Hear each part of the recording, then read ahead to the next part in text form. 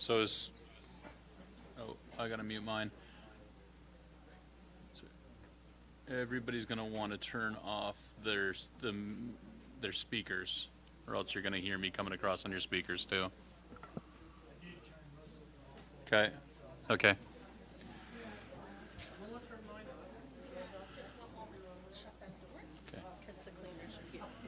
Okay.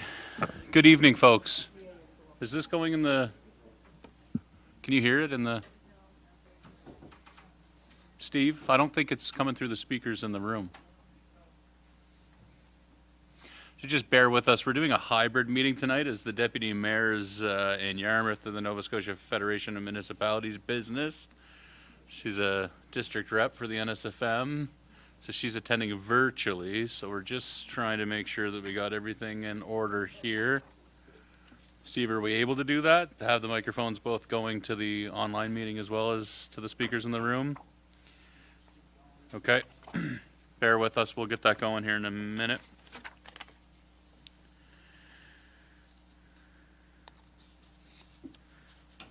Okay, so that sounds like it's coming through.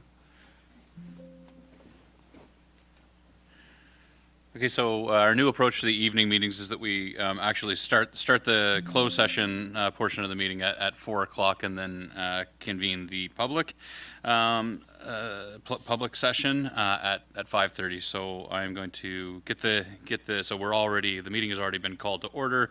We've approved the agenda and dealt with the in-camera business. So the next item on the agenda is adoption of the minutes from our regular meeting of council on April 14th, 2026. Council, are there any revisions or feedback on the minutes from our last council meeting?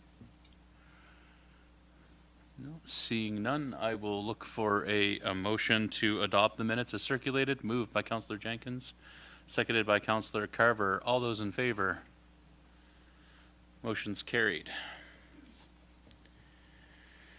Okay, so we have two separate hearings this evening, a heritage designation and a site plan appeal hearing. We are going to tackle those pieces of business as our next items. So the first of which is the Municipal Heritage designation hearing for the Bethany United Church. So I'm going to recess the regular meeting of council at this time and call the Municipal Heritage designation hearing to order. Now, the purpose of this hearing is to allow the opportunity for owners of the Bethany United Church in Mill Village to make comment on the proposed inclusion of the church in the Municipal Registry of Heritage Properties for the region of Queens. As set out under Nova Scotia Heritage Property Act, the owners of a property being considered for heritage designation must be notified and given the opportunity to come before council to express any comments or concerns that they may have.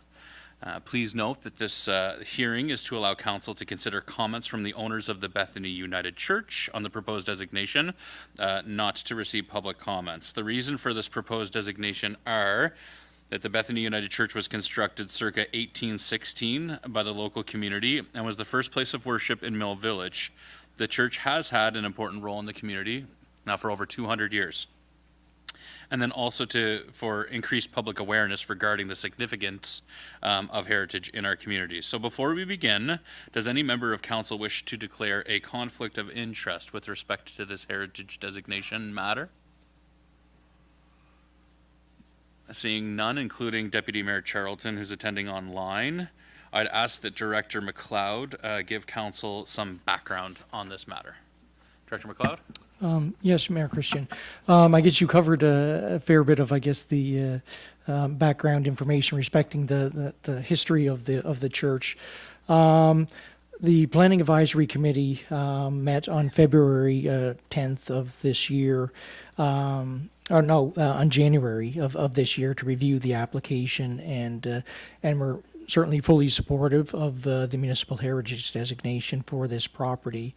And from that, they recommended that council give notice of recommendation to have the property designated.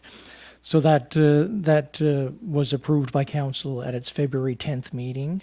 And as you had mentioned, as part of the Nova Scotia Heritage Property Act, where a property is proposed to be designated, that the rights of the property owner to come before council to be heard, that notification is required to be served.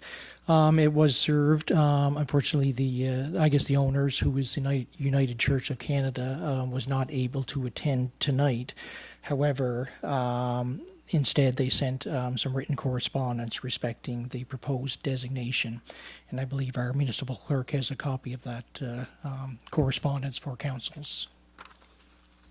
Okay, perhaps prior to the remarks being read on behalf of Bethany United Church, any questions from council for staff on the report or the process at this time? Any questions for Director McLeod? Deputy Mayor? No? Okay. Okay, then I'd ask Madam Clerk if you're prepared to provide the remarks. Take it away. Thank you, Mr. Mayor.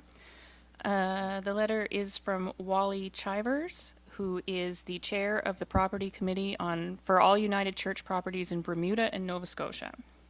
Dear Mr. McLeod, my name is Wally Chivers. I am the chair of the Property Committee for all United Church properties in Bermuda and Nova Scotia. I have met with the congregation and minister of Bethany United Church, Mill Village, Nova Scotia, with respect to their application for heritage designation of their church. Meeting was helpful for me to get an understanding from their point of view as to why this designation was applied for. This meeting changed my view of the heritage designations for church properties, and I have the consent of our regional executive committee to allow me to support Bethany United Church in this endeavor.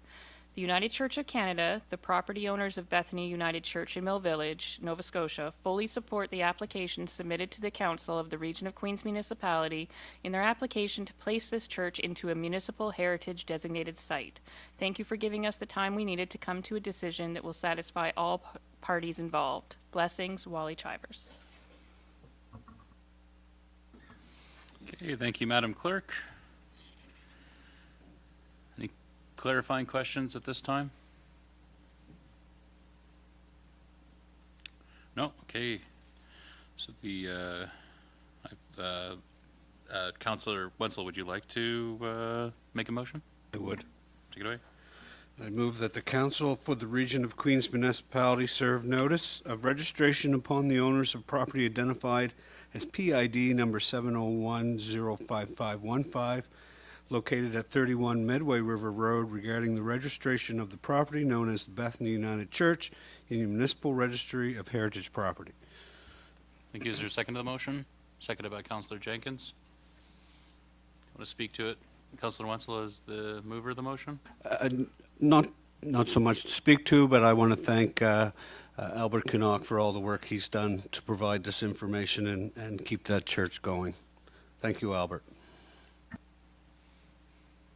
Anyone else like to speak to it, Council? Anything further, Deputy Mayor?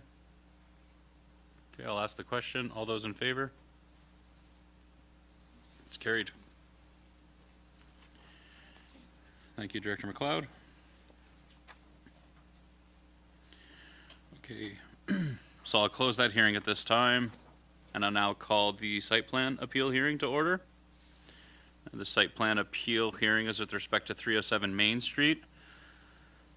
This hearing is the Council of Region of Queens Municipality to consider the site plan appeal filed on March 9th, 2026. To consider a site plan appeal filed on March 9th, 2026 by Dinesh and Keith McDonnell. The purpose of this hearing is to provide the appellants with an opportunity to present oral arguments respecting the decision of the Region of Queens Development Officer to issue a site plan approval to the owners of property identified as PID number 700250002, located at 307 Main Street in Liverpool, which would allow for the creation of one dwelling unit in the rear of the existing commercial building. So I just want to take a moment and outline the scope of this hearing and set out expectations. The hearing is limited to the site plan appeal before council. All comments, evidence, and submissions must be directly related to the grounds of the appeal and the site plan appeal approval process. Council can only consider matters that fall outside. Council cannot consider matters that fall outside the scope of the appeal. I ask that all participants treat each other with courtesy and respect. Just in terms of the process, the hearing will proceed as municipal staff will review the site plan application and the decision under the appeal. The appealants are eligible to speak, but first must be recognized by the chair. The applicant is then eligible to speak to their application, and then council may ask questions of any party, and then the appealant is then eligible to provide a summary argument and final remarks concerning their appeal, and then lastly, we'll close the hearing and council will deliberate. So before we begin, does any member of council wish to declare a conflict of interest with respect to this matter? Okay, seeing none, I'll proceed. I now invite Director McLeod to present a report on the site plan application and the decision that is subject of this appeal. Yes, Mayor Christian. So an application for site plan approval was received by the municipality, by the owners of the property at 307 Main Street in Liverpool, seeking to renovate the existing building to create one residential unit in the rear of the existing commercial building. The property is zoned as commercial downtown under the region's land use bylaw, which allows for this use through a site plan approval. This development approval process is one in which applicants must meet some additional set of criteria as identified under the land use bylaw. The site plan criteria for dwellings and commercial buildings is attached to the staff report as Appendix B. Municipal staff reviewed the site plan and were satisfied that the proposal met the requirements of the land use bylaw, and thus the site plan was approved. Under the Municipal Government Act, the Act establishes the process for site plan approval, and part of that includes notification of the surrounding property owners and setting out the right to appeal the approval to council. So the notification was sent out to all property owners within 30 meters of the subject property. Within the 14-day appeal period, the municipality received one formal appeal of the proposed development. The appeal is attached to the staff report as Appendix A. The appeal hearing is essentially an opportunity for the appellant to come before council to give an oral presentation as to why they feel the evaluation criteria for site plan approval have not been satisfied and that the site plan approval should not have been granted. The Municipal Government Act sets out that upon hearing an appeal, council can make any decision that the development officer could have made respecting the site plan approval. So there's two options included in the staff report for council. One of those is that council uphold the decision of the development officer to approve the site plan to allow for the creation of one dwelling unit in the rear of the existing building. And option two is that council of the region of Queens overturn the decision of the development officer to issue the site plan approval for the one dwelling unit at this location. Thank you. Thank you, Director McLeod. Council, any questions for Director McLeod at this stage of the hearing? Okay, hearing no questions from council. Yep. Oh, pardon me. Go ahead, Councilor Jenkins. I do have a simple question is, are you satisfied that all criteria of their application has been met? I am. Any further questions? Okay. Seeing no further questions from council, I'll invite the appellants, Keith and Dinesh McDonnell, to present their case in support of their appeal. Good evening. Whichever you want to, any of the available microphones. I'm sitting these days, guys. Of course. Mayor and Council, we are Keith and Dinesh McDonnell. We're the owners of 311 Main Street, which provides a limited easement to the commercial property at 307 Main Street. It doesn't surprise me that we're the only ones to appeal this decision because we're the only ones that are financially connected to this property. But I would like to also mention that there was a number of people who actually spoke up when the Part 17 was revised fairly recently to speak about their concerns over residential and commercial. So let's not forget about all of those people who spoke up about this issue before and wanted to make sure that commercial was always prioritized. So without use of our land, there is no access to the rear of 307 Main Street. It uses our driveway wholly in order to access the rear. Development of 307 in this way cannot be done without simultaneously developing our property by extending use of our land to now serve two separate functions. Still serving the commercial tenant, which is the legal agreement, and now serving a residential tenant, which we have not given, and the easement cannot actually be legally renegotiated by the region. So even if you make a decision to force that upon us, that doesn't make it legal. It puts it in conflict, which is actually illegal. We know it's a tough ask that the council would only overturn a decision of the administration if it was due to procedural error, non-compliance, or public interest. But in this case, we think it's all three. So let me explain. When a development is reviewed through a site process plan, the analysis does not begin and end with Section 17, yet it's the only thing I've heard mentioned, is residential and commercial. The process the land use director should be making you aware of begins with Section 5 of your land use bylaw. Specifically, Section 5.6.1 sets out an important condition that before site plan approval can be granted, all other applicable requirements of the bylaw must already be met. That includes Section 5.1, 5.3, 5.4, and 5.6.3 specifies that a development officer shall review a site plan application against all applicable criteria of the land use bylaw and Part 17. Somehow we're fast forwarding to the end without making sure that our foundation is in check. And we're saying that we're satisfied. In this case, there's no evidence that Section 5 has ever even been looked at, not within the application, not within the notice given to neighbors regarding the approval, and not within the staff report to council. So once that process is understood, the next step is to look at whether those Section 5 requirements were actually met, and they were not. And importantly, this is not speculative on our part. This is based on the municipality's own correspondence. And there's three key sections. The first is 5.1, and that requires a development permit be in place before development occurs. And in this case, residential use had already begun, that is the development, within the building prior to any permit being issued. It actually occurred 4 months prior, and for 4 months that bylaw was not enforced. The director confirmed in his January 23rd, 2026 email to us that the property was still being used for residential occupancy without approval, and that the parking area in the back was constructed within the allowed setbacks between commercial and residential, those being 7.5 meters.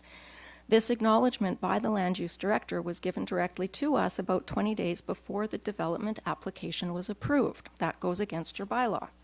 Second, Section 5.3 confirms that no development is exempt from the bylaw, so an unlawful use cannot move forward through an approval process without first being brought into compliance. And that same correspondence confirms that the unlawful use was ongoing at the time, before, during, after. Third is Section 5.4, which requires that an application includes sufficient information to determine whether the proposal meets the bylaw, including access, easements, and site functionality. And again, the municipality was aware that the easement was at conflict, and yet the application materials don't seem to address them in a way that allows compliance to be determined. Not to mention, this development literally puts a front lawn on my front lawn. It creates a very uncomfortable situation. If anybody has ever sat on the reverse facing seat on a plane, you will understand the discomfort of facing something. Then it doesn't fit. So there was no consideration about the actual site amenability. The residence that's going to be developed is not accessible. There's many concerns there. And then the third thing is the failure to uphold the planning intent and the public interest. That final consideration is about whether the decision aligns with the intent of the bylaw, the municipal planning strategy, and broader public interests regarding economic impacts and taxation. So in this this approved plan, it actually converts the green room of the stage area into the residence. And that is actually removing an essential element that allows for the live performances and the use of the stage, which is what is the commercial aspect of the building. So the renovations themselves are actually going to degrade the commercial viability of this property. And so it's not just about a mixed-use outcome, it's actually taking a shift away from commercial use on our main street. And then there's the broader impacts from a taxation perspective, introducing I'm residential. sorry, I'm just going to interject there. Sorry, the broader impacts are Yeah. they're not germane to the proceedings of the site I would plan argue appeal that they itself. are, Mr. Mayor, because as I said, I think that there's three things that you have to consider when deciding whether to overturn this decision or not. One of which is public interest. That is something you have to consider, and taxation and economic viability are of interest. This is a Main Street commercial property we're talking about. We can So- only respectfully, we can only uphold or approve, we can only uphold or overturn the approval of this based on what the development officer would be able, that doesn't enter the decision-making of the development officer when looking at the site plan approval process. Okay, so let's take a look at Part 17, which is what Director of Land Use is actually referring to as Sure. justification for this development, which Right. is adding residential to commercial, which requires that commercial is the priority Right. and that it's established prior to the development. So I would argue that talking about commercial use is probably important.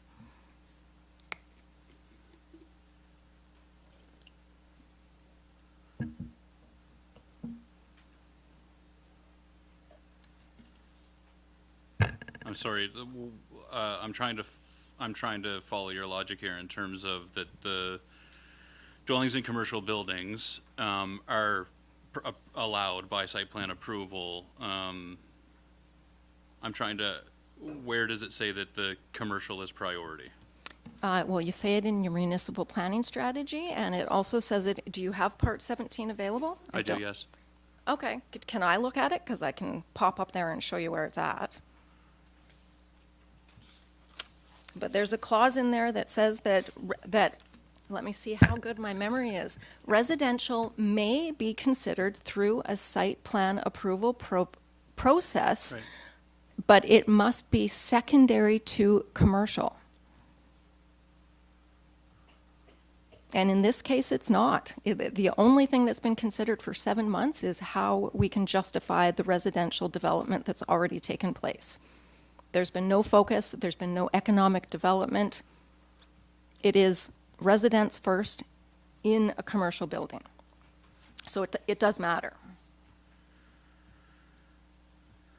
Yeah, it says, the way that the land use bylaw reads is that commercial buildings shall be located at the rear of the commercial use. That's a technical requirement for when you're positioning it. It doesn't speak about what the broader requirements are. It's there. Would you like me to approach your bench? Director McLeod, do you have the land use bylaw available to you? I'm just,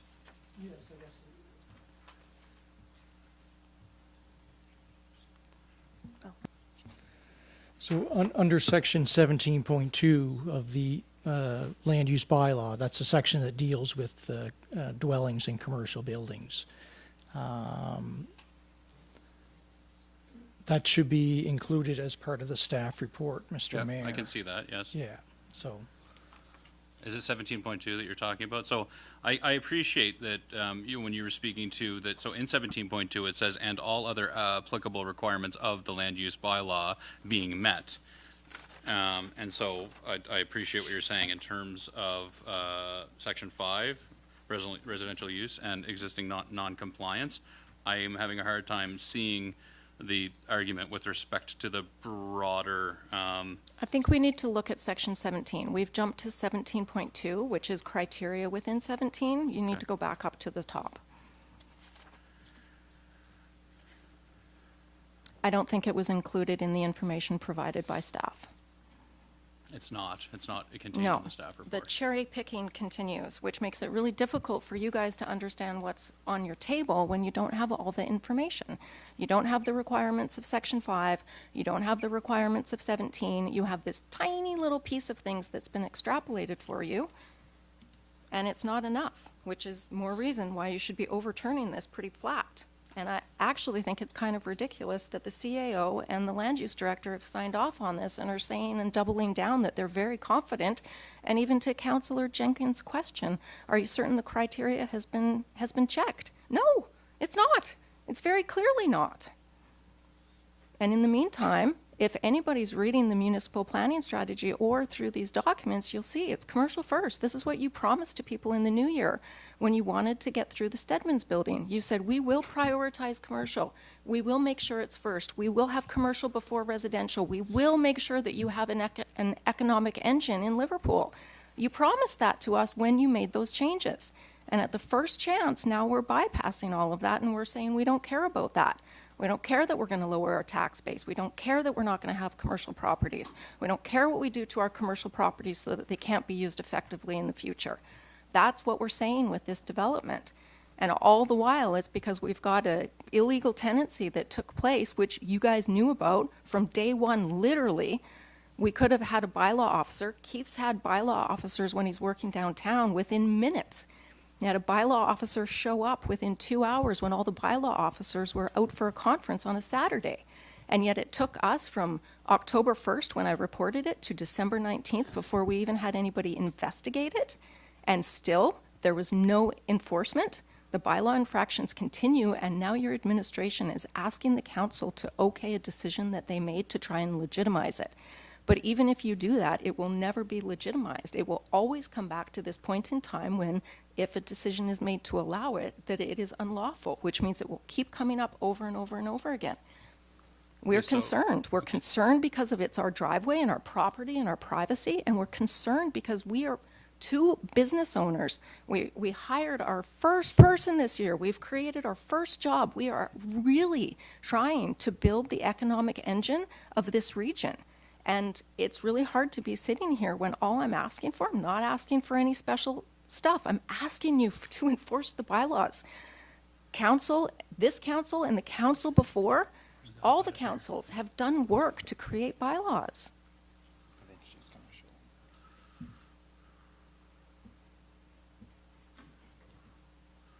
Okay, so let's just look at Yeah, let's specifically, do I can it. appreciate the arguments you're making. I just want to look at specifically what criteria of the land use bylaw, and not the municipal planning strategy, but the land use bylaw, because the municipal planning strategy is a broader set of principles that are articulated, and the land use bylaw is the actual laws that we need to, that govern the way that we go about these decision-making processes. You're beholden to your municipal planning strategy. By the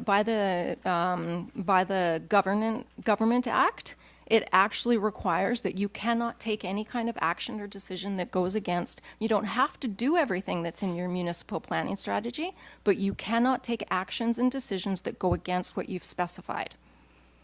Okay, so let's, And you've specified that you want to build a walkable downtown core that has traditional Main Street feel. This is the strategy that you've set forward, is that you want to do that and that you want to build the commercial.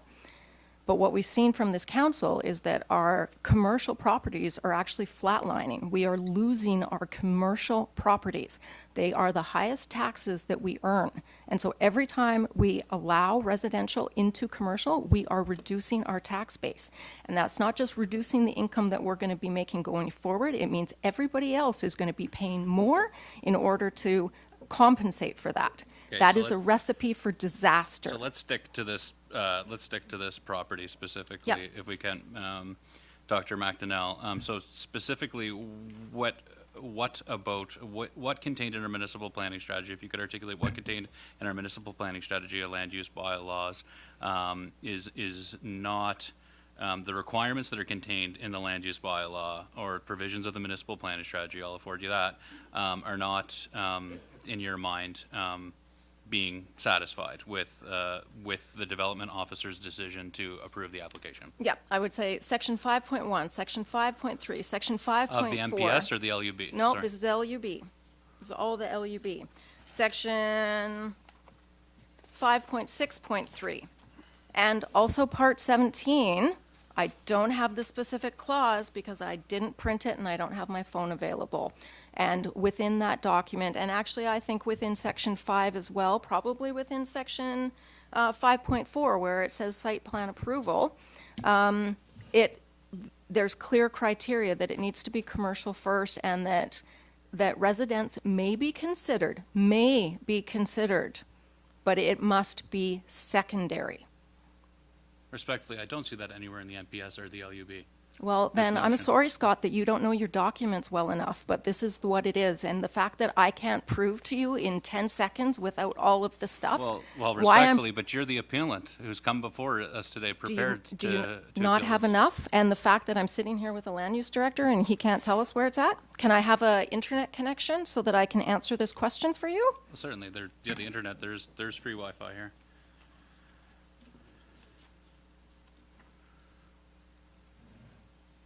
Mr. Mayor, may I interject? Sure, Deputy Mayor, sure. I'm just referencing section 17 of the land use bylaw. 17.1 or 17? 17.1. Okay. And section 17.1 references drive-through Drive-through restaurants. restaurants, yes. And then 17.2 is dwellings in commercial buildings. And so those are the documents that were provided as part of this package, because those are the relevant items pertaining to dwellings in commercial spaces in that particular zone. So 17.1, there Yeah, are it's not several applicable. clauses there, but it's all pertaining to drive-through restaurants. Yes, that's right, Deputy Mayor. Yeah. Thank you.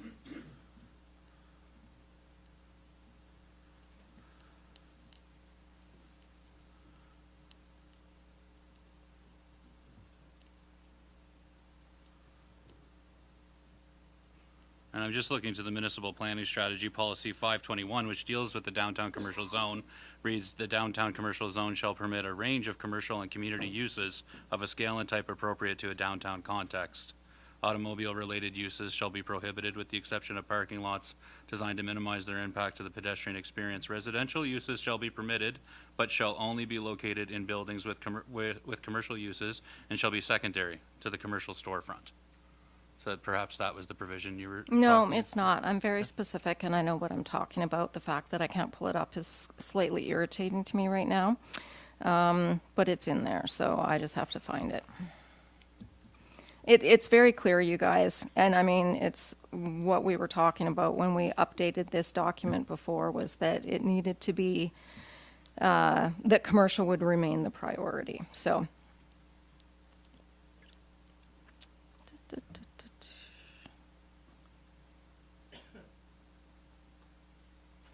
Okay, so if you want other stuff that I can, hold on one second here.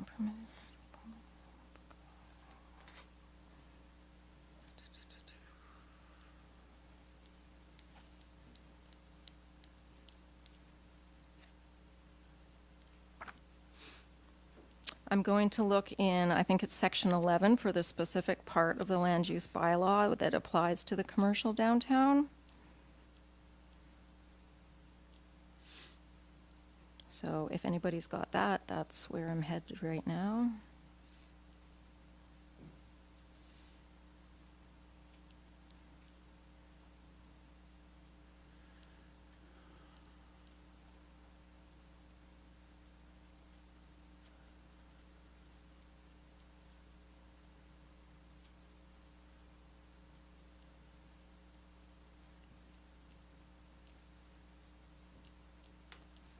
Yeah, I just don't have search functionality, Scott, so I can't give it. I'll be happy to find it after the fact and share it with you guys.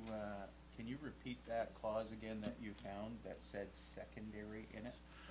So, yeah, I can. Oh. So, pardon me, for those following along at home, Mr. McDonnell, Keith, has asked that I repeat the clause in the municipal planning strategy. The downtown commercial zone shall permit a range of commercial and community uses of a scale and type appropriate to a downtown context. Residential uses shall be permitted, but shall only be located in buildings where commercial uses, built in buildings with commercial uses, and shall be secondary to the commercial storefront. And that's in the municipal planning strategy? That's right. It's policy 521 of the, And this in the is- downtown commercial zone, which is 5.3.2. It's policy 521. Yeah. Okay. So you're saying that you shouldn't consider that? That council shouldn't consider that? Well, I think that the land use bylaw, so the municipal planning strategy and land use bylaw, my understanding is that they're sort of two sides of the same coin. One is the sort of conceptual, and then the other is the bylaw, the sort of technical. And I believe that the land use bylaw, which was recently updated with respect to the downtown commercial zone and the amendment therein, is reflective of policy 521, in that commercial storefronts were maintained, that the expectation of a commercial storefront for properties within the downtown commercial zone are still required. A commercial storefront is still required, but residential uses are permitted in the back of those properties.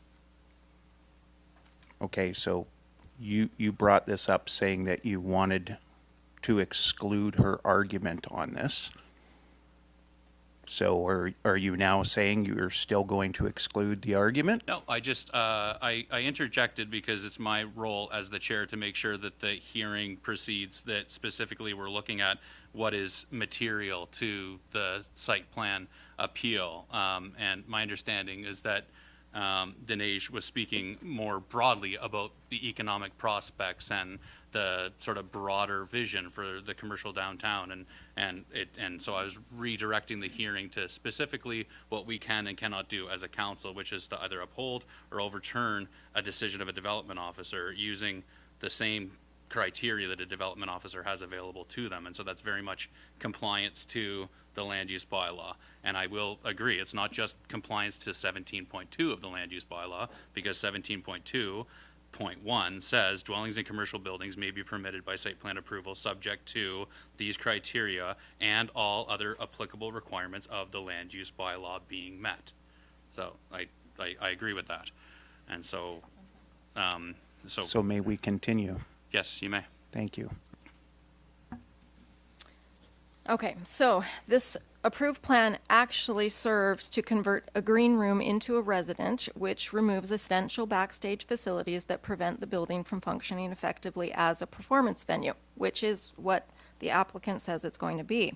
And so there's actually some concerns that this is now creating a shift away from commercial use, and those broader impacts from a taxation perspective, introducing residential into a commercial building reduces the portion of the property assessed at that commercial rate. And that means higher taxes for the rest of us, and it means less income as the building appreciates over time. And from an economic perspective, the inventory of viable commercial space in downtown is already limited. So that argument about the tax base, I fail to see how that's germane to the appeal. I feel that that is important because when we talk about commercial first and why it's important, like we're being asked to sit here and defend ourselves when in actual fact, the law's been broken. You guys didn't follow your process. I'm here actually arguing that everybody acts legally. That's what I'm here for. It's an awkward space to be, Scott.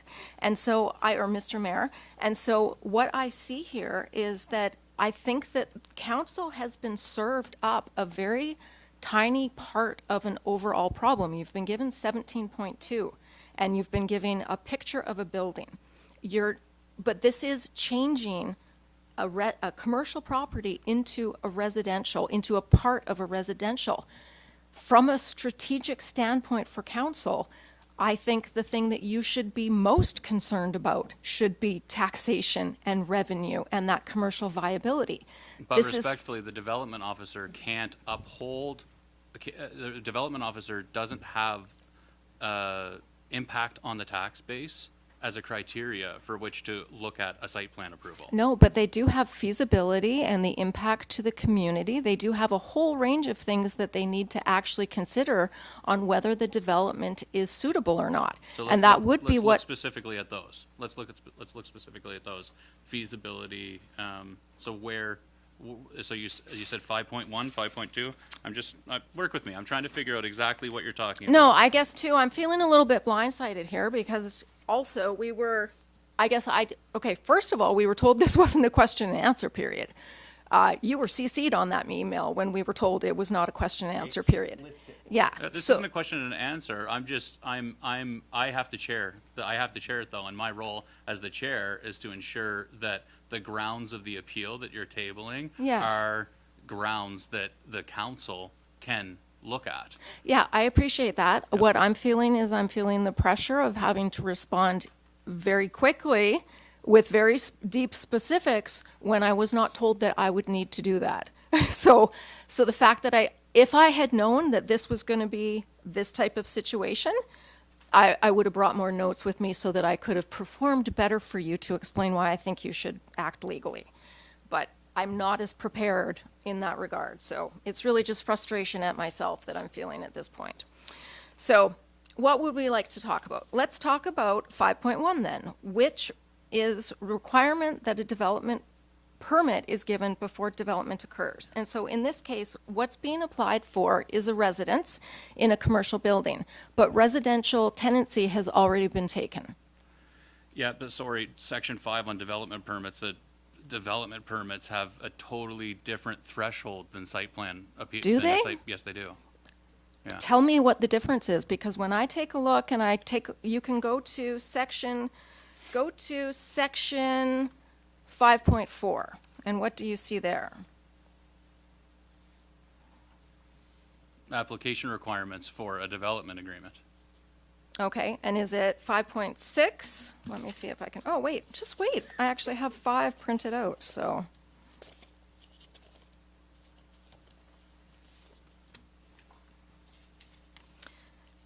Okay, so if I take a look at 521, here's an interesting one to look at. So 5.2 is development not requiring a development permit. 521 says the following developments shall not require a development permit. And the first one it tells you is some interior or exterior renovations, things that don't result in a change of volume or gross floor area, that don't result in a change in the number of units or a change in the use of the structure. So in framing this in the negative, one would think then that anything that does that would require a development permit. In this case, it's a Group A property that's trying to be used as a Group C property, which triggers the building code. It requires occupancy permits. None of this has been looked at, but occupancy has been taken. And so that tells us that we should have a development permit. But then when you go into the checklist of things that are acceptable down in the commercial development, the table that's in the commercial downtown, in the checklist, it says that this type of thing can be done through a site approval plan. I actually think that's a flaw in your guys' policies. It's contradictory and it creates problems. You're like, which one do we use? One says we should, one says we shouldn't. Can we just pause there so I can get Sure. clarity on that? Director McLeod, with respect to, because my understanding is that there are much more stringent criteria and guidelines with respect to a development agreement than in a site plan approval process. So why, if you can just provide clarification for the benefit of council as well as the appellant as to why a site plan approval process is the pathway here rather than a development agreement, and in a site plan approval process, are the requirements and criteria that are outlined in section 5, which pertains to development agreement, germane to a site plan approval? If you could just provide some clarity with respect to that.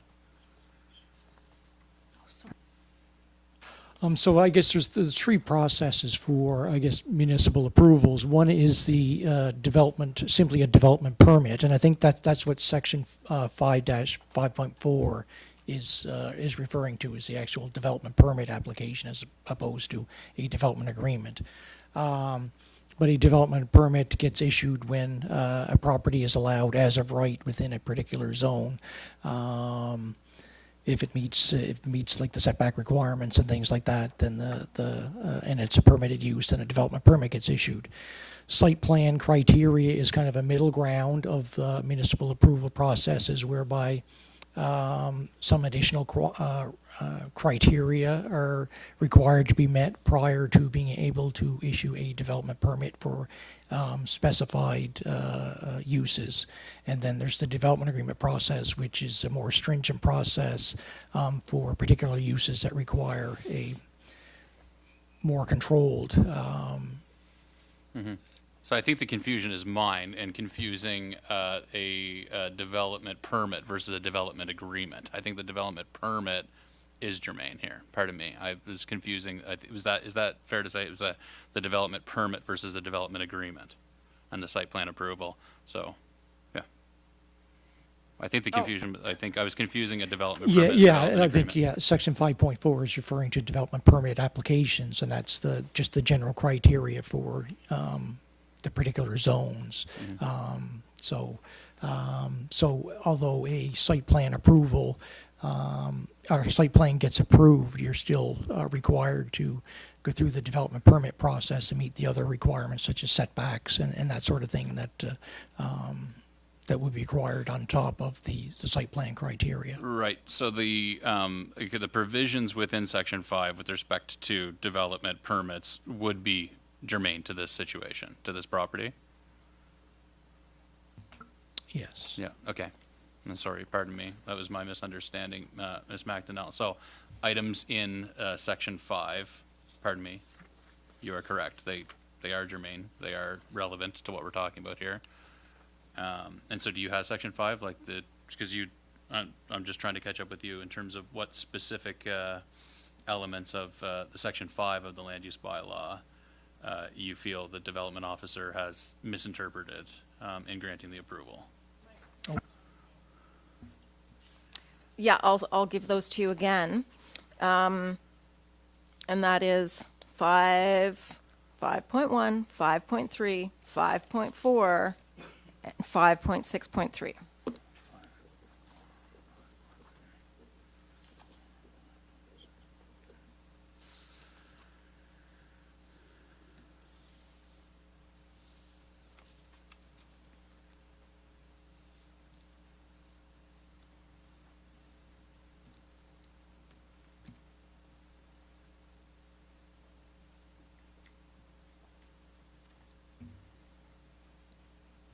And because it was occupied as a residence prior to the site plan approval? Because the development that's being applied for right now is a development that was taken and continues illegally, yeah, I have a problem, and it goes against the law to try and retroactively legalize an illegal development. That's problematic, yes. Okay. All right. Would you like to continue, or is there? Yeah, I'm not quite sure where I was at, actually, but what did you have? I was going to point. I want to get this right. Like, You know what, and Wanna get this I right. appreciate that. Yeah, I mean, that's what I'm trying to do here. fervor that you're feeling is literally because we put up our hand in October and said, hey, guys, this is happening. Can we get some help? And we didn't get help. We've gotten half answers, half responses. We haven't got any kind of bylaw enforcement. Honestly, we got like this, beep show happening on our property. And a lot of it has to do with the fact that we can't get bylaws to be enforced.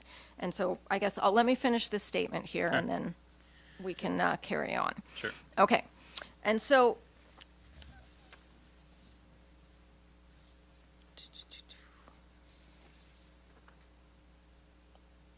yeah, so I mentioned that stuff, great. And so really it's just the summary that I had. And that was that the administration has presented council with two options and framed it as either they're upholding a decision or they're overturning it. But the Director of Land Use did point out that it is your purview to be able to make any decision that the development officer could have made at the time. And so we would suggest that that is rejecting the application because the property is not compliant with the bylaw, rejecting the application because it is incomplete, rejecting the application because commercial use has not been established as the priority, and rejecting the application because it creates unresolved conflict with a legal easement. And these are all valid outcomes based on the evidence that we've provided to you. And so we want to be clear that we very much support business and we support appropriate development, but not at the expense of good governance, not where residential use displaces the commercial purposes of our downtown, and definitely not where our own personal property rights are impacted. And so this decision reflects procedural error, non-compliance with the bylaw, and a failure to uphold public interest. And for that reason, we respectfully ask council to overturn the approval. Okay, could I just ask incomplete how? You had said incomplete. How is it incomplete? Yeah, so if you take a look at the staff report that was provided to you, what you will see there is you will see that there is a drawing. There's a drawing of the building. And so, Mr. Mayor, you were CC'd on my emails here with the Director of Land Use asking if there was any more to that application, because according to that Section 5 that I've mentioned a few times, there's a whole list of criteria that should be considered as part of the foundational elements of what goes into a site plan assessment. And that would include the application on a proper form, which I've since gotten from Director McLeod, and it is an application from the owner, Tyler Green, for PID 700250002 in the commercial downtown. The type of development proposed is change of use from commercial to commercial slash residential mix. One of the things that should be completed on one of these applications would be details of what the real intent is, a written detail of what the intent is of the building. There should be timelines of what the renovation is going to look like and when it should be completed. And of course, the biggest thing that we have out of concern is that the drawing that was included in this staff only actually includes the building. It doesn't actually show about the access and the easement. It doesn't get into any of that at all, which was a known concern that was made known to the Director of Land Use and to the CAO. So I'm a little bit confused why our senior administration knows about problems and yet they're completely ignoring them when it comes to doing these kinds of reviews, especially since I have made myself known to council and I've been very clear about this. I've spoken with people about this. And so this drawing of a building isn't sufficient according to what Section 5 tells us should be considered. And at the very least, when there's not enough information, the bylaw also directs the development officer to solicit the information that they need. And I can say that Director McLeod has never reached out to us looking for any additional information.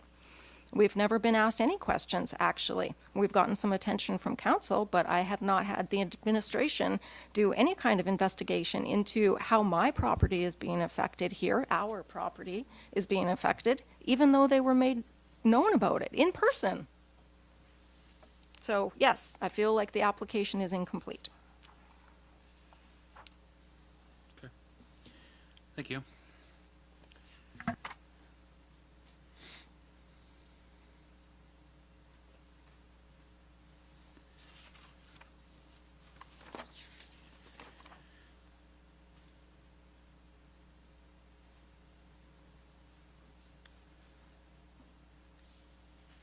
Sorry, I'm just making sure that I'm following the process appropriately here. No, it's good. It lets me get my heart rate down, you guys. I try not to get excited, but I can't help it. It's like nervous and everything all at once. I appreciate so. that. Welcome to my life. I'd be a counselor. I would never be the mayor. And bad choice, my friend.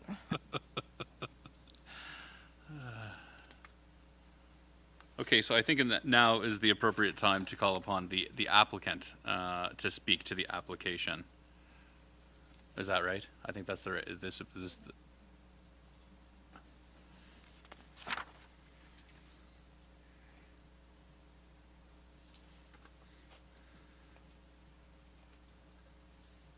yeah, I mean, the way the process is lined up here is that the questions come after the appealant and then the applicant both provide their remarks and then there are questions to both parties. Is that incorrect?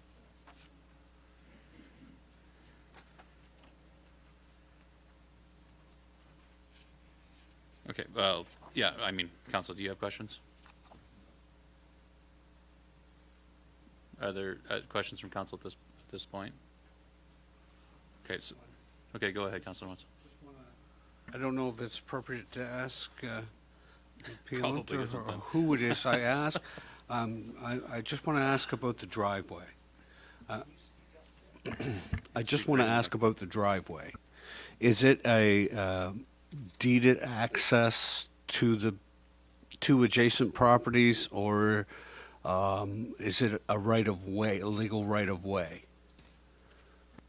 So we serve two properties. I think we're the only flag lot remaining here in the commercial downtown zone. So our driveway 311 comes right off of Legion Street, and very similar to a four-way stop. So we've got some concerns over traffic there, as you can understand.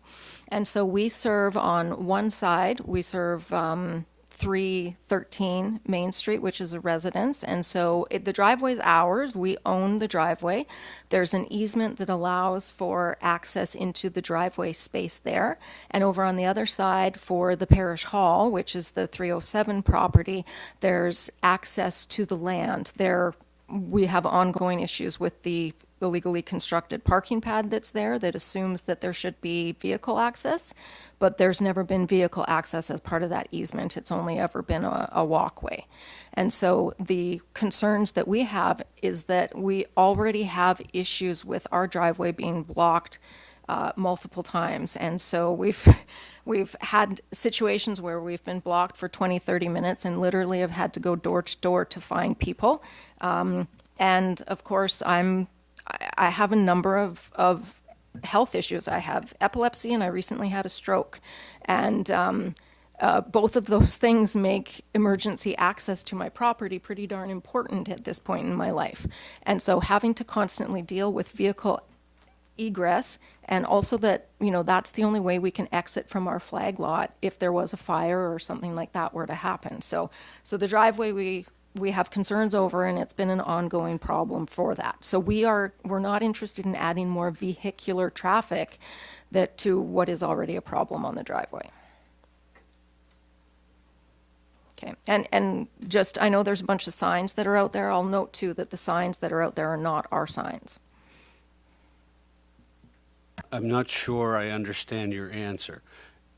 Is there deeded access to those two spots, one on the right, one on the left, going up your right? Do they have deeded access to that? Do you own it, or is it an easement? Well, maybe our terminology would be off. I thought I just answered that. We own the driveway, and we have a deeded easements that we give. There's two of them on my property. One goes to 313, and the other one goes to 307 for different purposes. Okay.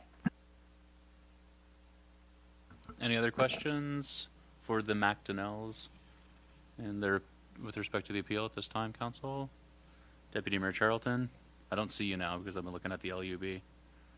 I do have a question. I'm just wondering, I understand that there were concerns made about the expansion of the driveway behind the parish hall and that this predates the folks who occupy the dwelling now.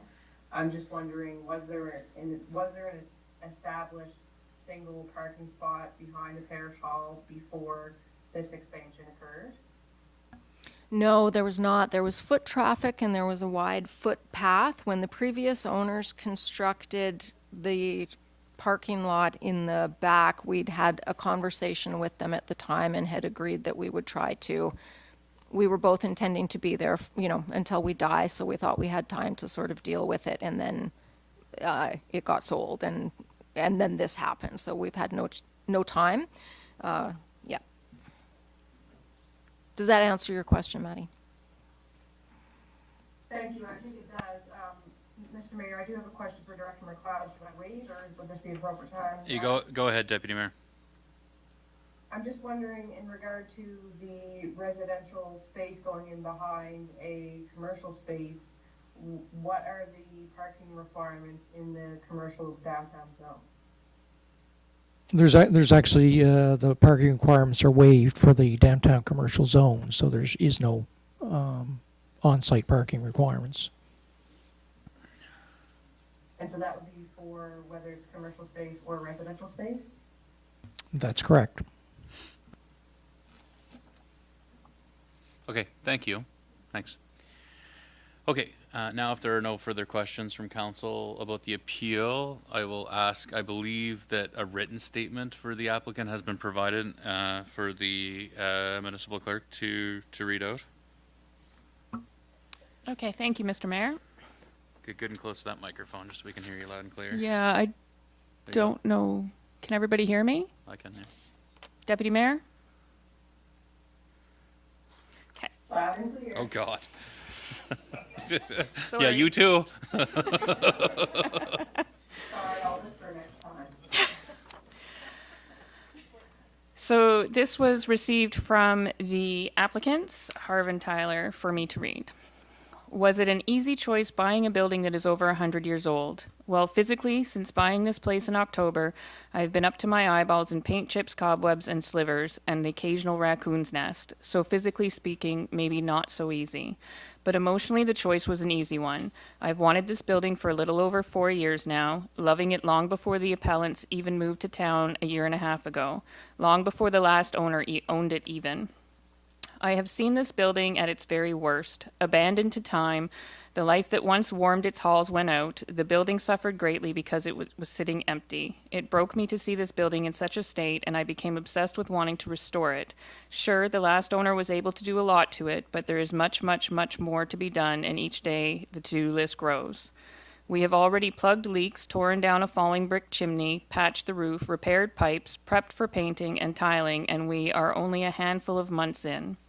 A building this size desperately needs a caretaker. Things pop up in an old building that you have to stay on top of. I am here for that. I believe myself to be a steward to a dream, a steward to a building that can house a dream. This town has a gem at its heart, and I want to take good care of her. Please grant me this opportunity. Since I first laid eyes on this theater, I just knew this was my home and the place where I could connect community and my passions in life together.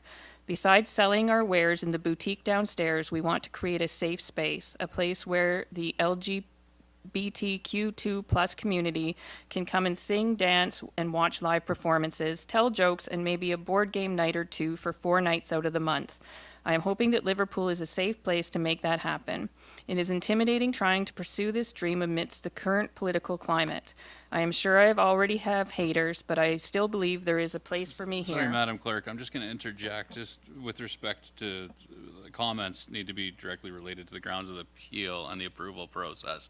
I'm not sure in review of the, yeah, We're getting there. okay. Can we skip to that bit, please? I plan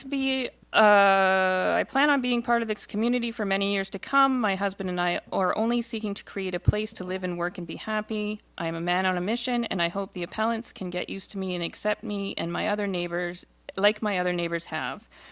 And as far as the appellants go, I have lost out on properties before, and it would never have occurred to me to pressure and harass someone who simply bought the building I wanted. I would take a deep breath, count my losses, and move on. I hope the same for the appellants.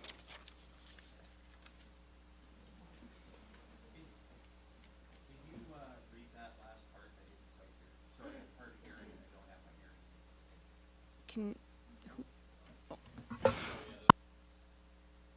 My microphone's the only one that'll work when the other microphones are on. So, yeah, if it's flashing green, you just have to wait for the other one to turn off. So, but I'll reframe that. Mr. McDonnell has asked that the last sentence, the last stanza, the last component of that it be reread. I would take a deep breath, count my losses, and move on. I hope the same for the appellants. Little more than that. I need to get the context of that statement of why they're saying count losses and move on. I plan on being part of this community for many years to come. My husband and I are only seeking to create a place to live and work and be happy. I am a man on a mission, and I hope the appellants can get used to me and accept me like my other neighbors have. And as far as the appellants go, I have lost out on properties before, and it would never have occurred to me to pressure and harass someone who simply bought the building I wanted. I would take a deep breath, count my losses, and move on. I hope the same for the appellants. That's sufficient? If I understand that correctly, is the applicant accusing us of pressuring and harassing? I mean, that's my reading of that statement. Yes. Clearly, we can't, the appellant's not here to elaborate on that. Mr. McDonnell? I would ask that to be stricken. That should not be considered. Okay. That's libel. and it's on record. Okay. There's no evidence whatsoever that we have harassed them or pressured them. I would suggest that in terms of council, that the majority of the statement really isn't germane to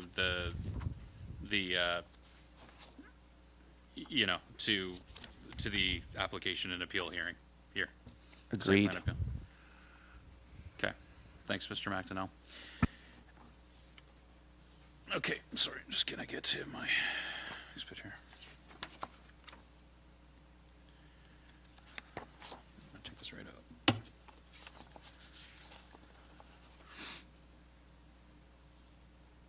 Okay, council, so questions? Questions? For staff, questions? Go ahead, Councilor Jacobs. Director McLeod, is the fact that there's bylaw infractions before this all started, are those accusations valid? Were there bylaw infractions before this started? There were several parking infractions in the rear and occupancy of the rear portion of that building. However, subsequent to that, we were advised that they were no longer residing at the premises. So then we started the process of going down the road of the necessary permits to allow them to do what they were seeking to do on the property. So is somebody living in this building right now, or is it empty? They have advised that they are not living at this site. They have an apartment elsewhere. I can add to that they have told us and they've disclosed to other people that they are living there, that they have always been living there. And I would Sorry, ask, maybe the counselor should be asking the land use director, who advised them? And was there anybody that followed up to make sure that that was actually truthful? Okay, Ms. McDonnell, please refrain from interjecting unless I call upon you.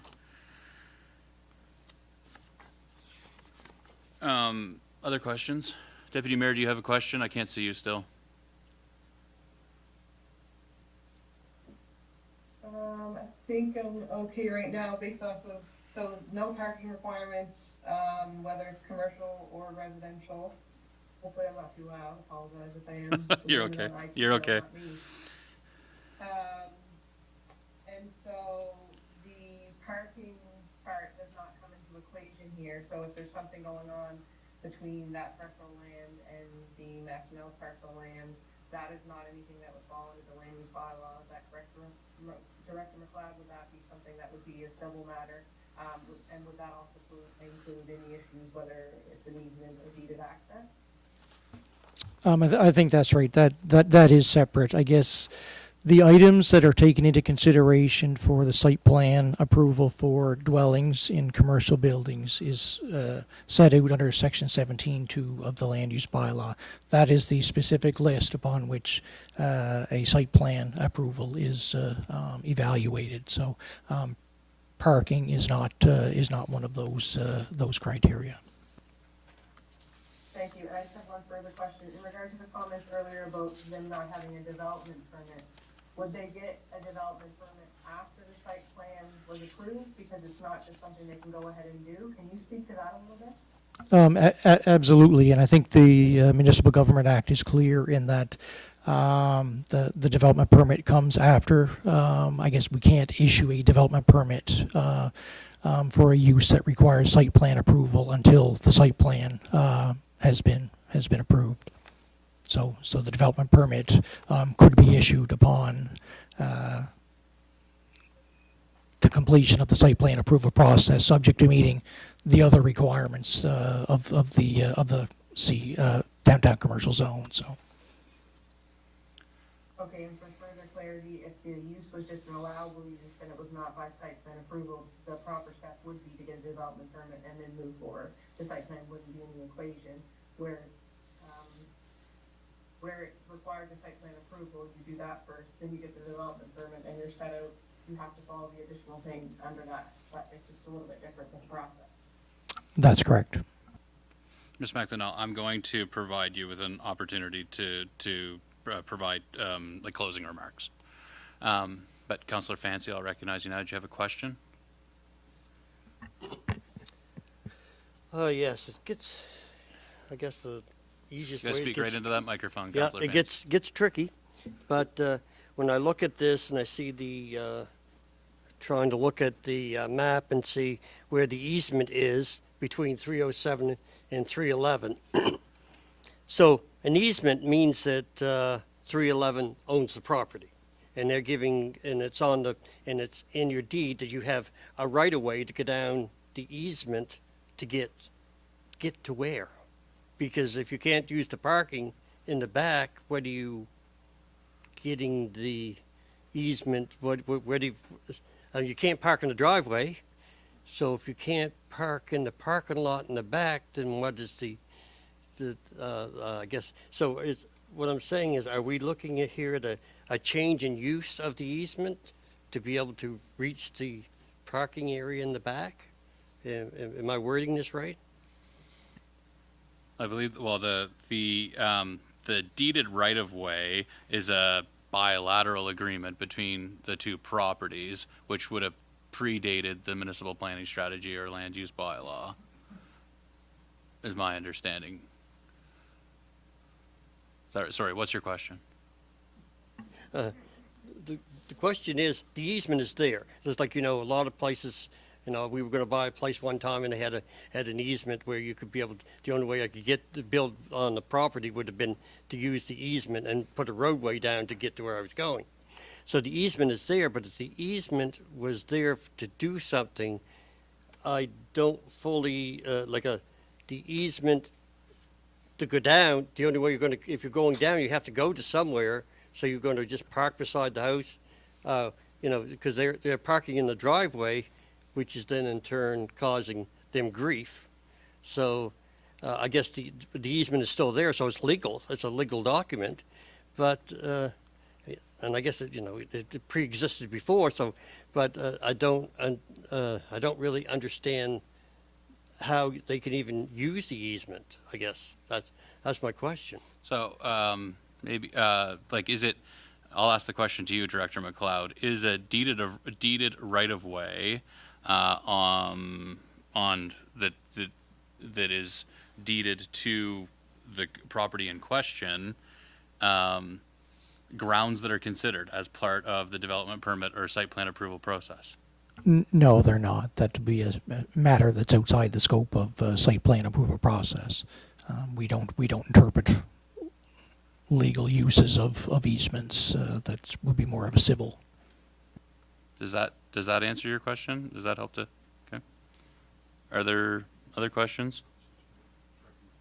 Okay, go ahead, Councilor Wenzel. For Director McLeod, I'm gonna play the memory game with Speak you. right into that microphone. Do we know how long that the church, the property in question, has been zoned commercial?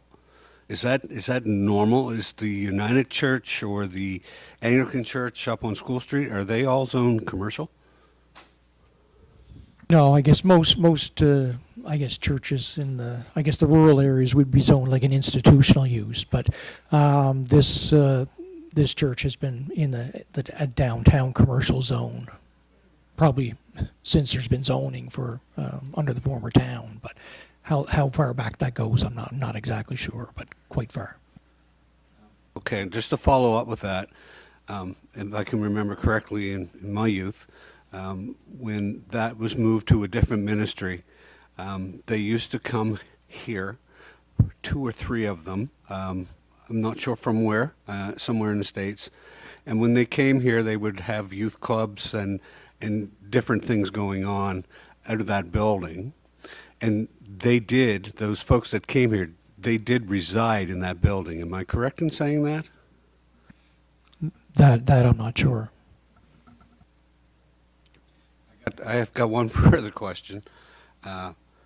If you compared the residential space in this building compared, say, to the old Stedman store, are we on par?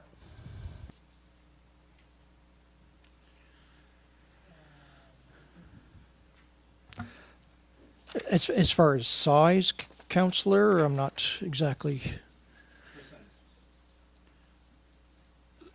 So, sorry. What's your question? Sorry. There's a percentage of this building that they want to use for residential. I mean, this is the whole application, correct? Yes. They want it zone residential. Well, we have other commercial spaces in the town of Liverpool that have residential. So I just used the Stedman store as an example, but there are others. The current development that's happening there now? Yeah. So the site plan for that is that there's a small commercial use in front, and the majority of it would be residential. Right. Whereas this, if you look at the page 37 of 170, appendix C, I believe that the residential portion is what's highlighted. Is that right? So the majority of it would be retained for commercial use with just the back portion, I was just residential. trying to compare it to Okay. other spots in I see. town that do dual. Your microphone's not on, sorry. I was just trying to compare it to other sites in town that have dual commercial and residential Okay. space. I understand. Other, Mr. Mayor? yes, Deputy Mayor? Thank you. I think to Councillor Wesley's point, the Stedman building isn't allowed to use the site plan approval, and so I think he's asking if there's similarities there. And so it would be my understanding, based off what he said, he's asking, would this be the same thing? So I think based off the site plan approval criteria in the commercial downtown zone, this particular building could actually access more residential space if they wanted to, because of the amendments that were made to the land use bylaw, which reduced the requirement of the 50%. Do you have a question, Deputy I Mayor? just wanted to note that. Okay. All right. No, sorry, just clarifying. Okay, thank you. Other questions at this time? Okay, I have a question. From my perspective, it's, so just with respect to 5.1, 5.1.1 reads, unless otherwise stated in this bylaw, no person shall undertake a development within the municipality without first obtaining a development permit from the development officer. Is that provision of the land use bylaw, Director McLeod, the fact that there was illegal or non-compliant residency at the property in question, does that invalidate the approval in your judgment? I think the development permit right now, we recognize that there was an illegal use to them staying in the building. We're trying to rectify that. They have advised that they were not living in the building subsequent to that. So I guess as far as due process, the site plan approval has to be done before we can issue a development permit I understand. to make that residential use a Right. legal use. Right.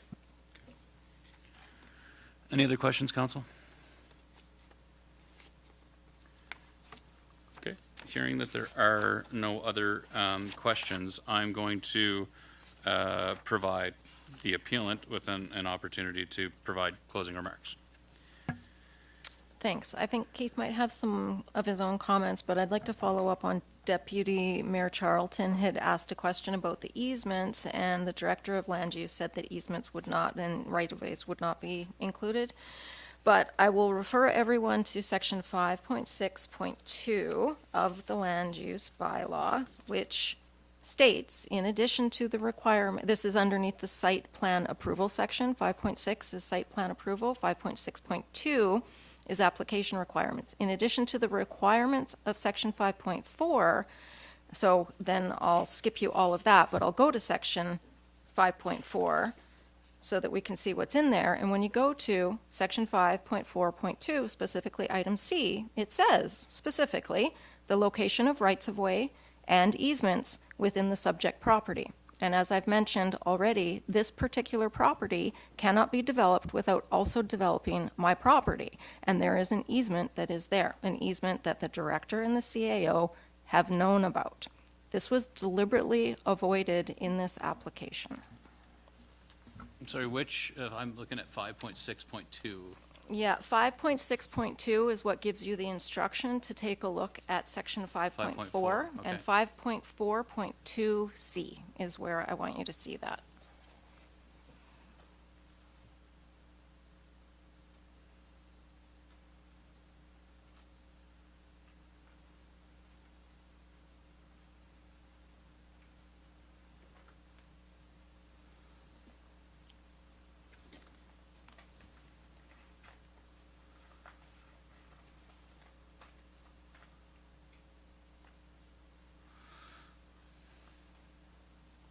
Okay, see that?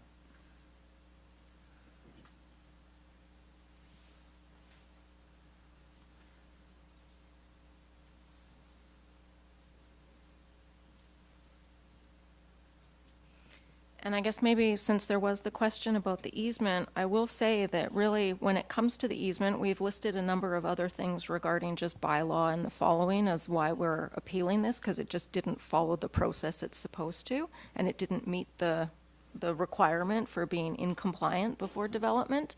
But regarding the easement, we currently, for that driveway, we own the driveway, we pay for the driveway. Keith does all of the snow clearing of the driveway. We don't get help from our neighbors for doing that.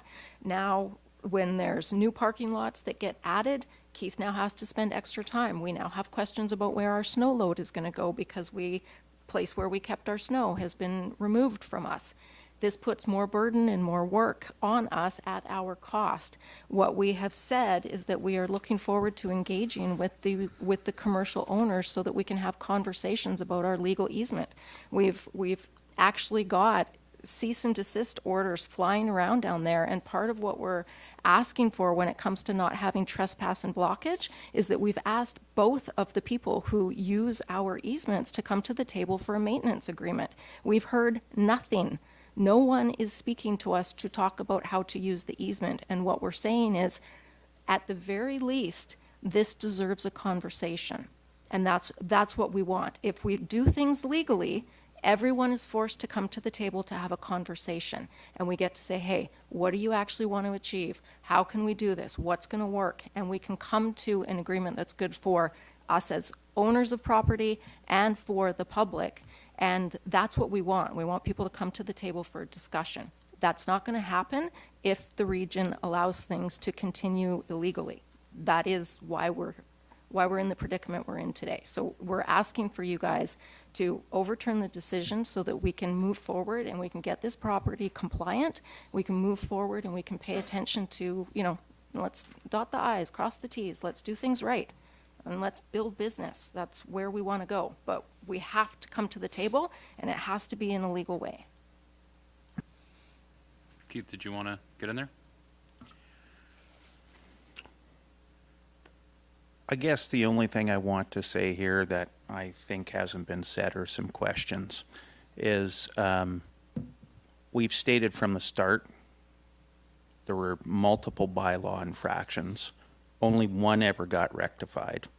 It seems to be that everybody wants to stick their head in their sand and dance around and not admit that there is illegal residence in this building. There's multiple statements. The director has said he's been told. We have an email that says he's been told. There's been zero follow-up. Nobody's gone there to actually see what's going on. We live there and we see it day in and day out. Now, the one thing I want to make clear here, we have no ill will to the people that own this building. We simply want the laws to be followed.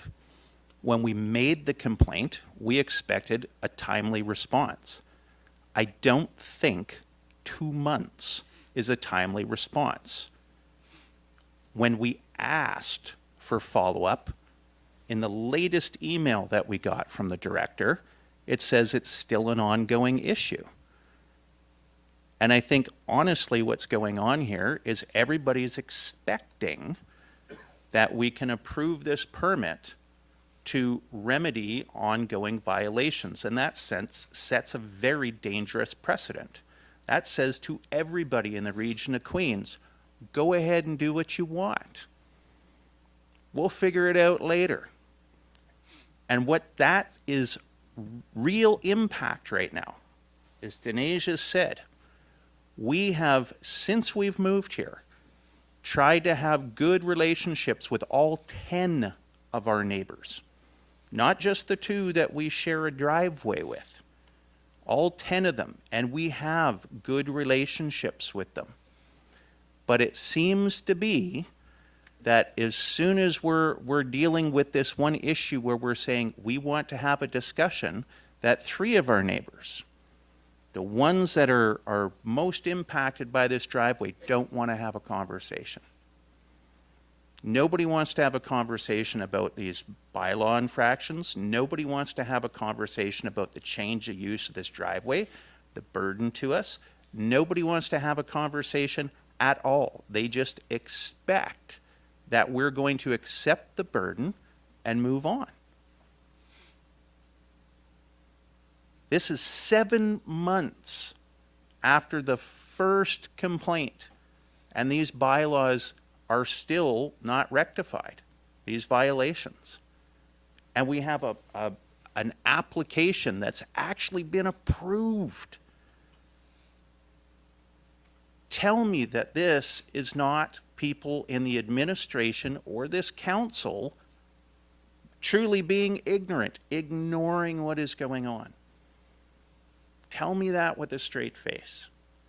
We have really tried to work with our neighbors. We've asked them to come to the table. We've received a cease and desist order in it. We are trying to restore the property that was damaged by the former owner. Nobody wants to talk about that. Nobody wants to be in a complex situation. They just want us to accept it and move on. And I can tell you, if you haven't figured it out, by an hour-and-a-half conversation here, we're not letting this go.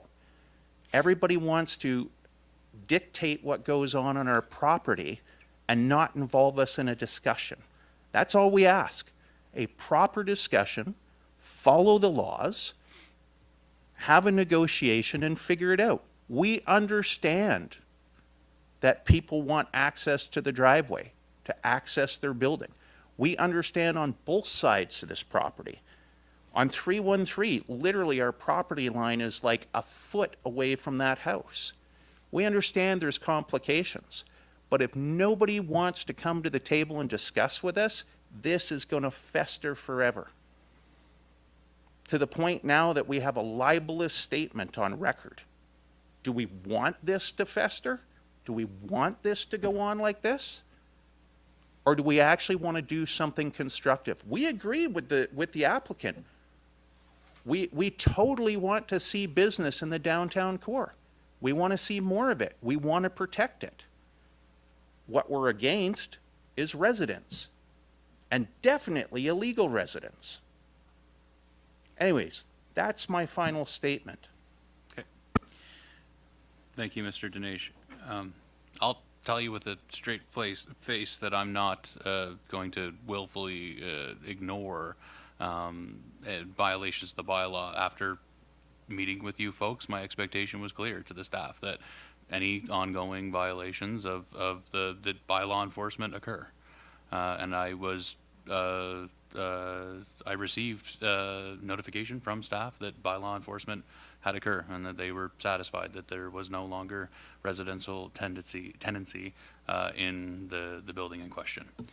That, you know, and I need to rely on our staff, and that is what I was told by the bylaw enforcement office within this organization. I certainly, it's not. So I can tell you, that's not my expectation, that we're going to willfully ignore. Yeah, sorry, I'll recognize you. just quickly. Thank you. Well, and I guess this is what we come down to. I mean, it's the uncomfortable we're here doing uncomfortable things. But like you said, you're like, well, I have to trust my administration. I think what I've presented to you today, and I don't mean anything ill will against Director McLeod or the CAO, but there's incompetence at play here. And this isn't something that you can just not pay attention to. You can't not pay attention that a whole entire section 5 was not paid attention to. You can't not pay attention that for 7 months somebody's had occupancy and then just pretend like it's not happening. Like, you can't say, well, we trust our administration. It's like, I can't just say I paid my taxes and nobody's ever going to check. That's not good enough. And so I think that it's a little bit naive, maybe, for council to think that they can just say that they're going to trust their administration. You cannot trust your administration. If you could trust your administration, you'd have all the information, you would be clear, and you wouldn't have so many questions for me because you would understand something. And so, I respect council a lot. I think you guys are in a tough spot, but I also think you have to be a little bit more pragmatic when it comes to the direction you get. You guys can only operate as strongly as the weakest information you get out of your administration. And the lower you set that standard, the worse you guys are going to do. That's my honest opinion. Thank you. Director McLeod, the 5.4.2, every application for a development permit shall be accompanied by a plan of the proposed development drawn to an appropriate scale and showing, and then C, the location of right-of-ways and easements within the subject property. So does that criteria need to be satisfied for the process that we're undertaking here? For the development permit application, not for the site plan approval. This is specific to a development permit application. So on that application, there is a box, which is the plot plan, which you would show location of the building, a proposed building, for instance, if there was any right-of-ways, that sort of thing. It's the drawing to look at things like setbacks from property lines and that sort of thing. So that's what 5.4.2C is referring to. If there was a right-of-way over a property, you would need to indicate that on the plot plan for the development permit application. So that's not the site plan.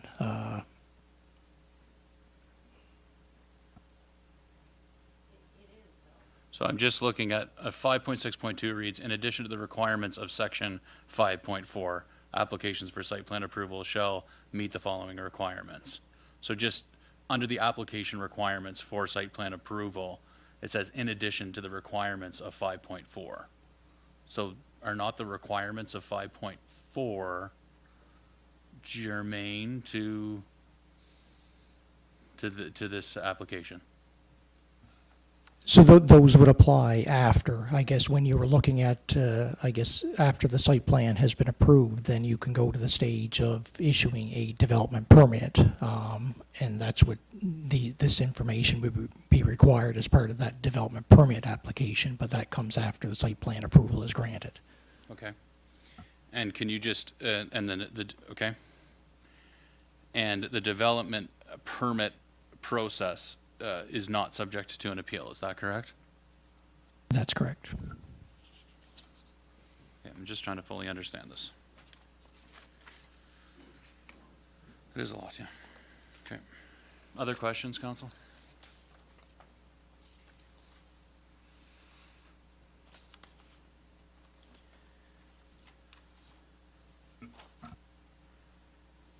Okay, so if there are no further questions or submissions, I'll close the hearing and move council into deliberation. And again, in deliberations and decisions, we can only they must be solely on the evidence and submissions received during this hearing and the applicable provisions of the Municipal Government Act and the Region of Queens Municipalities Land Use Bylaw and site plan approval process. And so let's debate this. Let's debate the motion, the present motion, that Council for Region of Queens Municipality uphold the decision of the development officer to issue site plan approval that will allow for the creation of one dwelling unit in the rear of the existing building located on property identified as PID number 7025002. Is there a member of council who would like to make that motion? I suggest too that we always have, there's always a third door that we can ask for more information if it's the will of council and if that make council more comfortable. But is there a member of council willing to move the suggested motion at this time? Okay, is there a motion?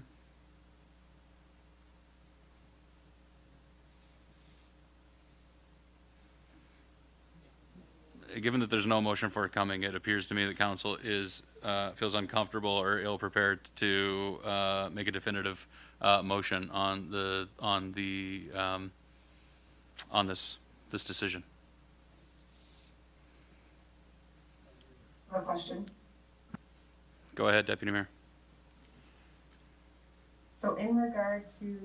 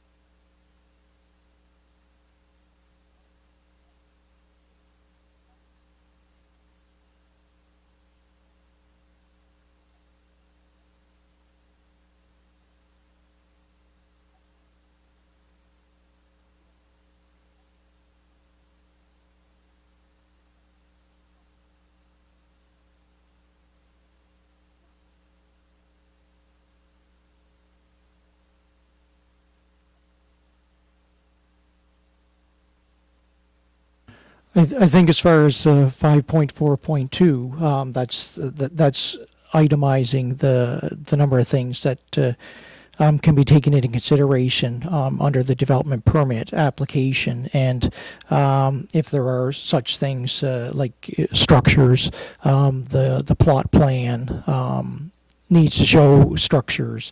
If there's right-of-ways or easements that are known to be on the property, it's suggested that that be indicated on the plan as well. If there's any parking that's required for a development, that also be shown on the plot plan. So that's, I guess those are the things that, and it's going to vary depending on the type of development that's being proposed. But if there are things and water courses, that sort of thing, if there are those that are subject to the property, then those are intended to be indicated on the plot plan as part of the development permit.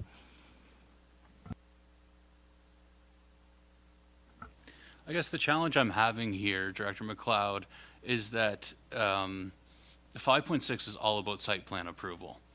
And then 5.6.2 is all about application requirements.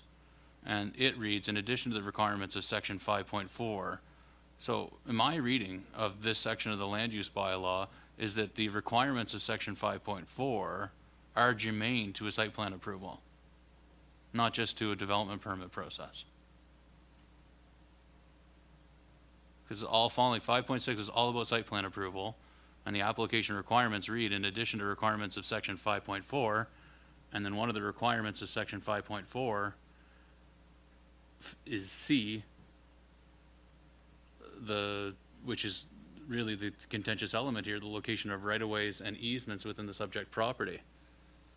So I think it's a reasonable interpretation of this section of the land use bylaw to say that the site plan approval process should include the elements of 5.4. Am I misreading that?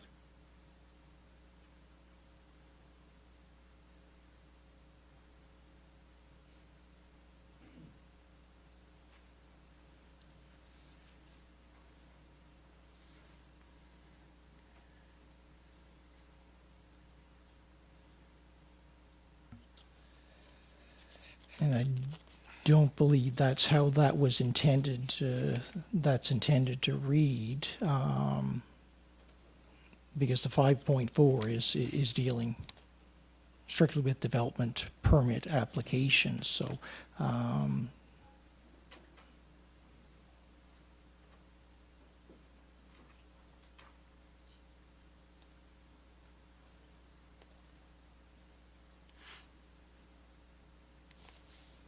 Okay.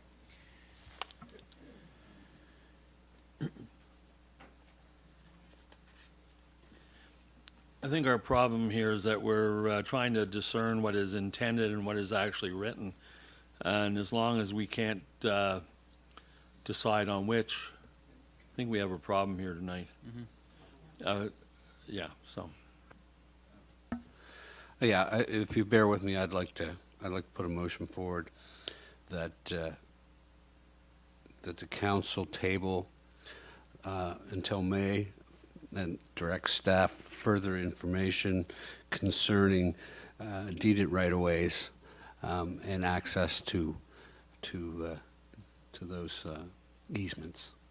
I'm not comfortable with what I've heard here, not only with the 5.2, but also I'm still not comfortable with the deeded access, and I'd like to have a little more information. I don't know what's running under there. I don't know how long those easements have been in place. I mean, I'd like to see a little more information. Does that motion make sense, Yeah, Mr. Chair? maybe tied it up a little bit, but I think we just need a clear motion of council on it. Maybe that the council directs staff to further examine section 5.6 and ensure that the current decision of the development officer is appropriate.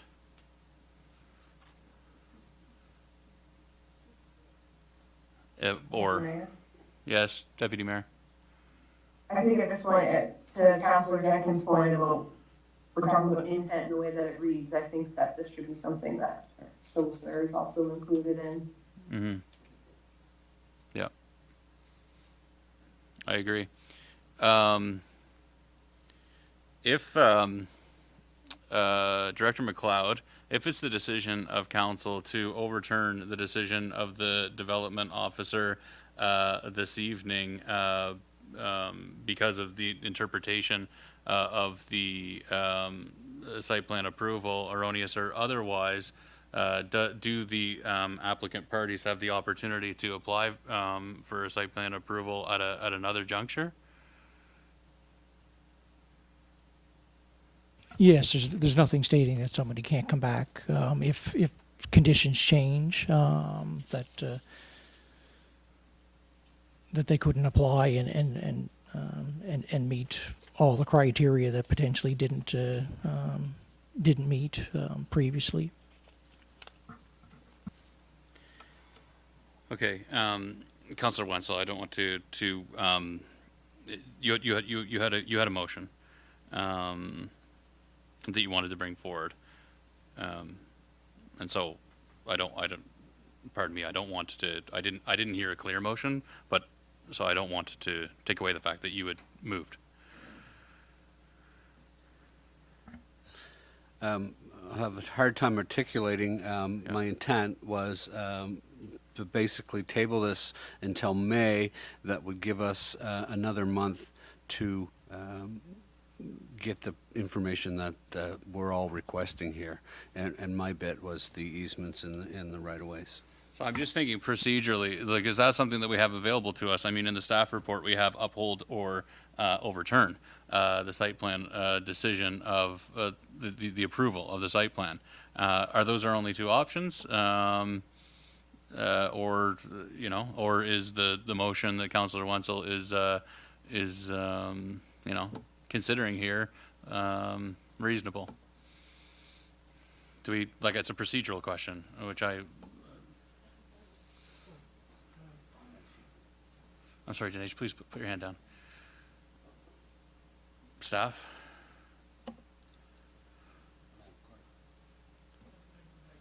Okay. I think at this point, I think our vote either has to, we agree with it or we deny it, and then the new application would sort out some of these problems that we have, that staff could make sure that the applicant has the proper answers, whether it's easements or whatever regarding their application. Is there a motion?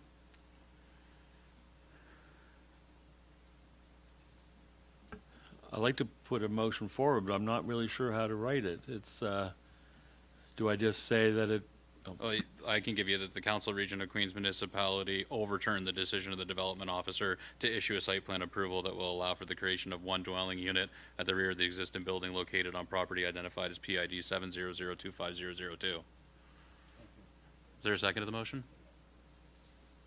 Seconded by Councillor Fancy. Further debate? I have a question. Go ahead, Deputy Mayor. So it's my understanding that based off of all the information that was provided, really the sticking point seems to be that in addition to, and it talks about that development permit. So that's Director McLeod is saying that's not the way that that's intended. It is the way it's written. And so if that's really the sticking point, I think for us, we need to understand that, like, from our solicitor. And so what I apologize if he's not in the room, but was it clarified that we actually could table this until we have clarity? Because if that's the one, you know, if that, the way that our land use bylaw reads is problematic with site plan approvals, like, we do need to know that, because we're gonna have to address that. And so I think I'm just concerned. I would suggest, yeah, listen, I would suggest, Deputy Mayor, that the discussion during this hearing has illuminated the discomfort and the lack of clarity with respect to 5.6 on site plan approval within the LUB. But the motion from Councillor Jenkins, which is seconded by Councillor Fancy for this current hearing, is to overturn the decision of the development officer with respect to the approval. I understand. I just heard you ask procedurally if we were able to table this until we got more. Yeah, and I can, come back and I, decide. sure. Is that an option? Sure, I can appreciate that you're not in the room. I'm not sure if it's an option or not. We didn't have clarity on that. But the current motion is on the floor. Apologies, are we able to get clarity on that?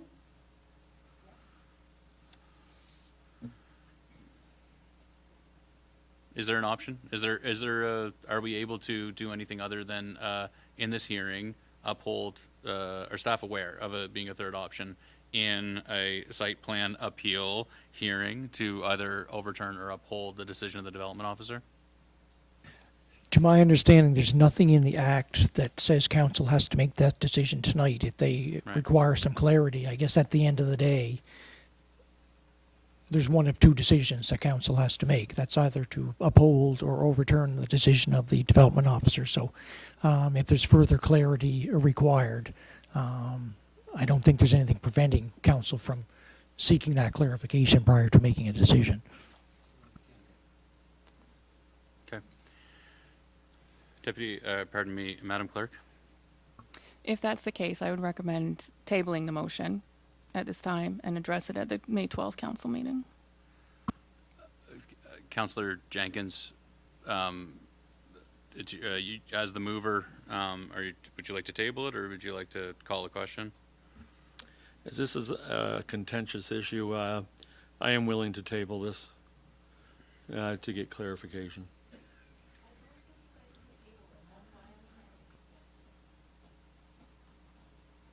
Respectfully, Ms. McDonnell, I need to rely on the staff with procedural matters. Is there a second? Sorry, it's just actually point of order. Is the motion to table, does that require a second? Is there a second to for the motion to table? Seconded by Councilor Romero. Discussion? Okay, all those in favor to table at this time? Okay, on those against? Okay, so one against. The motion's carried to table.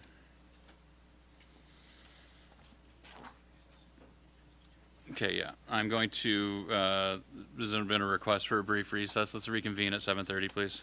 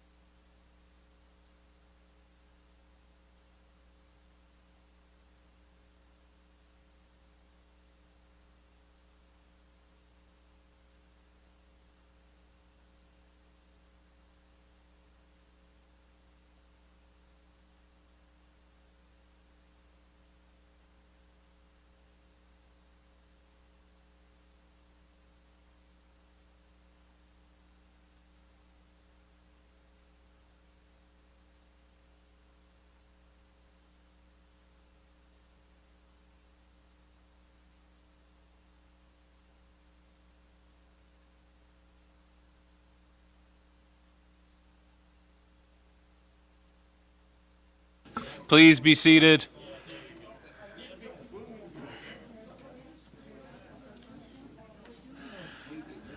Gentlemen, please be seated. We're going to recommence the meeting. Sit down, please. Jesus. Come on.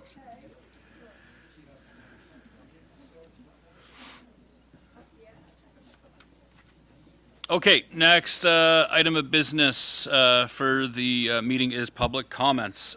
Each member of the public, as a member of the public, you may speak for 5 minutes. If you'd like to address council, come forward to any of the 5 microphones provided. Hit the gray button at the base of the microphone. It'll turn red. State your name and the community in which you reside. Please address your comments to me as the mayor and the chair of the meeting. When you're done speaking, push the gray button again so it turns off. Please be aware that this is a public meeting. It's live streamed on Facebook and our YouTube channel. And please speak into the microphone so that everything can be captured. I haven't received a list of anybody who indicated that they'd like to speak, so I will call for comments from the public at this time. Come on up. Good evening.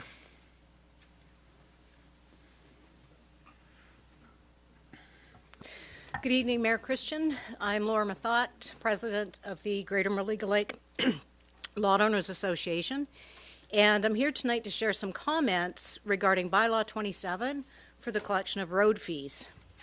I'd like to thank Bruce McGinnis, our former treasurer, for all of the research he's done on this topic and for preparation of comments. Could you go a little louder? We can't hear. The GMLLOA has engaged constructively on Bylaw 27 for over 6 years yet. Staff recommendations continue to make the bylaw more burdensome and less workable for rural associations. We see 2 critical flaws in the current draft. First, the termination clause remains unacceptable. No association should be locked into a municipal agreement without fair, clear, and workable exit mechanism. Second, there is no mechanism to include owners on non-association roads who must traverse our roads to get to their properties. Nova Scotia courts have been clear. A deeded right-of-way grants access, not free passage, not free maintenance. Users who benefit from a private road must contribute to its upkeep principles based on unjust enrichment and equitable apportionment. Bylaw 27 should reinforce this established legal reality, not undermine it. The staff survey analysis presented for discussion today is misleading with incorrect information and suggestive of bias. An example is the misuse of percentages. On page 75 of today's council package, staff claim that 75% oppose municipal involvement. In reality, it's 75% of 16 people who responded to open-ended questions. That's actually 6.6% of total respondents. Presenting this as 75% of all respondents is mathematically wrong and misleading. This pattern continues throughout the analysis. Next, 6% of respondents are not on private roads. Why are they influencing a bylaw that does not apply to them? Third, survey results actually support municipal agreements. 21% think they should not have to pay at all, which is consistent with our experience. A larger group believes non-payment should have no consequences. However, twice as many respondents support municipal agreements as oppose them. That would meet a 2/3 threshold in any vote. Staff conclusions do not reflect this. Survey sample size is inadequate. The survey had 182 respondents across the entire municipality. The GMLLOA alone has nearly 1,000 individual owners. The sample doesn't even represent our community, let alone the whole region, and should not be used to justify policy decisions affecting thousands of rural property owners. There are several other problem areas in the draft bylaw. The low income rate is still included. Even if GMLOA is minimally affected, it's morally wrong to force neighbors, not the broader tax base, to subsidize low income households. Staff has added a conflict of interest clause, and there's no evidence that this clause addresses any real governance issue. Board members in our association already sign NDA and conflict of interest commitments upon joining, and we include a conflict of interest question at the start of each board meeting. Is staff now wanting the region to fiddle with private road association governance? The 2.5% annual fee seems to be a money grab disguised as administration. If the program truly is revenue neutral, as proposed by council, then our association is subsidizing smaller associations. This isn't a hill that we're willing to die on alone, but it does reflect bad faith. Email versus mail. Staff proposal still references mail only. This is outdated, inefficient, and inconsistent with how rural associations operate. Next is the administration fees and capital or sinking funds. Survey respondents support including these in road costs. Staff ignored this. It is impossible to service 52 kilometers of roads without administration costs, and capital sinking funds are required for the sustainability of our bridges and roads in the long term. In summary, staff have ignored our submissions, misrepresented data, and produced a bylaw that is unworkable for rural associations. The GMLLOA will not participate in bylaw 27 unless the termination clause is corrected, charge area expansion is included, misleading analyses are fixed, administrative and communication issues are addressed, and the bylaw aligns with established Nova Scotia legal precedent on cost sharing. What we would like to know is, should we abandon this effort after 6 years altogether and focus on what we can control? Or will the municipality be able to get an acceptable bylaw in time for us to utilize at least in the next year? Thank you. Thank you. My expectation is that we will be able to get a suitable bylaw in a timely way. Are there other comments from the public? Yep, go ahead.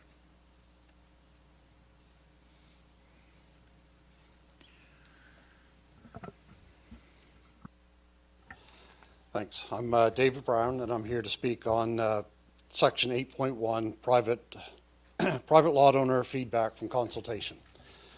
Just some clarifications on things that Laura and I see a little bit differently. This has been a long process to get to this point, and we in the Greater Maliga Lot Owners Association are on our third president of this process. This is the third council that's been looking at this process, and have lost track of the number of CAOs and acting CAOs that have had a hand in it. I myself have been part of the process as a director of Greater Maliga Lot Owners Association 7 or 8 years ago, more than 6, as a councillor for District 6, and now as vice president of Greater Maliga Lot Owners Association. All members of road associations are volunteers, and as everyone knows, it's hard to attract volunteers for nonprofits, more so when we make the job more difficult. For perspective, we have nearly 1,000 members in our association owning 1,200 lots. That number is equal to 7% of the voting population of Queens County, and we contribute nearly 10% of the tax revenue for the county. We do this not with a huge staff, not with a lot of equipment, but with a volunteer board, a part-time road manager, a part-time bookkeeper, and a contract to do our road work. Our residents all have covenants attached to their deeds that require them to join the Lot Owners Association to pay for road maintenance. Courts have ruled that it is legal for the road owners to collect maintenance fees from members who have a right-of-way to their property. We still have to chase members to pay and send some to collections to get the fees that we need to maintain the roads that they use.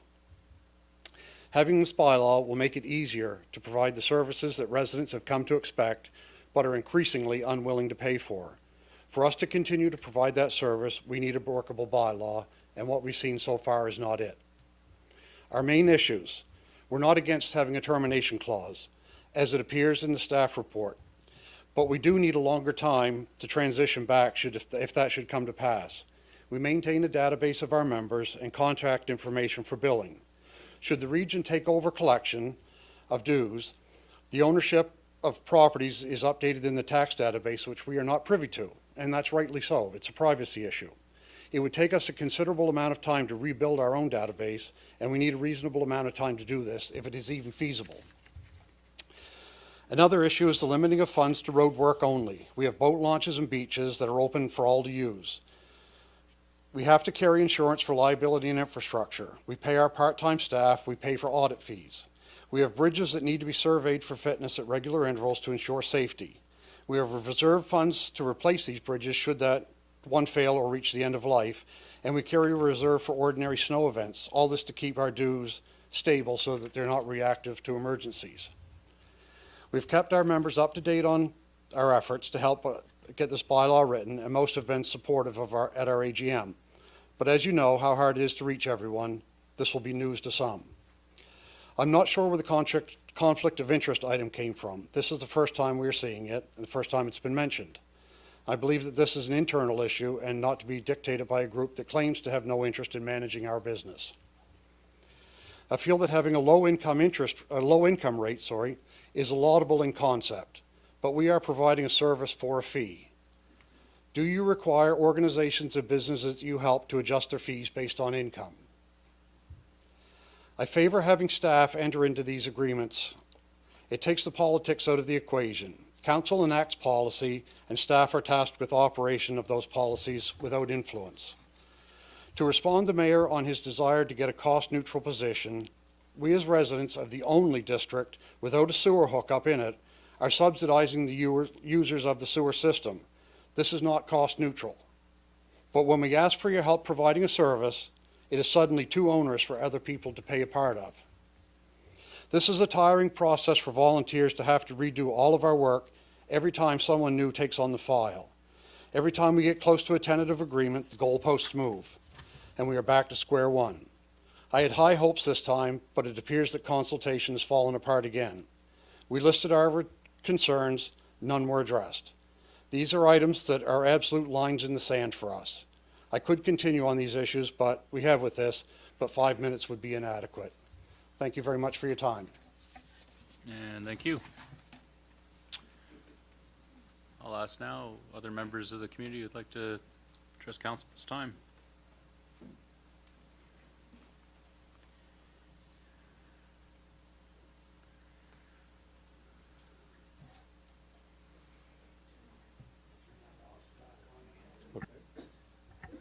Good.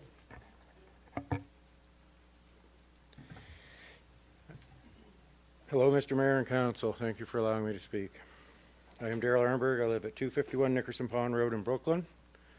I am here today to speak specifically about fair access to water and sewer services. Over the past few weeks, I've spoken with many residents at Hillside Road, where I've lived for many years. Many of the residents there, Liverpool and Milton, share concerns about essential water and sewer infrastructure. You see, most of these properties have septic systems that are far outdated, and unfortunately many of these properties do not have land size to accommodate modern septic systems, therefore have no other option to connect a centralized utility system to upgrade and stop contaminating waterways. Several of them have explained that they have approached council for these services in Brooklyn several times since 2020. But those requests were turned down. Fast forward several years, and the council has approved a $21.5 million expansion to new developments that do not require centralized service. Meanwhile, the owners of Hillside Road contend with dry wells and septic systems that contaminate the environment to no fault of their own.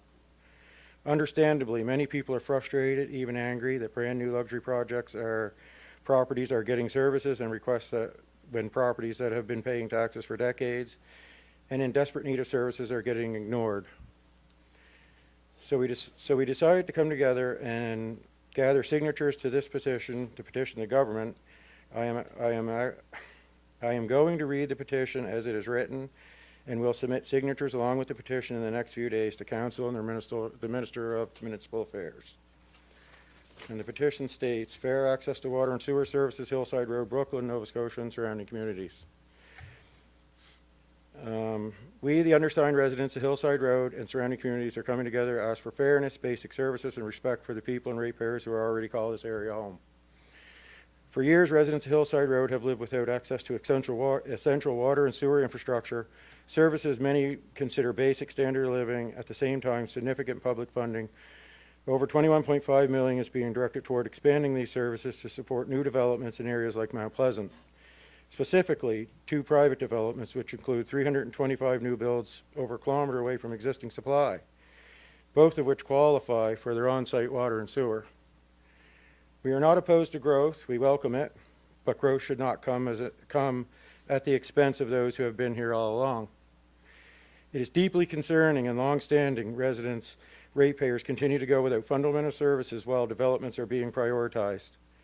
This concern is heightened by the reality that our town is already forced to ration water during the last 2 years' droughts. Expanding development while relying on the same existing water supply creates a real and immediate risk of shortages. Without clear backup source or a plan to secure sustainable water supply, both residents and ratepayers are being put at significant risk, both financially and in terms of basic access to water. This is especially troubling given the recent rate increases of over 60% and still rising, placing even a heavier burden on households already feeling overlooked. We respectfully call on Council to put existing residents and ratepayers first by ensuring Hillside Road receives essential water and sewer services before further expansion into new development areas. Pause or delay extension to Mount Pleasant developments until long-standing service gaps are addressed. Use public funds fairly and responsibly, prioritizing communities that have waited the longest for basic infrastructure. Develop and communicate clear, sustainable water supply plan before approving additional strain on the existing system. Protect ratepayers from further risk and financial burden caused by premature and poorly planned infrastructure expansion. Listen to residents by holding meaningful public consultations and ensuring our voices are part of the decision. Why this matters. This is about more than infrastructure. It's about fairness, safety, responsibility and responsible use of public funds. Ratepayers should not be asked to shoulder increased costs while still lacking access to basic services, nor should they be put at higher risk of water shortages due to overextension of existing systems. No one should feel like they come second in their own community. Even residents and ratepayers deserve equal consideration when it comes to essential services that impact health, safety, and quality of life. We are asking for balance, we are asking to be heard, and we are asking to be treated with the same priority as new development. And I have a list of signatures. I have about 95% of the affected people on Hillside Road signed immediately. There's people from Caledonia, from Milton, from town, from everywhere. There's a lot of opposition to this. But I will also say that I'm really shocked that this council moved forward with an expansion into a new develop area when we have the conditions I've already mentioned. And we don't even have a construction contract with the contractors that's building these developments. That's a little concerning. I'm not sure, we don't have betterment fees that's in place yet, so how do you charge a betterment fee when you don't even have a construction contract with developers? I think that the ratepayers of Queens really need to start paying attention to how things are going with this file. Thank you for your time. Thank you, Darrell.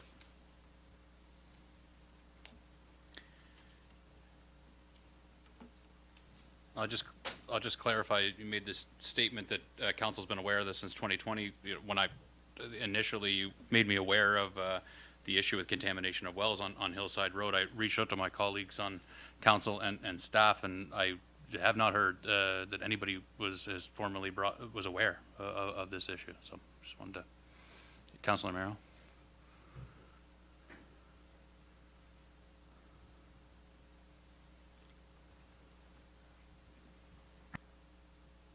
Mr. Mayor, I have been the councillor since 2020 in this district, and that is my district, Hillside Road, and I have not had one email or one call regarding the water and sewer, any requests, concerns, whatever, for that road. Thank you. So I'm not suggesting that it's not an issue. I'm just suggesting that the councillor was not aware of the issue. Residents have not made the councillor aware of that issue prior to this. Is there anybody else who'd like to speak to council at this time? Any other members of the community who would like to address council at this time?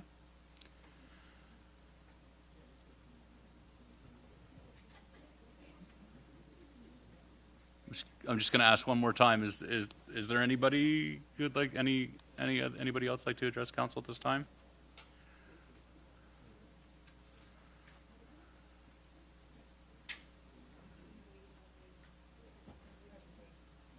Okay.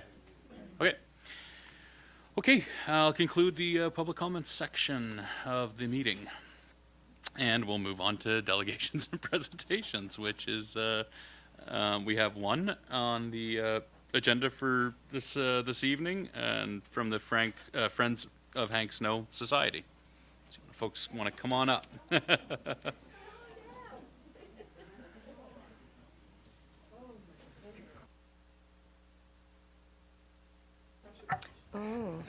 First time with a microphone.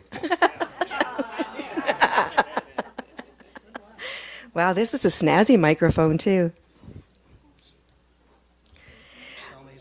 Oh, all right. Okay. Am I going to sing? Would you like me to sing? I'll send you my schedule when Dale gets back.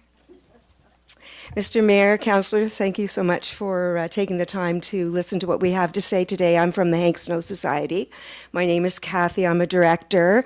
We have some of our directors and board vice president. The president is right now hugging our granddaughter in London, Ontario. So I'm speaking in his place.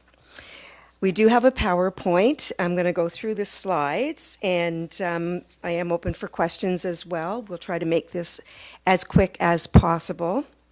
And we are here today with a request for funding for an administrator position. And as I go through the PowerPoint, it may become clear as to why there's such an urgent matter built into this presentation as well. So we are the Hank Snow organization. It says here we are a museum dedicated to preserving and promoting the memory of Hank Snow and his contribution to country music, in Nova Scotia and the world, as well as other Nova Scotia country music performers. We house a gift shop with clothing that has been worn by performing artists that are well known across the globe. Awards and plaques and other memorabilia of the Nova Scotia Country Music Hall of Fame inductees. We also hold a space for memorabilia of the train station, which was the original inhabitants of the building. We first hosted a tribute musical event in the summer of 1991, at which time we were occupants of an office on Main Street in Liverpool. We have grown since then, eventually opening the doors of the Hank Snow Hometown Museum in 1997. I'm sharing this because I think the history of the museum may not be well known to some people, and it is really relevant to what our ask is for this evening. 6 years and a lot of hard work after the first tribute was held, 3,000 people attended the grand opening. And that number has a great significance to our request as well. People have visited us. We are the Hank Snow Board of Directors, and you can see the list. There are many directors have gone before us and have worked tirelessly to keep the doors open of the Hank Snow Museum through lots of trials and tribulations, including that COVID period of time that just about shut us down. We are a resilient bunch to keep things going. We have had visitors come from all over the globe, all across Canada, Montreal, PEI, California, other places, Asia, Europe, and they come especially to come to the Hank Snow Museum and visit this area. Country music is alive and well. The old country music lives on through our young artists, a lot of them living right here in our community, and we have offered an opportunity for them to come and showcase their talent and encourage them to continue to grow and then go off on their own in their musical careers, representing this area and specifically Queens County, and that's something to be very, very proud of. Some of the things that we do for our own fundraising to keep the doors open, we host Wednesday barbecues. They run from the first week of June until we can run maybe till the end of September. With climate change, we're able to push it a little further into October now. We also host Mother's Day, Father's Day music shows. We host a summer festival, which has grown significantly over the last couple of years, and the annual Country Music Tribute Festival held at the Hank Snow Community Park. We have used various venues, but being crippled financially during COVID, we decided that we would take advantage of having the beautiful space that is there at the park that we own. And it continues to grow. So we're very, very grateful to be able to find avenues to continue on what was started so long ago. In March, we hosted an ATV lobster crawl in the Hank Snow Community Park and served over 200 ATVers with lobster rolls and barbecue. In April, we hosted the first ever Raymond Fisk Memorial Country Music Gospel Show, and some of you sitting here today will fondly remember Raymond Fisk for all that he has contributed to the community. In September, we host the annual Gavin Wynot Memorial Show as well, again honoring Gavin Wynot for all of his accomplishments and all of his efforts and his passion and heart to keep things alive at the Hank Snow Museum and to help support Queens County in general. We sell 50/50 raffle tickets, as well as other events are held throughout the year. All of these events bring people to Queens County and revenue to the community. There's some pictures of the museum. I'm hoping that all of you have had an opportunity to visit the museum at one point or another, and if you have not, we encourage you to come on down and check out what we are all about. We have, Hank Snow is one of the most decorated performers on the globe, so we have a lot to be proud of living in this community. His physical presence is gone, but his legacy lives on, and it attracts a lot of people to come and be part of that.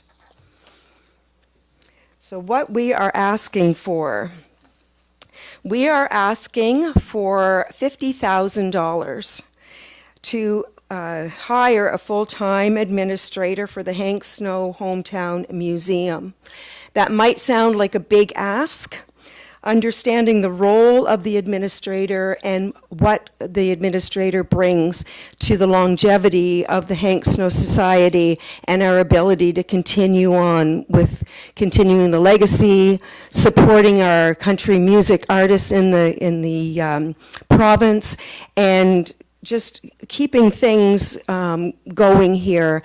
There's so much more than just the running of the Hank Snow Museum that happens where you may be concerned, the things that matter most to you. What does it mean for you? What is your investment going to give you as leaders in the community, as councillors here that are responsible for different districts and different responsibilities within the community and how it affects you financially? The administrator showcases a museum with pride and helps raise the profile of not only the museum, but the historical and current talent of Queens County, which I spoke of. We fear without the funds to hire the full-time administrator, the museum will not be able to open in the summer months and might completely close. And if I sound a little emotional, I am. This museum is so much more than just a museum. We hope the region of Queens will be able to help us with securing the funds for the administrator position. We work tirelessly to keep the doors open through all of our efforts, but without an administrator, which our vice president has held for 2 years on a volunteer position, 4 years as a volunteer, and quite frankly, we're getting on in age, and we're getting a little tired.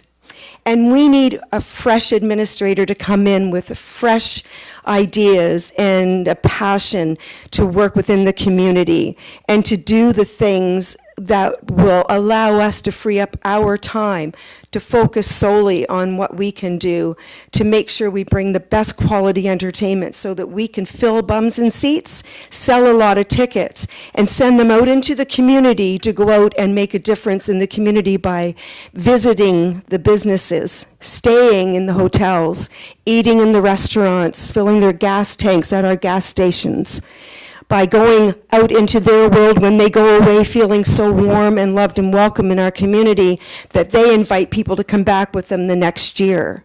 The administrator position is a vital part of how we're going to make that work. Without it, everyone loses.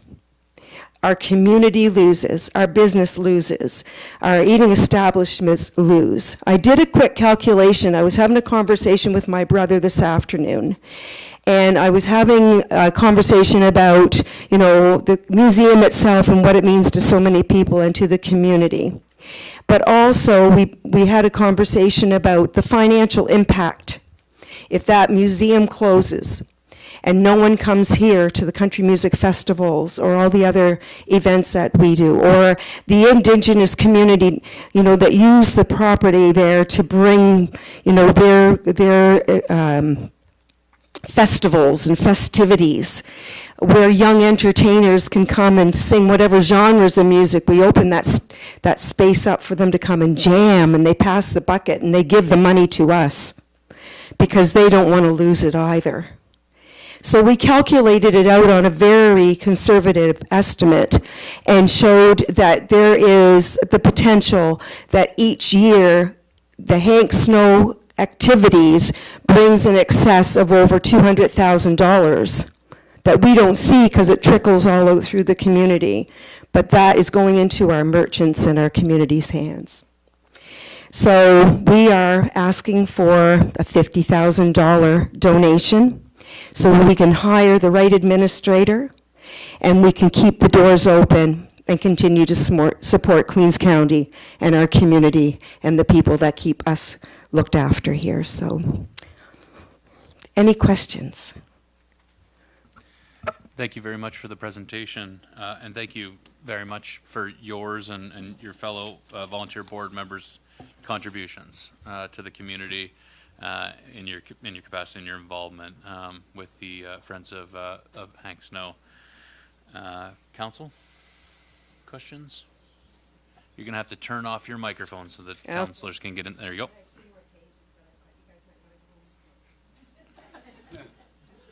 So a question I have to ask is, when did you decide you needed an administrator for the Hank Snow Society?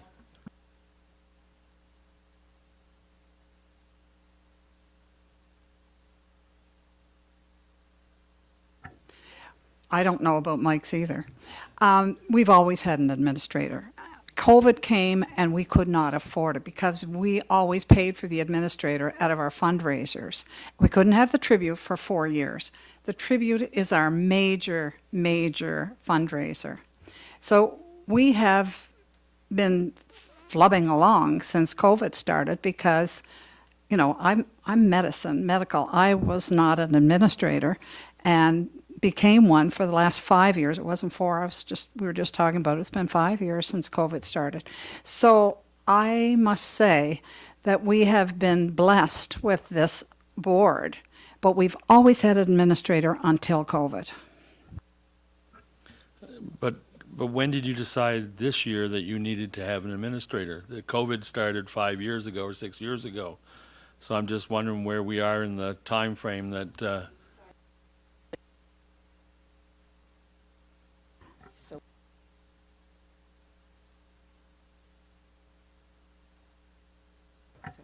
I turned 80 this year. Really, we need an administrator who has a younger perspective and certainly one who can do all that we do from January to December, because we don't just do it during the summer, we do it all year.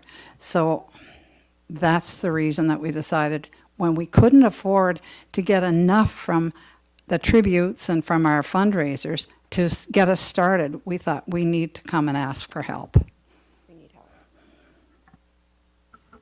Other questions, Council? Councilor Carver? Hi. Thank you. Good job. You say donation, so was that just for the 1 year, the 50,000? I don't think we thought just for 1 year. We were hoping that you could help us get on board. Like I say, we've always had enough money every year to have an administrator and to buy everything that we needed for the for the museum and to look after making sure that all these young folks were able to come in. We have them. We also have headliners at our tribute, at all of our festivals. You have to do that to have people come in. And that's what we've had to put that kind of on the back burner. And we had people like Carol Baker come. Carol, my God, yes, sorry. And we really couldn't afford to have her, but we had already made a contract with her. So that's the kind of thing that we do. We try to make it so that we have people that, and we have to pay them. So we have lots and lots of folks who give us donations. You know how much it costs to put on a festival. It's not, you can't just go out with $100 and say, hey, we're going to do this festival. There is so much organization, so many expenses that come up. You know, we have, like we had to have a place to have it. Previously, we were over at Queen's Place Amira Center, and that cost us money. We're put up a tent now, which actually, tell you the truth, was actually kind of nice. Everybody loved it. So we've had lots of people. We have RVs come, as you know, all the RVers come. We have RVers who are coming every year and have always done this. So we want to keep the tradition up, but we have to have money to do that. And we have to have someone to organize it. I mean, I've organized it for the past however many years.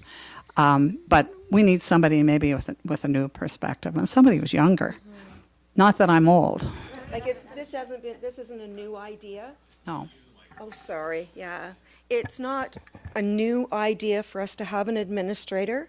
Like Vina mentioned, we've all kind of chipped in and limped along and then held also our other responsibilities to make the tributes or to make the concerts, you know, be the best they can be. So when people leave, they talk about it, right? And come back and bring friends. And but we're at a stage now that without having someone doing that role, allowing us to focus on what we need to do, then it's a grim look for the future of the Hank Snow Society and that museum, and that would be a complete travesty to our community at large, us as a Hank Snow Society, but also, you know, Queens County that also profits from it. Yeah, thanks. I'm just wondering in terms of financials, I think in supporting council to make a decision, but certainly about an ongoing funding commitment for the organization, it would be important for us to understand what your revenue projections are and what the operating expenses are, and then what the expected salary, like a $50,000, is. Would that provide for you envision that would provide for the entirety of a full-time salary or a portion of a salary? I think just specifics about your financial projections, both from an expenditures and from a revenue perspective, sort of in the years to come, and certainly for the current fiscal year. Do you have those financials available? We have our financials available. Did you guys not get a copy of them? No, we don't have financial information. No. We did send it, I know. Oh, okay. Yeah. Oh, we do? We have access to the financials? We just don't have our the chartered account, whatever, that one. We haven't got that one for this year. We should have it soon, I would think, or for last year, rather. 7.1C. I don't know. Okay, my apologies. I don't have access. I don't have the financial projections in my agenda package. But so we'll. Well, one of the things is we are applying for grants. As you know, we live on grants. We have summer students. They're granted. The reason that we started the summer festival was because we had always got a grant from the Nova Scotia government called Skills. You guys probably all know about that. At that time, they paid $9.10 for a student an hour. We had to pay them like $16, $17. So we had to have money for that, which we didn't have. So I get this great idea. We should start a little summer festival. We'll use that money to do it. Okay, second year that we started that summer festival, the big hurricane came and we had to cancel the festival. So then we had to use our money that we would have put together for the tribute. We had to use it, you know, like We were using it for everything. Anyhow, long story short, that's how we've been managing. We've been, we honestly cannot have an administrator. We can't do that. But who knows in the future? I'm saying that if we have one, maybe we would have to come back here at another time. Maybe we don't want to say it in perpetuity. We just want to say we need something this year to get through. Okay. Any other questions? Councillor Merrill? Thank you for your detailed presentation. I do support the Hank Snow Museum as well. I am, yes. And I do appreciate everything that you do over there. I'm just kind of wondering, did you apply to our Community Investment Fund for support for this role? Not for that role, but we did for the Community Investment Fund because you guys have been giving us money. Sometimes you give us the full, sometimes less, depending on what our year looks like. But we've always used that for things like we have insurance at $5,000 a year. We have to insure everything over there, as you know, and including having the festivals, big insurance for that as well. And then we use it for things like lights. We did not use it to buy a furnace, but I have to say thank you to everybody here for our furnace the other year. A couple of years ago, we were without a furnace. It wasn't good. But now we have a furnace, and we're happy about that. But in the meantime, we have to pay for other things. But you guys, in your investment fund, we have always used that for, keep this open, to pay for our insurance, and to pay for our auditor. Because we have a full audit. I know that most nonprofits don't do that. I didn't realize that. I'm in another nonprofit and they don't do that. They just do some sort of a thing. But we do. We go through a chartered accountant and the whole bit, which we have to pay for. So anyway, we use that for those. Councillor Roy? Hi there. Thank you for your presentation. I worked at the Tourist Bureau for 9 years. So I know So Roy, the if you can importance. just put your face right up to Sorry. that. Yeah, it's not capturing you well. No. Sorry. So I know the importance of the Hank Snow Museum and the visitors that it brings. And, they come to the Tourist Bureau, they say, okay, we're here to visit Hank Snow, send them to there. Okay, where can we have lunch? So there is definitely spin-off. And your volunteers are second to none, honestly. You're very lucky. And I understand the need for the administrator, that's somebody that's going to be in charge, have the doors open, like have your set hours, that, somebody from Halifax doesn't drive up at, Tuesday afternoon, 2 o'clock and the doors are closed. I get it. I understand that, there's a need for that person. So thank you. Well, it's interesting because I was home the other day and I had a call, and it was somebody who was from Alberta, and they wanted to come in to see the museum. So I drove in and met them at the museum, and we had a great chat, and we went through everything, and I give tours, so if you ever want to go on a tour, ask for me, because I love giving tours. Been doing it for 80 years. Well, no, but not that many, but 20 at least. But you know what? It was interesting because I thought to myself, who would believe that somebody would go on the website, find my telephone number, because we put it on there in case anybody wanted to do this. And this has been happening all winter, and I've had to call Michelle, I've had to call her to go sometimes because I wasn't able to go. But we get these calls all the time. You would think because we had to close in the winter time because we didn't have anybody there. And I work from home now for all the stuff that you have to do in the background for tributes and things. But I thought that was pretty interesting. And she was telling me that she worked in the museum out in Calgary, the Canadian Museum for Country Music. And I don't know, did you say there was other things on there? Yeah. And he was just up there, so he knows. And there's lots of stuff about Hank Snow up there. So she said, that's why we came, because we saw things there and we heard that he was going to, so they came down here. Like, that's kind of, we have people come from honestly, from Japan, and say, oh, we were coming to Nova Scotia and we wanted to come to Hank Snow. Who knew about him in Japan? I'm going, I mean, that's the kind of thing that happens over there. So anyway, those people wanted to know where they could go eat. So I had to sit down and tell them everything that was in every one of the restaurants here, because so that they wanted to know, I'm going to have to go to some of those restaurants because some of them I don't know, but I know the people who own them, so I sent them. But honestly, guys, it's such a great place over there, and such a great, she's right, volunteers, we have hundreds of volunteers, and they are fantastic. So anyway, I think you guys would be well within what needs to be done to help us out this year. Okay. Thank you. Thank you very much for your presentation. Oh. Go ahead, Joe.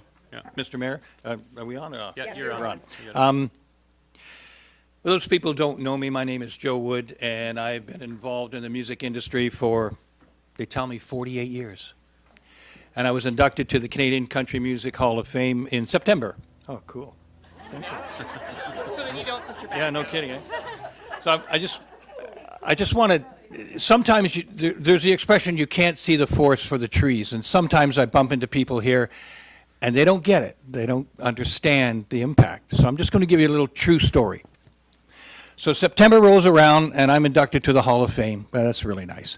One of my duties was I had to give away one of the prizes at the CTV or television show. So they came to me and they said, my artistic part, Lisa Brookup, here's your script, know your script, you're going up there, go to rehearsal, get it done.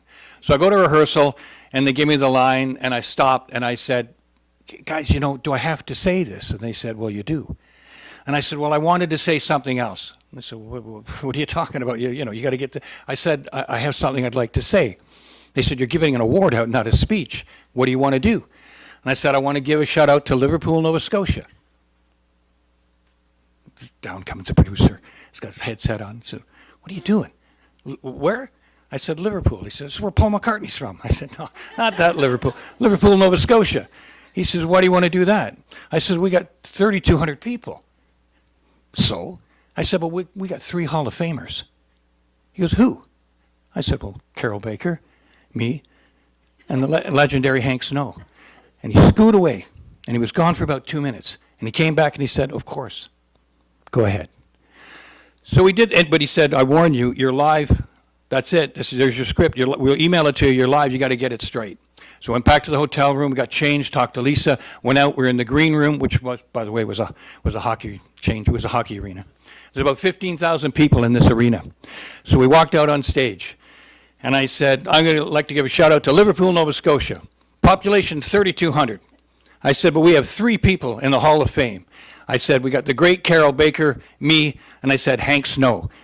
My co-partner was supposed to say, and we got 1 more Hall of Famer. We couldn't do it. You know why? Because we couldn't hear. They were cheering that loud. They were cheering that loud, and I got goosebumps. And I handed the prize. I said my line once the roar down. Now, you got to understand, I can only see 5 feet in front of me. So who was in front of me? 19-year-olds. Girls with little cut shorts and low tops, right? And I'm going, they know who Hank Snow is? I understood the value of the marquee name, okay? We don't see that here, but I saw it and I felt it. And I handed the trophy to a young up-and-coming guy by the name of Josh Ross, and if you listen to country radio, you'll hear him. We walked off the stage. He turned to me and said, if I can do that, at 110 years old, my career's been made. And that's the impact. That's the dollar value that you can't see on the inside. One more anecdote.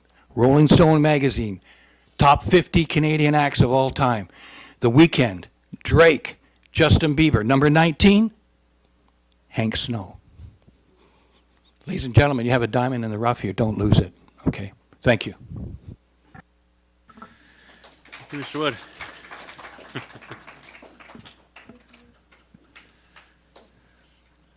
Councilor Fancy?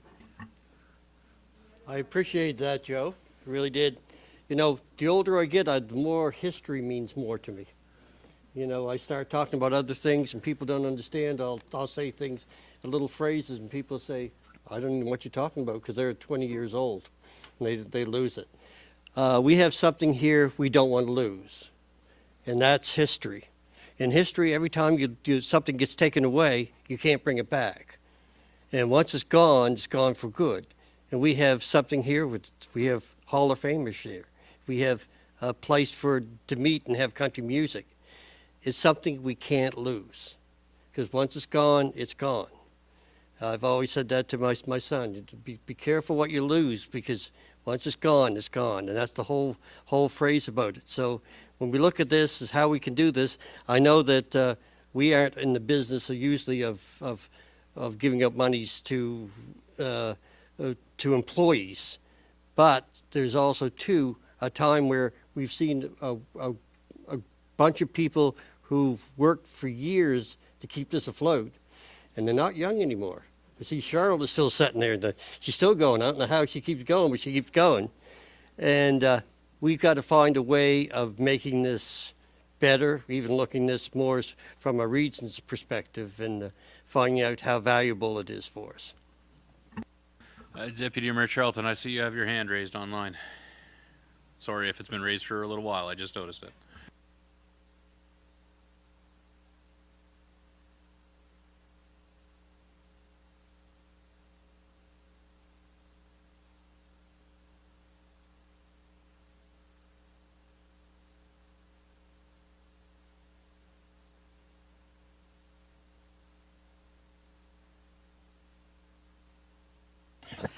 Yes, it is. And we are trying to build it up. Remember, we lost all those people who came every year. We had the thousands who came, and all of a sudden we didn't have one for years. It was hard to build it back up, but I can see we are, because the first year that we had, and I mentioned the RVers because it's easier so you can understand. We had half the RVers the first year that we were back. We were really, really low. This year we called everybody from way back to now, and we've asked them, are you going to be coming to the tribute? And we've had a positive response. One of the volunteers who brought hers in the other day, she told me she only had 2 people that said they weren't going to come. And one of them was dead. Well, the person said they were dead, and the other one was ill. And I said, all the rest of them, who we haven't seen over these last few years, because COVID came, they went other places, and they're going to come this year. So we know that we're going to build it up. We know we are building it up because we saw that over the last few years. So anyway, that's no problem.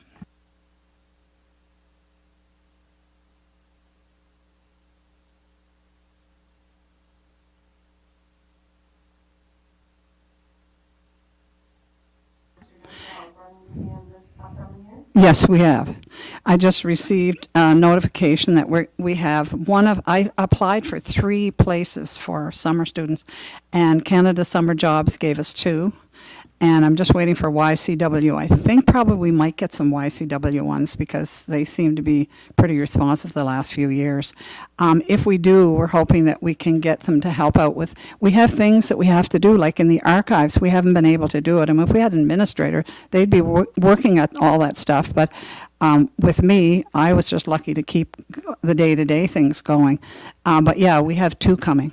And there are actually 2 that we had last year. One is our Mi'kmaq student from last year is coming back, and no, I shouldn't say one is coming back. One of our wanted to come back, but she's got an opportunity to go to Saskatchewan for July and August, so she's not going to be able to, unless we can work something out with one of the things where we can have her for 2 months and somebody else for 2, and they don't usually like to do that. But anyway, we do have another applicant who is from here, right from Brooklyn, actually, and she is going to university in New Brunswick, but she's back and she's going to come here and work. Actually, we're interviewing her next week. Thank you. I just have one last question, if I could. I'm just wondering if you have received annual provincial funding that has anything changed? Have you lost any provincial funding, or has the funding that you've been making annually remained the same? We have never received provincial funding. The only provincial funding that we ever get is we apply for the tourism festival. We have had that on occasion. One occasion, they gave us, I think, 7,500, and one 2,500. We didn't get it last year, but I did apply for it again this year. So I'm hoping, I apply for the grants, and I'm trying to get grants that we haven't ordinarily had, so that we can, augment what we have. Thank you. Okay, thank you. Okay, yes, thanks very much for your presentation this evening, folks.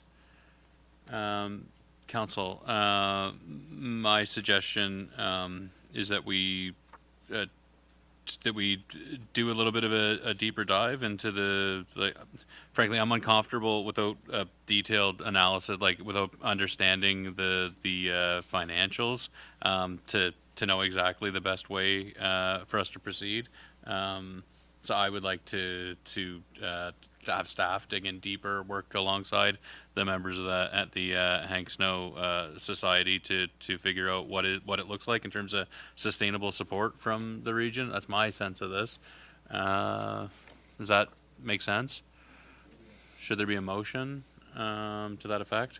Okay, I'd look for a motion to direct staff to engage with the directors of the Friends of Hank Snow Society to determine the best way that the municipality can proceed in supporting the organization. Moved by Councillor Fancy, seconded by Councillor Merrow. Further debate or discussion? All those in favor? Motion carried. Thanks very much, folks.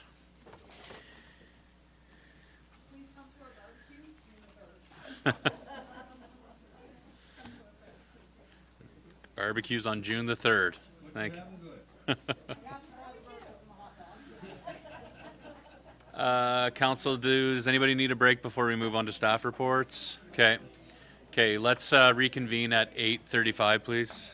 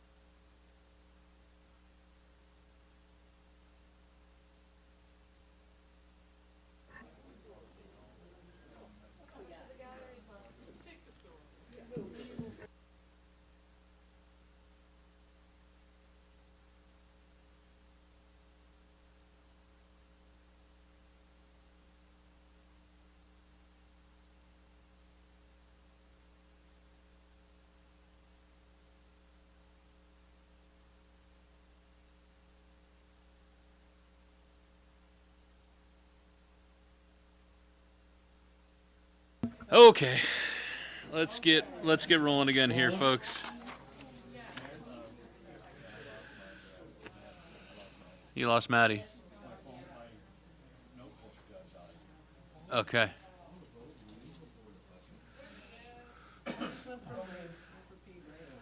All right, so the next item of business is staff report 8.1, private loan owner, lot owners engagement feedback and survey results. Our policy analyst, Mr. Wilson, will be providing us with an overview of 8.1 respecting the private road engagement session and survey. Take it away, Mr. Wilson.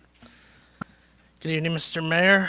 I'm pleased to be returning today to bring bylaw 27 back as requested. At the last time this was brought forward, at the February 10th meeting, council directed staff to conduct additional engagement and recommend changes to the bylaw as presented. In consultation with lot owners associations, and to present a revised version of the drafted bylaw at a future meeting of council by June 2026. Having consulted with lot owners associations and residents, today I'm bringing forward 3 recommendations for council's direction as part of the revision process. It's important to note that the revisions of the bylaw have not yet started. They will be in process, with taking in the direction from council here tonight, as well as the feedback through both the survey and the meeting with the law owner associations. Of those 3, first is that council directs staff to include a low-income provision in bylaw 27, providing that the residents eligible under administrative policy number 9, tax exemptions, be entitled to a decreased rate. Secondly, that council directs staff to set the approval process to be by the resolution of council, aligning with the practices of neighboring jurisdictions within the Southwest region of Nova Scotia. Third, that council directs staff to develop guidelines regarding conflicts of interest for board members of lot owner associations. While I have requested direction on 3 matters, should council wish to provide direction on any other matter within the bylaw/staff report, staff are prepared to act on that direction. I'd like to take this time to thank the lot owners associations and those who participated in the survey for their valuable feedback and their willingness to engage in this process. Thank you, Mr. Mayor. I look forward to answering any questions you or council may have. Thank you, Mr. Wilson. Council, questions? Question? So I'm just curious, the president of the association came up with quite a few concerns. Why were those concerns not addressed in the current, in the issue of the bylaw? Yeah, absolutely. So the current version of the bylaw would have been brought forward in February. So as part of the revision process, I've received a letter that's attached within your agenda package that kind of outlines really what their concerns are and where they suggest improvements. So in the short answer to answer your question, Councillor Jenkins, the bylaw, we haven't begun the revision process yet. So as the engagement sessions have ended, we've heard from them. We have written feedback from them as well. Those will be implemented into the bylaw revision process and when brought back to council at the end of May. I must be tired and stupid tonight because I can't understand why to me the process seems to be backwards. Why we wouldn't see a revised bylaw addressing some of their concerns instead of doing it the way we're doing it now. Maybe CAO Thorpe, if I could just get you to comment on the approach, the sequence of seeking clarification on several items and not having a substantive update to the drafting of the bylaw at this time. So, Mr. Mayor, further to the staff's response, so looking at this stage for additional, if council has any other issues or items that you'd like to see incorporated in that feedback, and then at this time we'll incorporate council's feedback tonight along with the rest of the feedback provided during public input as well as throughout the survey and engagement process. combine it all together, and then that way we can ensure that the next version of the bylaw that comes forward to council, we can be sure that we're capturing all of council's feedback along with the residents as well. So if I'm to understand this properly, it's a midpoint check-in where it's saying we did the engagement sessions, we collected survey data, here are a couple recommendations that staff thinks should be included in a future bylaw, and then what else do you want the bylaw to look like moving forward? That's really what we're looking at today? That's correct, Mr. Mayor. So staff heard loud and clear with previous feedback from council that there would be documents that staff would prepare to quite a point, bring back to council, and the direction from council has been, just a minute now, staff, this is going, we've moved the needle a little too far. We'd like to be consulted earlier in the process. So this staff report this evening is an example of that before we get too far along in the process, do that temperature check with council, make adjustments, and like I say, integrate it into the next version. Does that help to answer your question, Councilor Jenkins? Okay, sorry, before I recognize you, is there any other questions for Mr. Wilson at this time for council, other members of council? Okay, I'll turn it back over to you, Councilor Jenkins. So I just want to know, process ahead, how do we deal with these recommendations? Are they done as a, I don't know, I am tired. Yeah, me too. You mean procedurally tonight? Yeah. So maybe, I think it might be easy to bite it off one chunk at a time, and then talk about any other direction that we might want to provide in terms of tackling each of the recommendations one by one, and then provide any other recommendations. But I just wanted to make sure that is there any other questions the council has for Mr. Wilson before we do that? No? Okay, I have a okay, go ahead, Deputy Mayor. So just looking at the recommendations, I'm just trying to remember from previous conversations, but in the other municipalities that you've compared, and they have these road levies, do they have the tax exemption considered in their road levy bylaw? You mean the low income provision? Yes. Oh, there you go. No, they do not. That was something internally during the policy process that we had discussed as an option to bring to council if it was of council's will to pursue this or not. And just for further clarity, if you put that in, the amount that's subsidized by the municipality would or wouldn't affect what the water associations received? Yeah, so in the application of the bylaw is that the Water Association would have multiple different flat rates that they can set, up to 4, I believe, in the language of the bylaw. So one of those would be required to be a low income rate. So they would be coming to us with a budget with their rates already set at what each resident's going to pay. Then in that process, we would be identifying residents that are already members of our low-income tax exemption as per policy 9. I just wanted to ask, the termination clause was identified as a point of contention for some of the folks who spoke on behalf of the Greater Malaga Lake Lot Owners Association.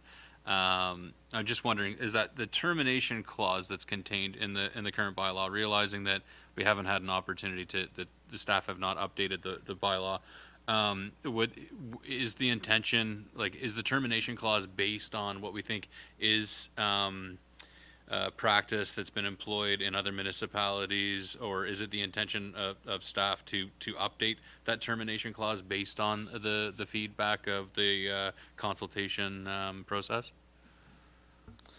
Yeah, the termination clause, so as part of the bylaw process, we put this through legal, and our legal counsel had advised of the requirements in the termination and had made suggestions at the time to the bylaw for the legal requirements.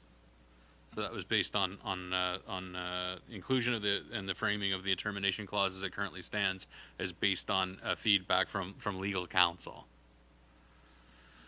Okay, and do we see that type of language in, and sorry to put you on the spot, but to your memory, do we see that type of language being included in other municipalities who are undertaking similar road levy bylaws? Yeah, we do see similar language in termination, specifically looking at Modal as well as Chester. They both have the termination language. It was something I can come back to council if they wish to see more examples of the termination language used in other bylaws, but. Councilor Jenkins, did you have another question on this one? No. Okay. The conflict of interest component was also something that got some feedback from engaged associations. Same question, just the conflict of interest language. Is this something that sort of reflects established practice in other municipalities, or? No, it does not. The conflict of interest language that was added was in result of some of the feedback during the engagement session and the survey. Thank you. Other questions? Okay. So it might make sense, again, I think what makes sense to sort of chunk this up. So the recommendation with respect to including the inclusion of a low income provision, is this something that council is prepared to provide direction to staff at this time on? Due to the fact that the landowners associations would have to have more than 4 price points or whatever, they'd probably have to have 6. If they have 3 now, they'd have to double it because they'd have to take into account low income. I think that is a slope that we shouldn't be going down because it's private property, it's private roads generally, and I worry some about the extra time that staff will have to take, as well as a slip up and privacy information goes somewhere that it shouldn't go, and everybody knows that John Doe and Jane Doe can't afford what they're getting, even though they probably could. I just think it's a slope that we don't want to go down, and I worry about if I was in the situation where I wanted to have a deduction, that everybody would know about it sooner or later. I don't think we should be going there.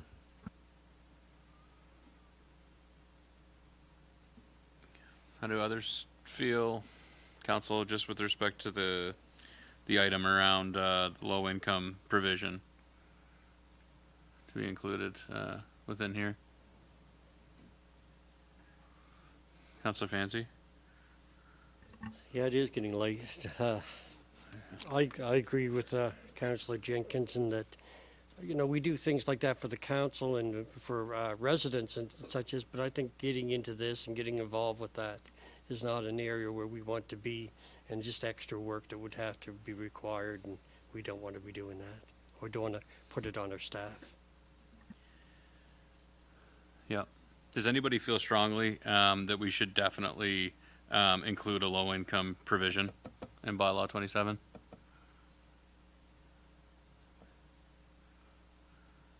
I just have a question, just for clarification. So this road levy charge will be put on someone's tax bill, but the actual property tax bill, they still have the opportunity to get our low income tax rebate from the municipality. Just wouldn't have anything to do with the road fees. And even if it was included, it would be up to the road association to set it. Therefore, they would be getting less funds for the roads because the municipality wouldn't be offsetting it like we currently do for the low property tax exemption. That's my understanding, yeah. It would not impact the property owner's ability to access a tax exemption if they meet the thresholds for policy number 9, administrative policy number 9. Yeah. Okay, so what I'm hearing, I'm not sure procedurally, Madam Clerk, do you want a motion on each of these recommendations, or what makes sense here in terms of, okay.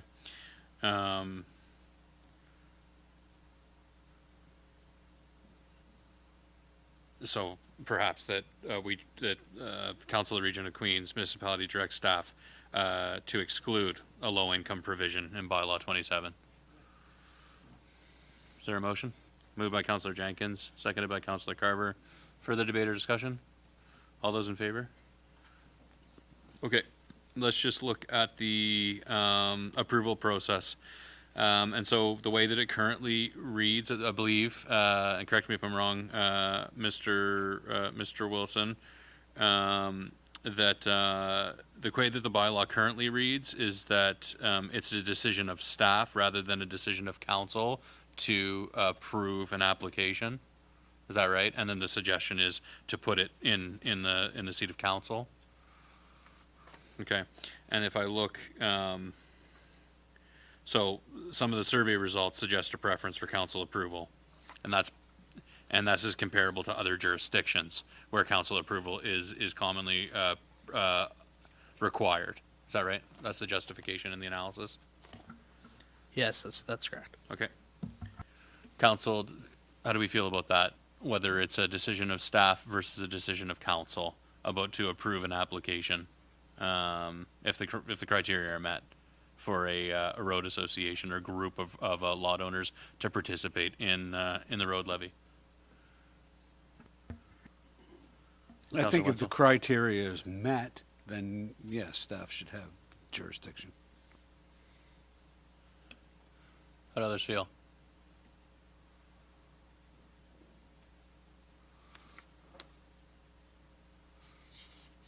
How do others feel on this one?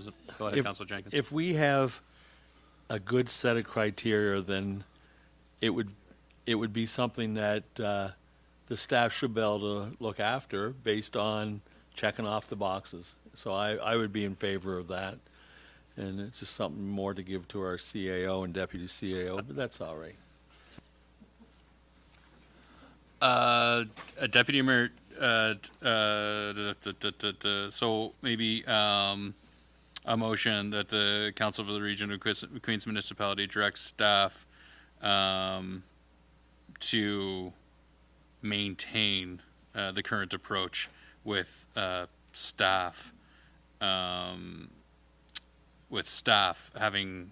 controlling the approval process in the bylaw. Moved by Councillor Jenkins, seconded by Councillor Carver. Deputy Mayor Charlton, can I pass you the chair just for a sec on this one?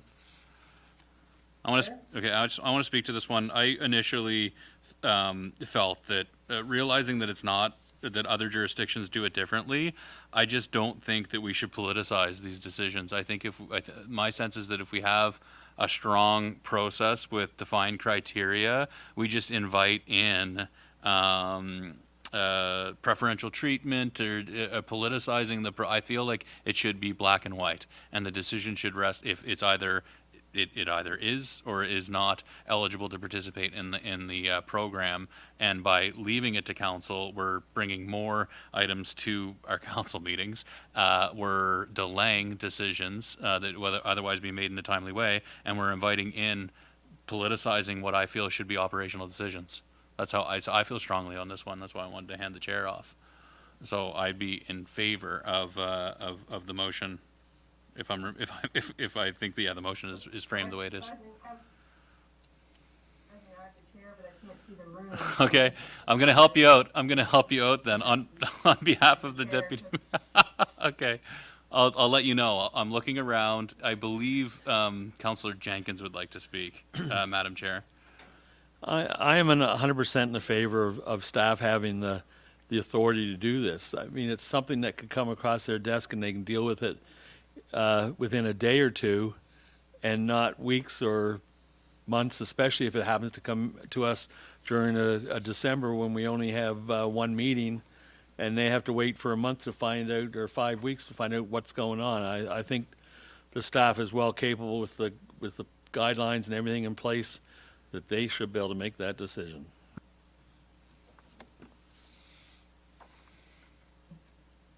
procedurally, is there anything like from a legislative requirement that we would need to be cognizant of if we're going to have staffing?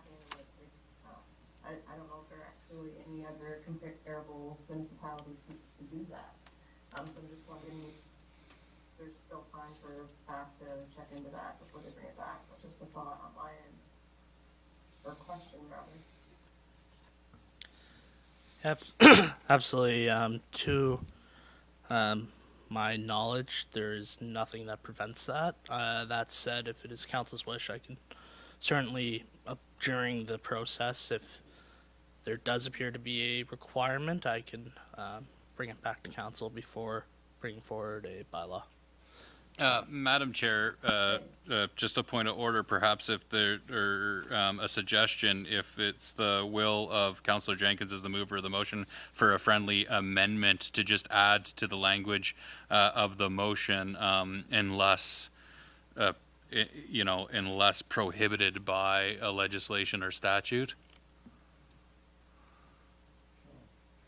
Councillor Jenkins, are you in favor of that friendly amendment? Yes, I am.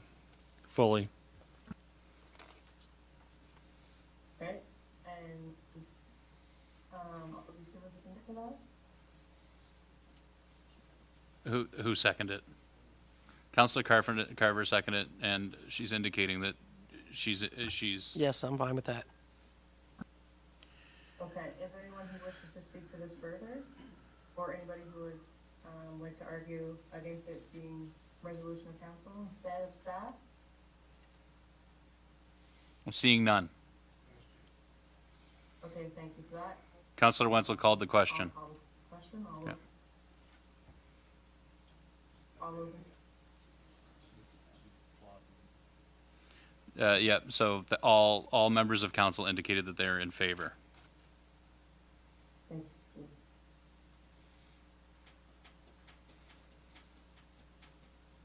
Say motion carried.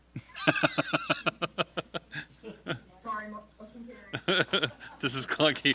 Sorry, I'm sorry, Deputy Mayor. And my it's lagging a little bit here, so. Well, Yeah, that Yarmouth internet, what?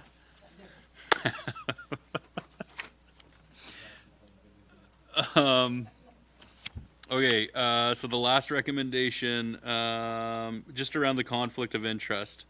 Direction to staff regarding conflicts of interest. And so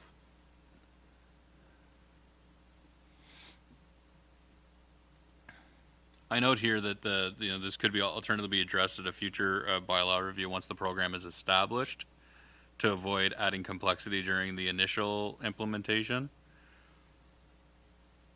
How does council feel about the conflict of interest provision? I believe what I heard from those present from the Greater Malaga Light and Lot Owners Association and their written correspondence, and what they said is that it muddies the waters in terms of governance of the LOA boards. But how did council feel about this one? Councilor Jenkins. I have to agree with the association remark on that. If it becomes a problem and we have a review, we can add it in then. But right now, I think we should leave it out of there.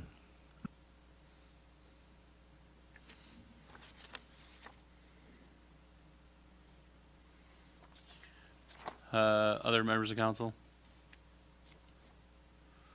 Anybody feel strongly about this one? I know. I realize it's late. This is the meaty business item that requires a lot of thought.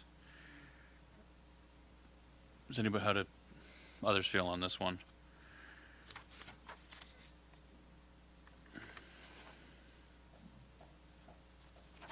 Can I ask a question? Go ahead. Is our CAO allowed to make a comment if we ask? Of course. CAO Thorpe, how is your what is your opinion on these on this? So, Mr. Mayor, just to verify, we're speaking specifically to the conflict of interest provision? Yeah. As is written in the staff report, this idea of, as the mayor's mentioned, the alternate option So staff would recommend that if council's unsure or, you know, you're not completely committed to one option, I would suggest that the alternative be a suitable option, that to consider it again at future review. Another option as well is that stay the course at this point, and when you see the bylaw come back for council review in May, you can also make a motion at that time. Yeah. So again, this evening is just talking about the engagement process, not about the bylaw per se. So staff will go away, we'll update the bylaw accordingly. So there's no bylaw that you're revising this evening. So it would be staff's position that in the event that council doesn't have a firm decision one way or another, you could hold off at this point and review again when staff bring it forward in May. Well, right now I have a firm thought on it, and I think it's adding too much in there, so I am still against it. The conflict of interest provision, and so perhaps that to leave it out and then see what happens as it unfolds. Okay. Do we need a motion on that one? Yeah. Okay. The one thing that I wanted to highlight was a discussion about mechanisms for non-association members. So this notion of sort of some provincial precedent with respect to the obligation of or responsibility of like people who don't live there but need to make use of the roadway to access their property. And I'm just wondering, is that something that we looked into as part of the policy, as part of our review and analysis in development of this? Is that something that we're aware, an item that we're looking into? At the at the point of the original drafting, no. However, since it was raised in the engagement session, it is on my purview to be looking into that over the next coming weeks as we revise the bylaw with the hope and the plan, I would say, to bring the bylaw back to the second May meeting at council. Okay. Question? Could you maybe contact the associations and maybe find out how many landowners are actually using their private roads to get to their own? Just so that we have a numbers basis. If it's like 4 or 5 people, it's not a problem. But if it becomes 50 or 60 people that are using their roads that they have to fix up, it could be an issue that we have to deal with. Yeah, that's definitely something that can be done. I've been since the engagement, I've had some email correspondence with members of the Greater Maliga Board. So yeah, no, that's definitely something I can reach out. Put that on my calendar to do tomorrow. I don't know how you're going to gauge that. I know personally from our family has property out there. The roads are so intertwining. They stretch across 2 counties. It could be somebody using it just to go from their place to Bridgewater, that they skip through that way. I don't know how you would ever gauge that. It could be somebody that lived on that road way before there was an association and they never did join. They've always lived there. I don't know how you gauge that. I mean, if you leave it up to the association, who are they going to pick?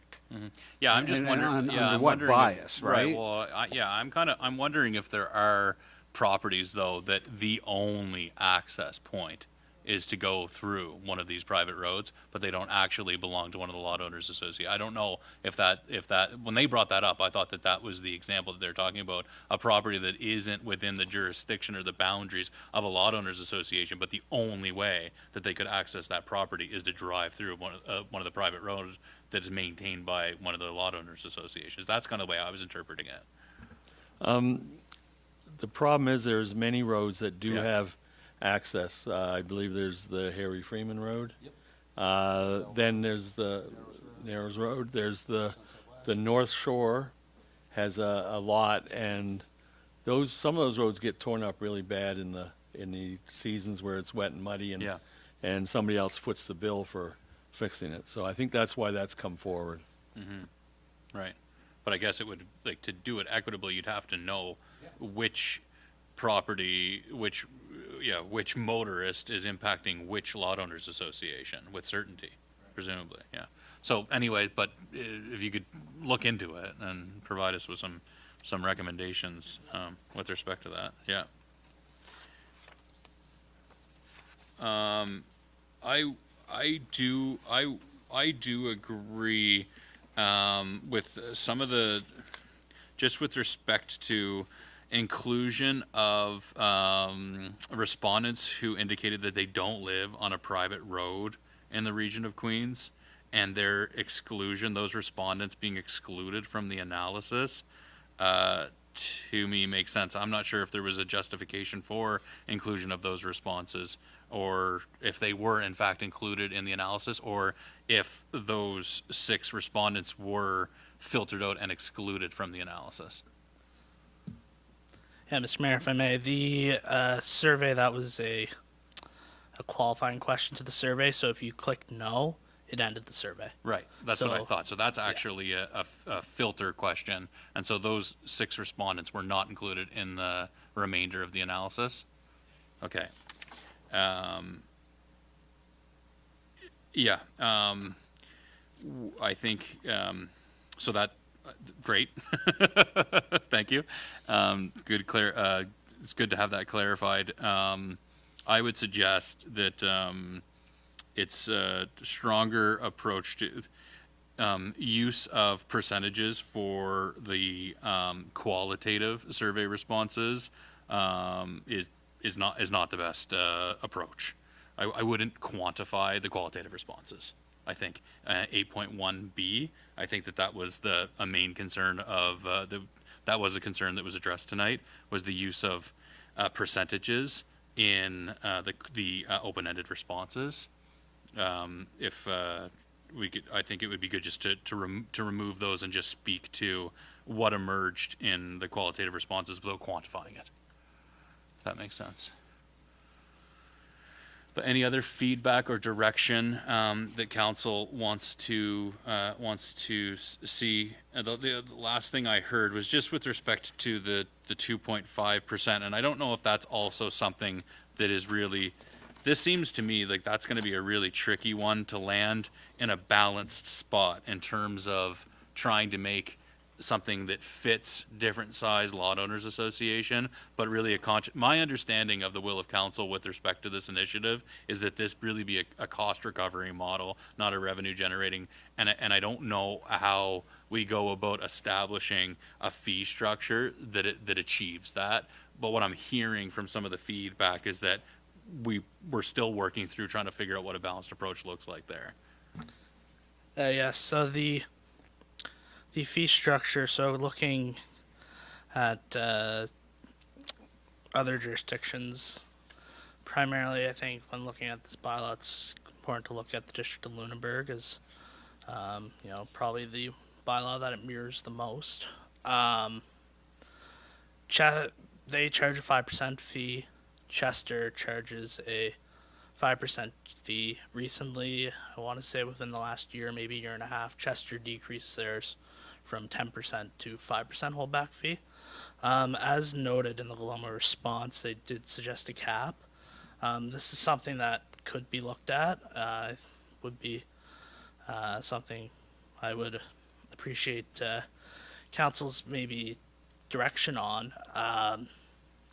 The 2.5%, the issue that was raised by other lot owner associations, excluding Greater Maliga, was 2.5% enough? Right. So some organizations like, 2.5%, cool. Some were very, it's too high. It's an understanding the size of the Greater Maliga of, I think they referenced 1,200 lot owners. It is significant. I think 2.5% is much larger to them than a 20, 30 person road association. So it is a challenge, and that's something we'll be reviewing. The other point that I would just note is a lot of the other jurisdictions within Nova Scotia do not have a law owner association the size of Greater Maliga. So that does make it challenging because of their size. A little bit apples and oranges where we have such a large law owners association within this jurisdiction.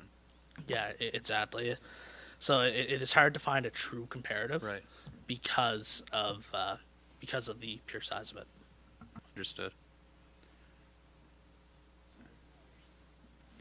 Yeah. Yeah, because the question is it the same, if you have a high volume, if you're doing it for 1,200 properties, is it just as onerous as, is it, is to do it for 1,000, is it twice as much work as it is to do it for 500? Or are there efficiencies in the scale? And I don't know. I don't know what sort of work is required or, yeah, okay. But I think it would be good for us to understand, to have a thoughtful analysis about what could be, I think, and council, correct me if I'm wrong, but the will of council really is to try to strike that balance where it is cost recovery and not a revenue generator. So if that means a cap or if that means a different percentage, I think we're open to ideas. The policy objective is to get to that cost neutral kind of that spot. Councilor Merrill?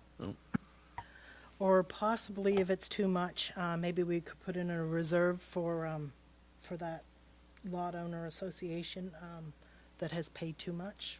I don't know if that's a possibility or not. What do you mean? What I'm thinking is if 2.5% is too much, and we get more like revenue than what we anticipate, is it possible to put it in a reserve for that association? Because we have no idea. This first year, Yeah. we have no cost Right. idea whatsoever. We don't know if we're 2.5% is too much. We don't know if it's too little. So I'm just wondering if it could be possibly put in a reserve for that association if the 2.5% is too much. So I guess that would require an analysis of the amount of staff time being allocated to the execution of the tasks associated with the work. But yeah, okay. When we started this, we looked at 5%, and then we suddenly quickly got down to 2.5%. I think for the first year, we leave it at 2.5%, and if we happen to make a few cents off of it, then the next year we reduce Adjust it. Yeah. Until we get it to where it's in a place that everybody's happy. But right now, this county has put out money in staff time and whatnot to work on this, legal fees involved and everything. So I think starting out the first year, 2.5 is a reasonable start, and we'll just drop it until we get down to a figure that is that's covering the expenses. Thank you. Is there anything else? Thank you, Councillor Jenkins. Is there anything else that you really that you would like Mr. Wilson to get direction on that we haven't really spoken to? Something that you'd like to just see where what way council's leaning one way or another with respect to this bylaw development process? No, I think at this time, I think we've got a clear view of where council wishes to go with this bylaw, and I appreciate council taking the time tonight to express that, and look forward to bringing this back in the end of next month. And okay, yeah. Thanks for your work on the file. Yeah, Councillor Romero. What about the termination clause? Did we discuss that? Yes. Where did we land on it? Did we not?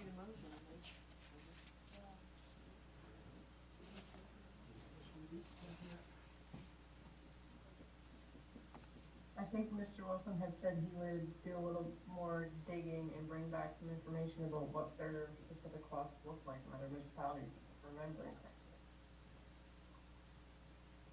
I think with the termination clause, what I heard from one of the Greater Maliga Law Owners Association was just some nuance in it with respect to like runway or timely notification or what have you.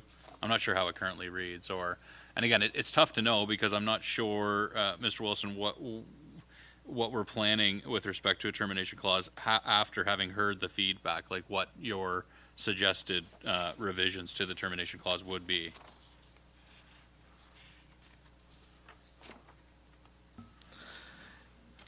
On the termination clause, in terms of suggested revisions, I think looking at the term of the agreement is something that would be beneficial. I think part of that termination agreement is going back to council, or not to council, sorry, to legal counsel. Right. The other council. Going back to legal counsel and asking what we can do to See what options there are in terms yeah. of duration and Yeah. Exactly. Okay, that makes sense. Thank you, Councilor Mara, for flagging that. I think we talked about it. We didn't really land in a good spot. Does that make sense to the rest of the council in terms of providing that direction to go back to legal counsel and really explore from a duration and from a kind of smoothing it out to ensure that there's not, unnecessary risk assumed by the participating property owners, if there's like an abrupt stop to the program? Okay. Thanks. Any other direction or discussion on the bylaw 27 at this time? No? Okay. Thanks very much, Alex. Appreciate your work on it.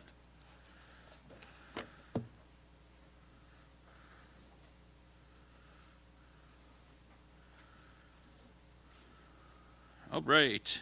Future use of market stalls on Henry Hensey Drive. Ms. Sereda, take it away. Thanks for sticking around. Head bobbing. Okay. Good evening, Mayor and Council. Tonight I'm sharing a report regarding the future use of the market stalls that are located on Henry Hensey Drive in Liverpool. I want to begin by recognizing the important role VJ's Farm has played in our community for approximately 30 years. Their long-standing presence provided more than produce. It offered reliability, affordability, and helped bring life and activity to our downtown core. The retirement of this vendor leaves a gap in our community. For many residents, these stalls were a convenient source of fresh fruits and vegetables at reasonable prices. At a time when food costs continue to rise, access to affordable produce, let alone quality fresh produce, is not a small issue. It's a matter of community wellness. VJ's Farm departure also presents a gap in our local economic development in Liverpool.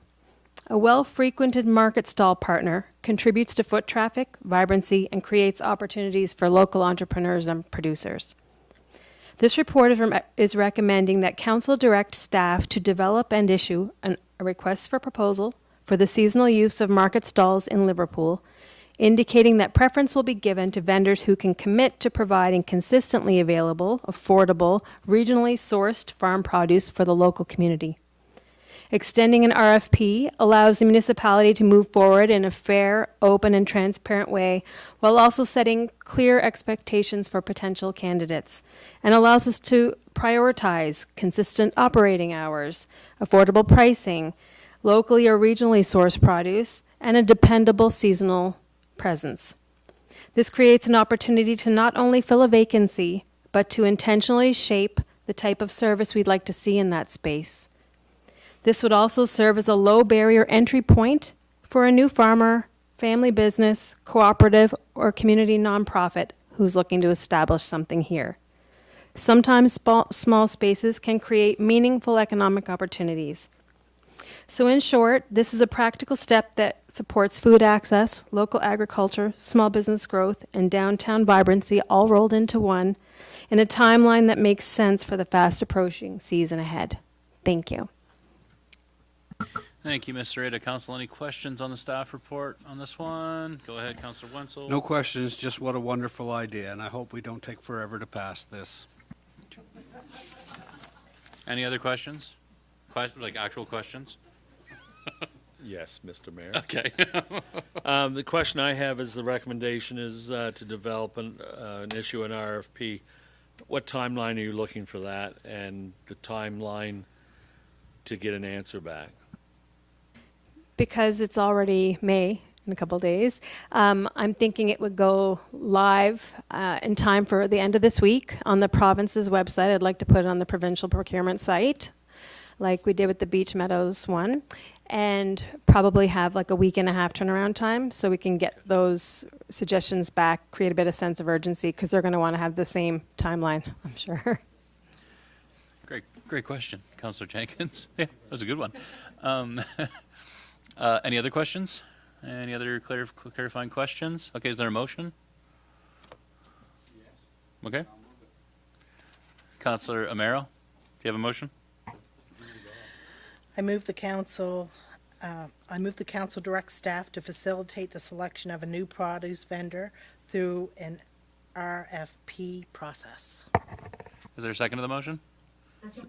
I think we have an error in the motion. The motion that's a part of the actual package is what Ms. Florida had just said, that Council of Region of Queens Municipality directs staff to develop and issue a request for proposal for receiving the use of the market stalls located on Henry Hensey Drive in Liverpool, with preference given to vendors who can commit to providing consistently available, affordable, regionally sourced farm produce. So they're needing to be very specific in it. Councillor Amaro, is that suitable for your motion? Okay. Is there a second to the motion? Okay, so moved by Councillor Amaro, seconded by Councillor Carver. Thank you, Deputy Mayor. Further discussion or debate? All those in favor? Motion is carried. Thank you very much, Stephanie. Okay, the next one, Director McLeod, we have another, they're just renaming roads out in Hunts Point. Oh, sorry. I'm sorry, Mr. Mayor, I have to cut in because there are 4 members of council that have closed their laptops and are no longer part of that Teams meeting. And that is in violation of the Municipal Government I Act, think where the because they're all deputy dead. mayor is. They're all dead. They're all dead. Then we have to. Do people have charge cords for them? Or can we put Deputy Mayor on the screen? Okay, I think yeah, because all of our laptops are going to die here. Mine's on its last legs as well. Okay. Okay. There we go. Okay, perfect. Thank you. Yeah. My package 8.2 was a installation of a 2-inch diameter service club recognition sign. In my That was last meeting. Yeah, but somehow it's on this meeting's. Oh. Oh, okay. I'm sorry, but that's why they don't. Oh, okay. All right. Well, we're going to keep going. 8.3 is in fact a road naming in Hunts Point. Director McLeod, give us a high-level overview of this one. Yeah, as a quick review, we've received a request to name a private road in Hunts Point, and this is different than the one we addressed at the last meeting, which would see an existing driveway off Highway 3 in Hunts Point named as Angus Cove Road. The first name choice as Angus Cove Road is acceptable because there's no similar or same road name within Queens County. So currently there are 7 properties that abut this driveway, and the applicant has got signatures from 5 of the 7, which is 71% of the property owners abutting the road, which is in conformance with the policy. So the application is in compliance with the region's naming and renaming of roads policy, and staff are supportive of the recommendation to name the road. Thank you, Director McLeod. Any questions, Council? Is there a motion? Perhaps that the Council of Region of Queens Municipality approve the naming of an existing driveway of off Highway 3 in Hunts Point as Angus Cove Road. Moved by Councillor Roy, seconded by Councillor Jenkins. Debate or discussion? All those in favor? Motion's carried. Thank you, Director McLeod. Okay, 8.4 is on the IQ committee, creating a culture of inclusion, equity, anti-racism, and diversity plan. And we have Director McConnell here to provide us with an overview of this business item. Good evening, Mr. Mayor, Deputy evening. Mayor Charlton, councillor, staff.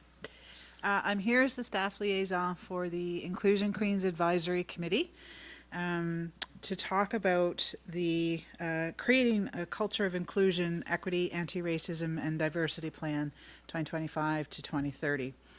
So on April 1st, 2022, Nova Scotia's Dismantling Discrimination and Hate Act passed, and that mandates that public sector bodies have to create plans to address systemic hate, inequity, and racism to be in effect April 1st, 2025. The plan that you have before you in the agenda package was initially created by the DIAT team. When the DIAT team folded, everything kind of went on hold. So the IQ committee has modernized the plan to today's standards. There's been some revisions. It's set up to, in progress, short-term, medium-term, long-term goals. There's been some shuffling of those to show what's currently happening. So this plan was just recently put in front of the Municipal Accessibility, Equity, and Anti-Racism Program Coordinator of AMANS, as was required, who made a few suggestions and approved the plan. The plan was then submitted to the Senior Engagement Strategist of the Nova Scotia Office of Equity and Anti-Racism, who also provided their recommendations, which have been implemented into the plan as well. Once those were changed, they went back to the IQ committee. The IQ committee has approved the plan and made the motion, which was passed, to bring it now in front of council for council's approval, so that we can then start the work that the plan has in place for us. So that's what I'm here for tonight, is seeking council approval to pass the plan. Questions for Director McConnell? No questions?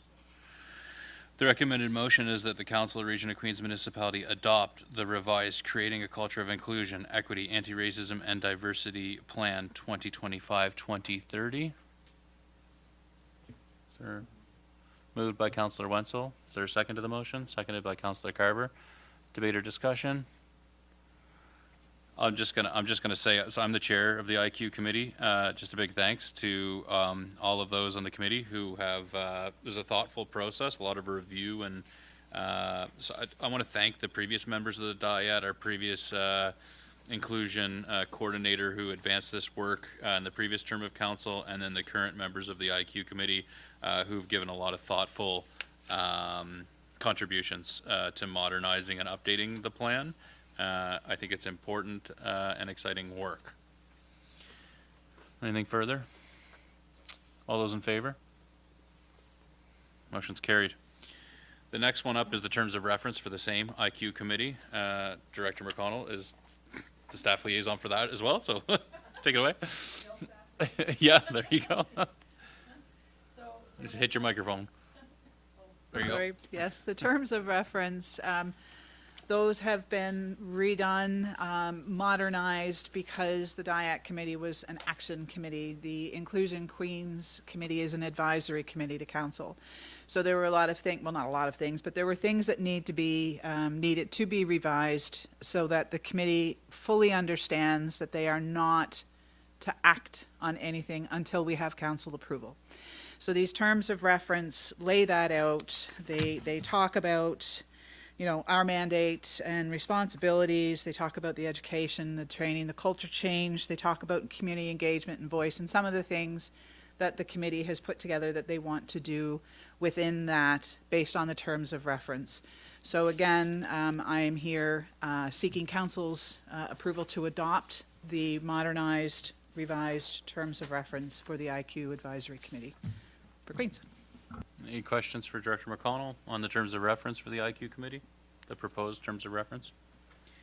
I'll just say, just again, as the chair of the IQ committee, the DIAT committee, the main differences, and we grappled with this, the DIAT committee has no members of council on it and not very much in the way of staff support. The expectation was that it's a working group and an action team.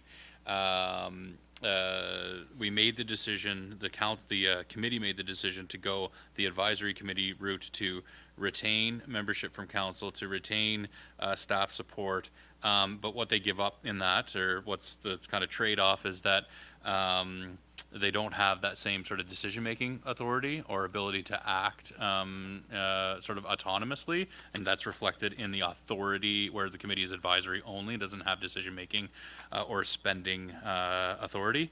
And I'll just draw your attention to, under the community engagement voice, so the two major functions of the mandate that are sort of substantive functions of this group that I just want to highlight for you is to administer a small grant program, and so there's funding for that there's proposed to have funding for that in the budget for this year. In the past, the DIAT was able to actually make that funding decision. This would be that the committee looks at an application for a small grant fund. It's up to $1,000 for an event. They would make that recommendation to council, and council would ultimately have the decision-making authority on whether that money would be awarded to that. So that's a significant thing to understand in terms of the difference between the DIAT and the Inclusion Queens Committee as an advisory committee. The other piece is retaining the ability and the responsibility to deploy an ongoing community survey with respect to the nature of equity, diversity, anti-racism, and inclusion within our community. Just wanted to flag those things so you understand that those are two significant elements of the mandate of this group that are kind of unique or different than a lot of the other advisory committees of council. The recommended motion is that the Council for the Region of Queens Municipality adopt the revised terms of reference for Inclusion Queens Committee as presented. If there's a member of council willing to make that motion. Moved by Councillor Mayor. Is there a second to the motion? Seconded by Councillor Carver. Debate or discussion on the motion? I'll call the question. All those in favor? Motion's carried. Thanks very much. Thanks. Thank you. Thank you, Director McConnell. Okay. 8.6 is the operational budget for fiscal 26-27. Of course, that falls to our Director of Finance to give us a very brief overview on.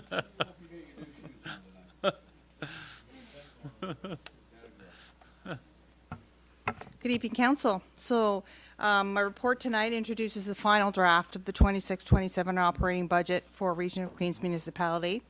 The draft details our revisions made by staff and as the direction provided by Council at both regular and special Council meetings that started on March the 3rd. And this is version number 7, and it has no increase in tax rate. There's a small 1 cent increase in the J-class road rate for districts 1 to 12. Questions? Council, any questions for Director Vino on the latest version 7 of the operating budget? Questions, Council? Just procedurally, so it's not a and that we need motions of council for each of the recommended motions here. Okay. Okay. Any questions though before we? I mean, I want to thank council, thank staff, thank the community for what has been a very well, it's been a well deliberated budget. We'll call it that, right? It has been a well deliberated budget. Okay. I will look for who wants to make some motions here. I'll make Folks? the first one. Okay, go ahead, Councillor Wenzel. I move that the Council for the Region of Queens Municipality approve the 2026-27 operating budget as presented. Is there a second to the motion? Seconded by Councillor Jenkins. Debate or discussion? All those in favor? Motion's carried. Next one? Oh, you got her. Sorry. Yep, you got her. That the Council for the Region of Queens Municipality approve the proposed 2026-2027 water utility operating budget reflecting a surplus of $66,384, and that the proposed 3-year water utility operating budget for the years 2026 to 27, 2027 to 2028, and 2028 to 2029 be adopted and submitted to the Nova Scotia Regulatory and Appeals Board. Is there a second to the motion? Seconded by Councillor Romero. Debate or discussion? All those in favor? Motion's carried. The next motion? You're next. Nope. I move the Council of Region of Queens Municipality authorize the levying of 4 cent per 100 of assessed value area rate in assessment districts 5 and 6 to be provided to Brooklyn Recreation Committee. Is there a second to the motion? Seconded by Councillor Wenzel. Debate or discussion? Seeing none, all those in favor? Motion's carried. Councilor Murray, do you want to do the next one? I move that the Council of Region of Queens Municipality authorize the levying of a 1.5 cent per 100 of assessed value area rate in assessment districts 5 and 6 to be provided to Brooklyn Cemetery Committee. Is there a second to the motion? Seconded by Councilor Jenkins. Debate or discussion? I'll call the question. All those in favor? Carried. Who wants the next one? I shouldn't have let you have that one. I didn't read far enough ahead. You got it? Okay. I move that the Council of Region of the Queens Municipality authorize the levying of area rates for all assessment accounts according to the following rules.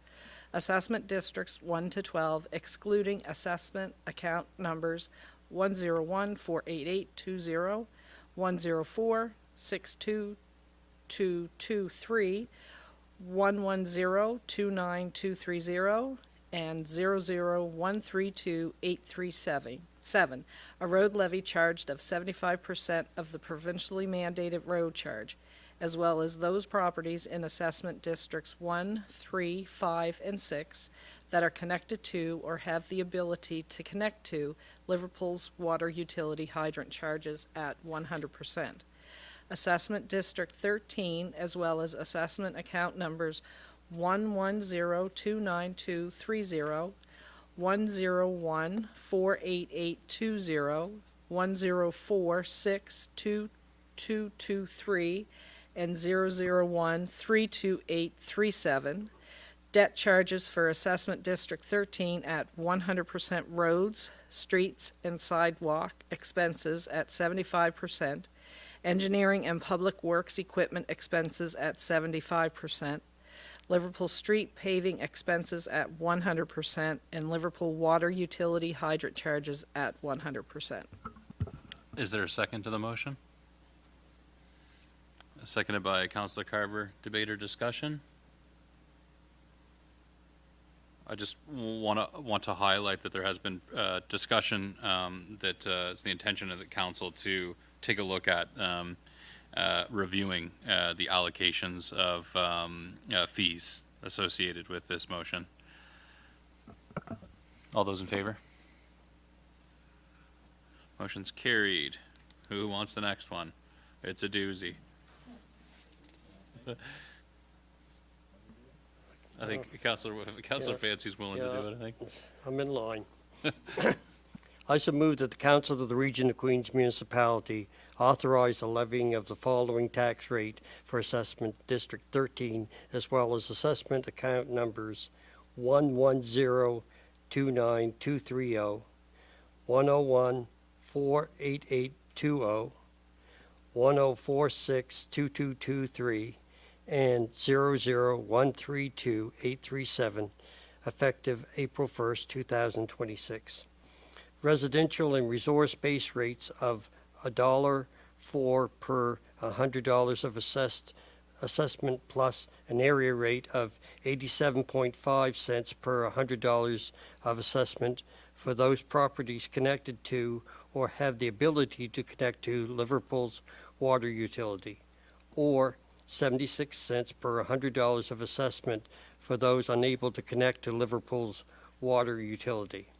Commercial base rate of $2.14 per $100 of assessment plus an area rate of 87.5 cents per $100 of assessment for those properties connected to or have the ability to connect to Liverpool's water utility, or 76 cents per $100 of assessment for those unable to connect to Liverpool's water utility, and that authorization be given to levy the following tax rates for assessment districts 1 through 12, excluding assessment account numbers 110-29230, 101-48820, 104-62223, and 00-132-837, effective April 1st, 2026.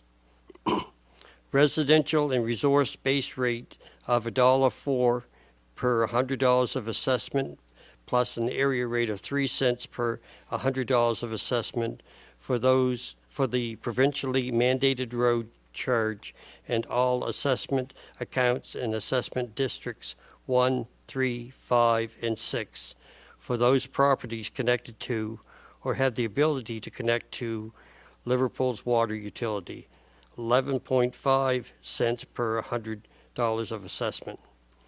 Commercial base rate of $2.14 per $100 of assessment, plus an area rate of 3 cents per $100 of assessment for the provincially mandated road charge, and on all assessment accounts in assessment districts 1, 3, 5, and 6 for those properties connected to or have the ability to connect to Liverpool's water utility, 11.5 cents per $100 of assessment.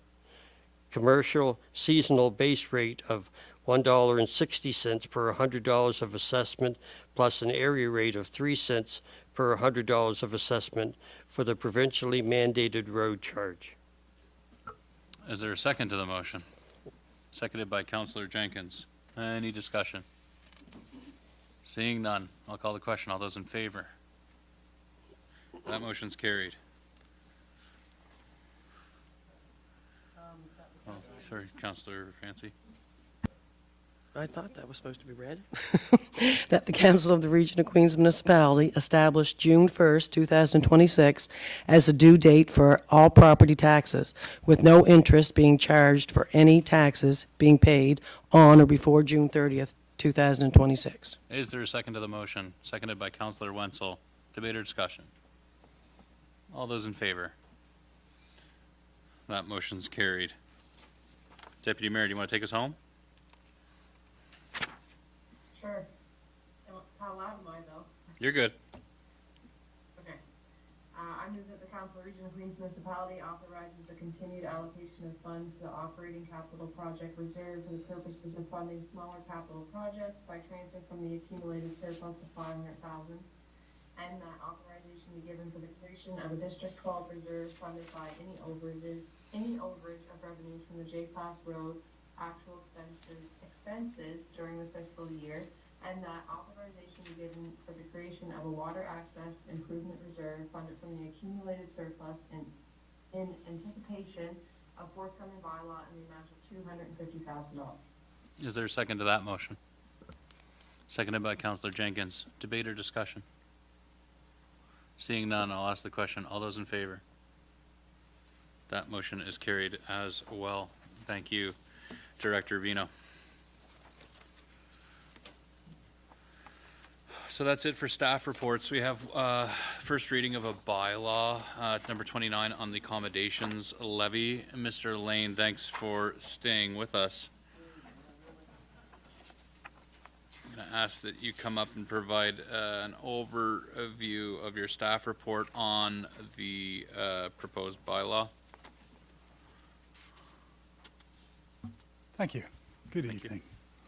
So in follow-up to the January 13th regular council meeting where council directed staff to prepare a draft bylaw regarding the marketing levy.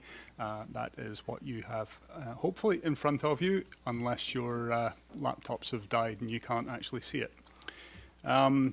So I think what I'll maybe do is just run through some of the high notes on it. And then if you have any questions or anything that you would like to read in the draft bylaw itself, and we can have a bit of a discussion about that. So this draft bylaw was very much formed by looking at equivalent bylaws around Nova Scotia. And so there are about 5 different bylaws that I researched and took the salient points from all of those to form this one. And it has also then been reviewed by legal counsel. So some of the clauses that are in here are mandated within the MGA, and others, municipalities do have the right to add clauses of their own. So, for example, the levy rate is suggested to be 3%. In the MGA, it's allowed to be up to 3%. It can't exceed it. So that is stipulated. The levy would apply to all accommodations that are required to be registered under the Short-Term Rentals Registration Act, and that includes all of the sharing economy short-term rentals. So this levy applies equally across the board to all fixed roof accommodation nights. Okay, so there aren't exceptions for particular classes of hotels or Airbnbs or such like. There are some exceptions or exemptions to the levy, some of which are stipulated in the MGA. For example, stays over 30 consecutive nights, nightly price under $20, and student accommodation. And there are some exceptions which are allowed under the allowed within the Act and are commonly adopted in municipal bylaw. And so a couple of examples of those would be medical need. So if somebody has to stay in accommodation because of a medical issue, that's quite commonly exempted from the levy. And the other one that is often included is emergency management, so natural disasters that have displaced people and they have to use other accommodations.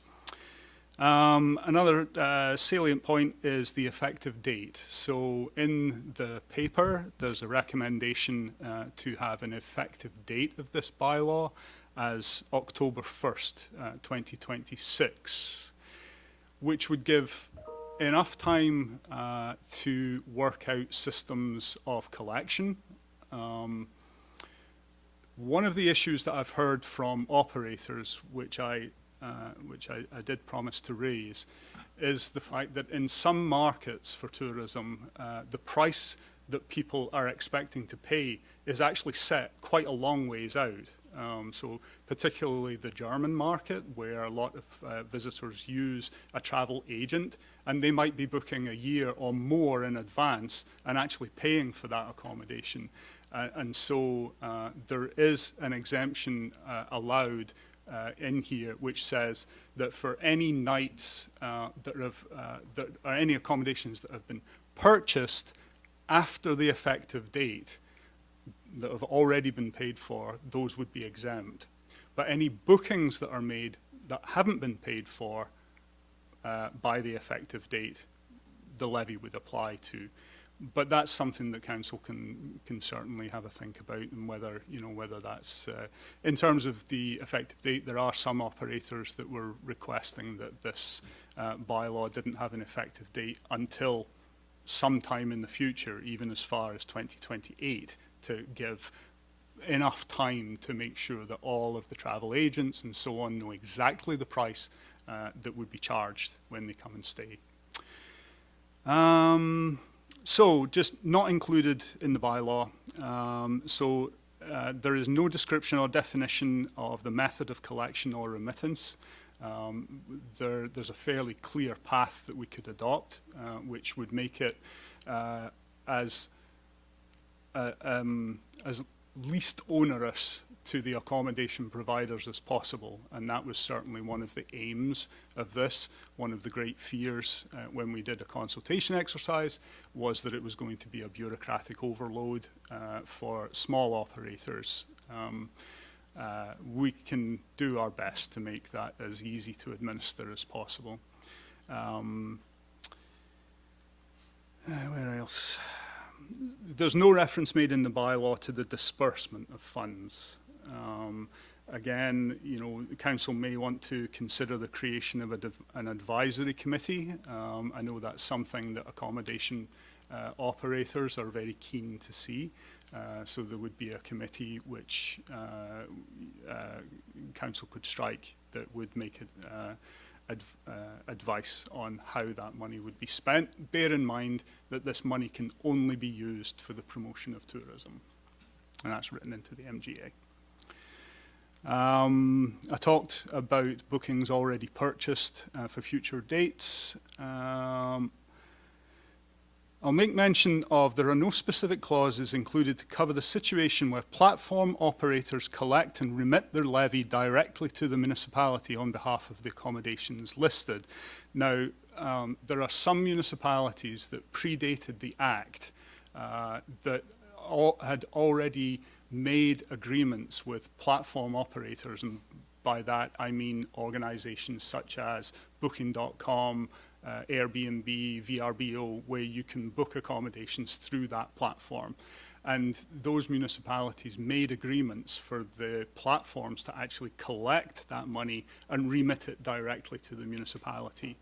The platform operators were reasonably happy to do that until this was made allowable for all municipalities in Nova Scotia, at which point they realized that they were going to have 29 or however many it is, potential single agreements with each municipality, and that was going to become onerous. So they've become less keen to collect that money on behalf of the municipalities. There is work that's going on at a provincial level, and so, well, we can keep our eye on that, and if there are amendments to the bylaw that need to be made in the future to make this easier, that can be addressed in the future. I think that's probably the only other one that I mentioned here was just to follow on from the list of accommodations for whom this applies. So we do receive a weekly digest of all of the registered accommodations in the municipality, and that is the list that we would base eligibility on. Currently, that stands at 133 registered accommodations in Queens County. And is that list maintained by the province? Is that a tie-ins thing? It's maintained by the province directly from the Short-Term Registrations Act, so it's mandatory to register as an accommodation provider, and then under a data sharing agreement, the municipality receives a weekly digest, a list of who those accommodations are with contact details. Thank you. Questions for Richard, for Mr. Lane at this time?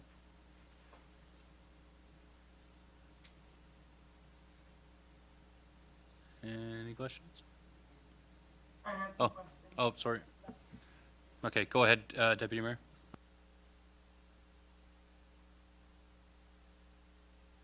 I'm freezing a little bit. We can hear you loud and clear.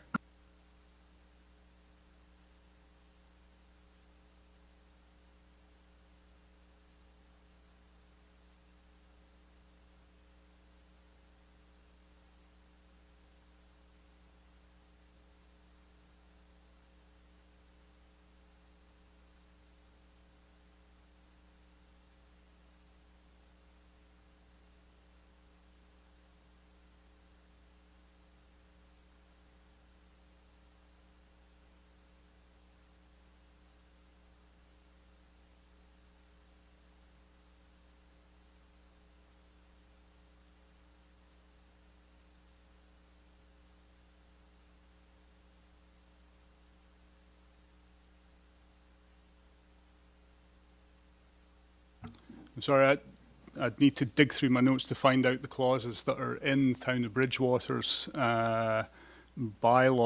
I could reference them. Just 1 second.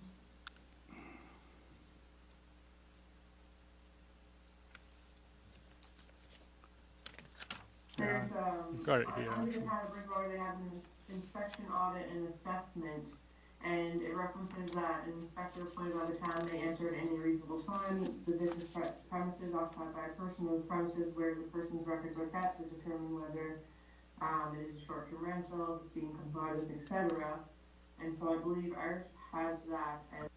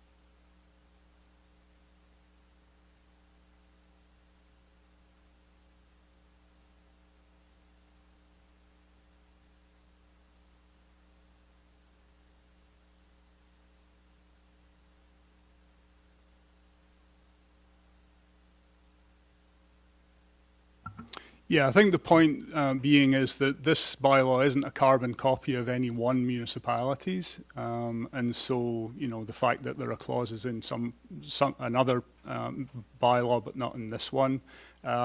Section 14 of the draft bylaw does talk about inspection, audit, and assessment, and Section 15 does cover situation of offence, and if what happens when this bylaw is contravened. Certainly, if council want to strengthen up the section on inspection, audit and assessment, I certainly do have a copy of the Bridgewater bylaw here, and that can certainly be done. I think the minimum that's written into section 14 certainly gives the municipality the right to determine whether an accommodation operator is in compliance. It could certainly be strengthened if needs be.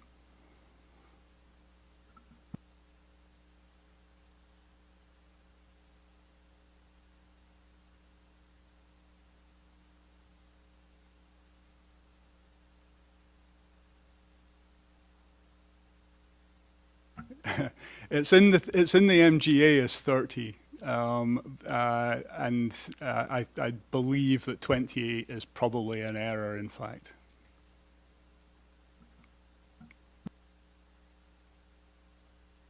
They were thinking about February.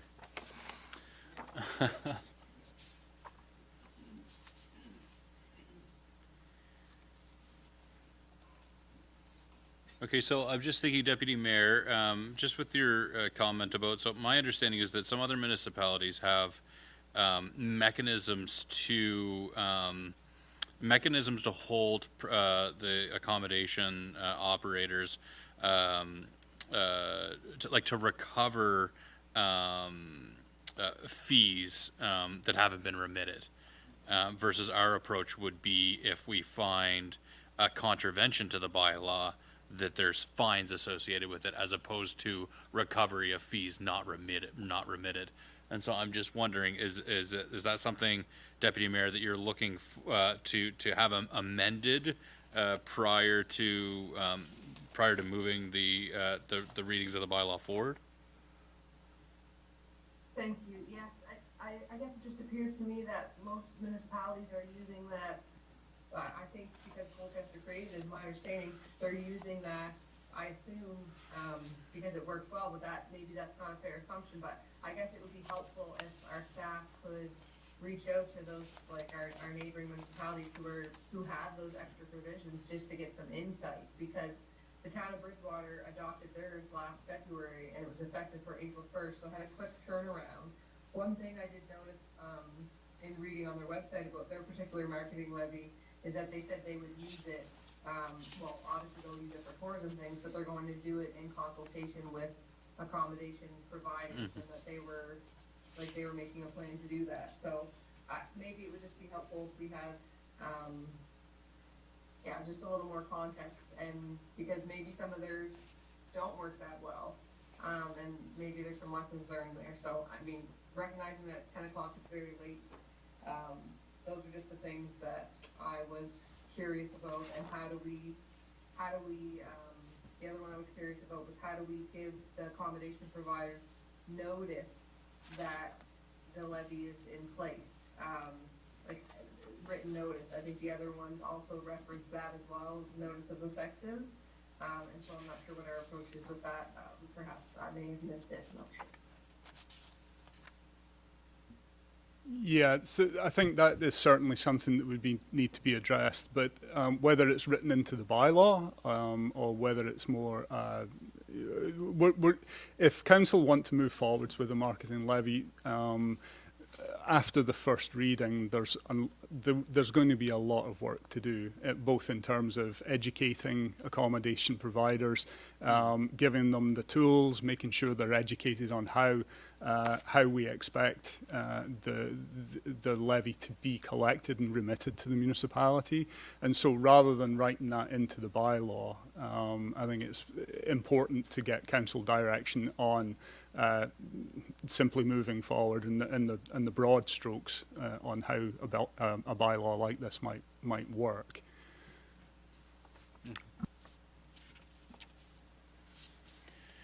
Okay, any other questions for Mr. Lane? Councilor Merrill? I also noticed when I was researching the other marketing levies that there is a registration certificate that the municipality issues. I didn't see any mention in here about that either, and I was just kind of wondering, so if an operator carries one or more businesses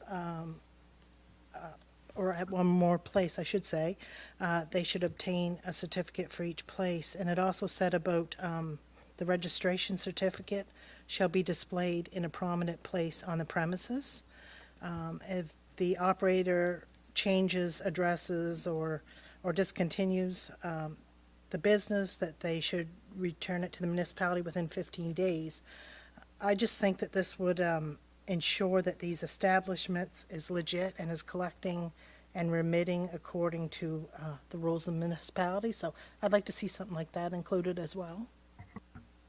Yeah, I understand where that's coming from. So any registration certificate or information that is provincial, then that's the province's business and wouldn't be written into our bylaw. There are some municipalities who have gone an additional step with their marketing levy and actually require registration of accommodations within the municipality as well, in addition to the provincial registration system, and I think that's where those clauses are maybe coming from. There was discussion internally as to whether there was a need for a separate registration system within the municipality. At the moment, in order for an accommodation to register with the province, they have to have a letter from the municipality saying that it's a basic letter. It's not something that by law enforcement goes and checks on and such like, but it's a letter to say that at least they're zoned and that they're in compliance from a basic high level point of view. But that's the only point of contact that the Region of Queen's municipality currently has with anyone registering as an accommodation. We don't have any other separate registration component to it. There are certainly pros and cons to maintaining another registration system. So we wouldn't require anything like that. Okay.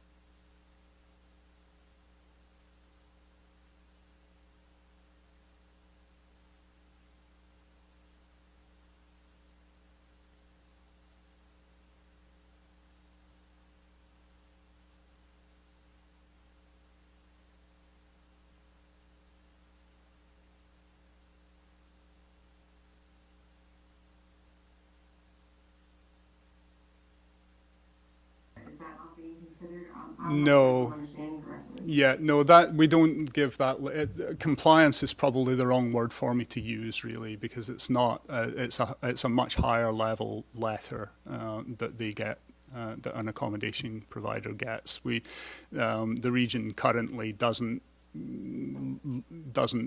police that. They don't go and look into the fine details of compliance. I can't remember exactly what the letter states that they get from our land use department. Okay. Maybe we could get a little bit of clarification on that, if that's possible. So presumably when the province is issuing permits, though, there's a checklist, one of which items in the checklist is a letter that it's compliant with the zoning of the municipality, but then there's all kinds of other standards associated with being a registered accommodations provider as maintained by the province. Is that right, Mr. Lehner?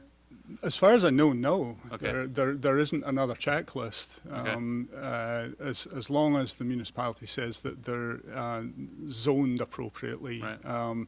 There isn't a mandatory quality assurance system Okay. or such like for accommodations. Councilor Merrill. I guess what I was thinking was maybe just Airbnbs, that they're not collecting the levy and not remitting them to the municipality. I think that might have been the purpose of the registration certificate displayed in the window. That was my thinking anyway. Depending on the system that we use for collection, we will be able to see.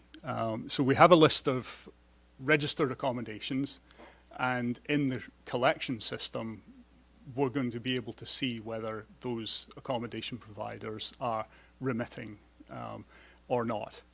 And so it should become fairly clear which accommodation providers are at least nominally complying, and then there's a clause in the bylaw, which is that section 14 that we just discussed, which would allow the municipality to delve a little bit deeper as to whether the amount of room nights that they're claiming is,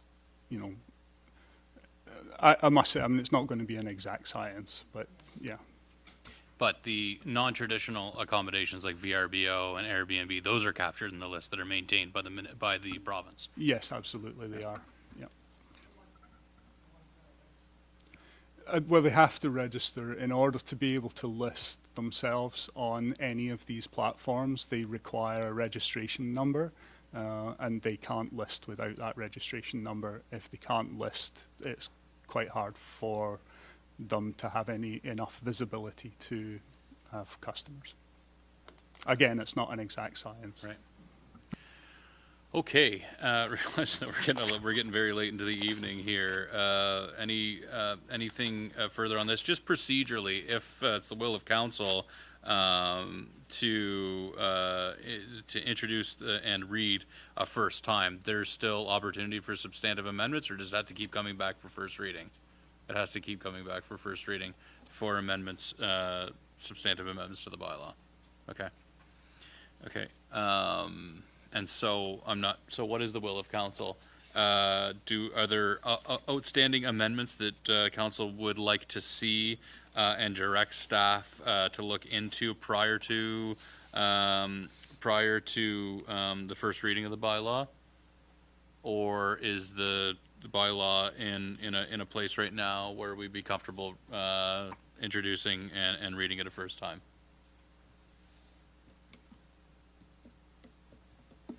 I would like to see the additional provisions for what we do after it's deemed that the levy's not being collected, because right now it doesn't articulate that. It doesn't say that the levy provider will have to still submit that if they were not. And so if you look at the town of Bridgewater one specifically, we have the first section of that they have five Okay. other bullet points that really articulate what that looks like and how the municipality has the right and the authority to still collect that and how it's remitted. So if I may, Deputy Mayor, are you looking for a motion that the Region of Queens Municipality direct staff to enhance the compliance and enforcement functions for non-compliant operators within the bylaw? Yes, that's correct. Is there a second to the motion? Seconded by Councillor Marrow. Further debate or discussion? Councillor Marrow? I agree. This would be under section 14, inspection, audit, and assessment. I think there needs to be additional information there as well. Thank you. Thank you. Further debate or discussion? All those in favor? Motion's carried. That was, I think, anonymous. Yeah, unanimous. Okay, is there any other motions with respect to this? Any other direction that council would like to provide at this time? No, I think it's going to be really important. I'm not sure if we need a motion right now, but I think it is going to be really important that we have some function to that the accommodation operators can participate in a forum where they can contribute their ideas about how the money is spent. I realize that that's kind of like throughout the implementation there's a bunch of unknowns in terms of the implementation process, but I do think that would be important.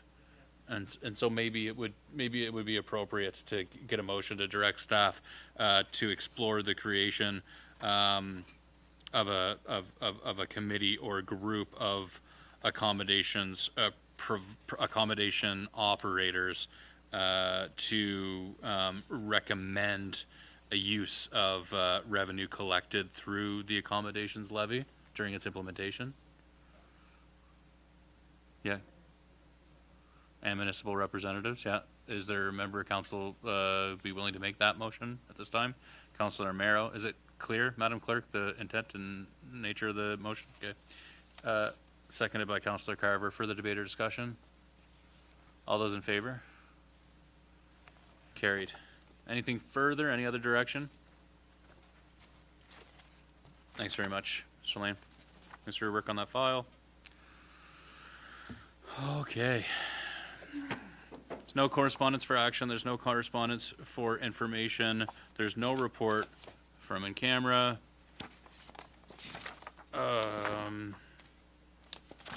I'm gonna keep my mayor's report very brief.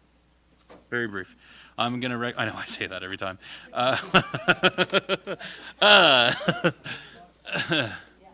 I just want to recognize that our flags are flying at half-mast today in observance of the National Day of Mourning and dedicated to remembering those who have lost their lives, suffered injury, illness on the job.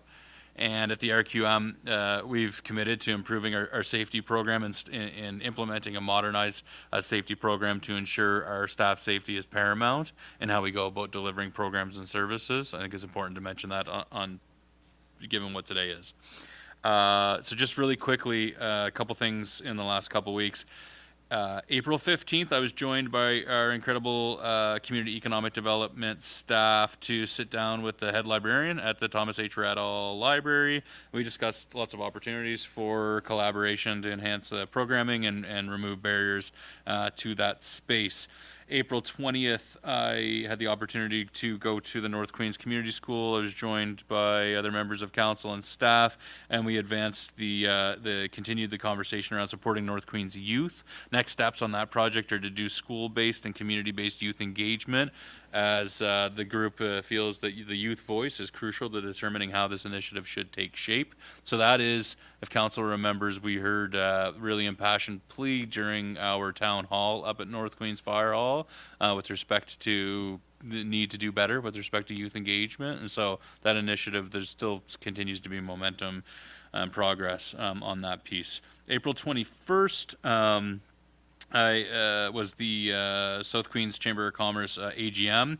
There was what I thought was so I was joined by Councillor Fancy, and what I thought was a timely and valuable panel discussion on food sovereignty and security. And really, it was the discussion has been the nucleus of there's a nucleus of engaged parties in the community looking to get into some controlled environment agriculture, and looking at the opportunities to get a project like that off the ground in Queens, with the objective to increase local food sovereignty, community prosperity, and accessibility to nutrients at affordable prices. April 27th, yesterday, I was out to the West Queens rec and joined Councillor Roy out there. It's awesome. EHS has teamed up with the Rec Association. They donated an AED, and there was training. It was really well attended, I thought.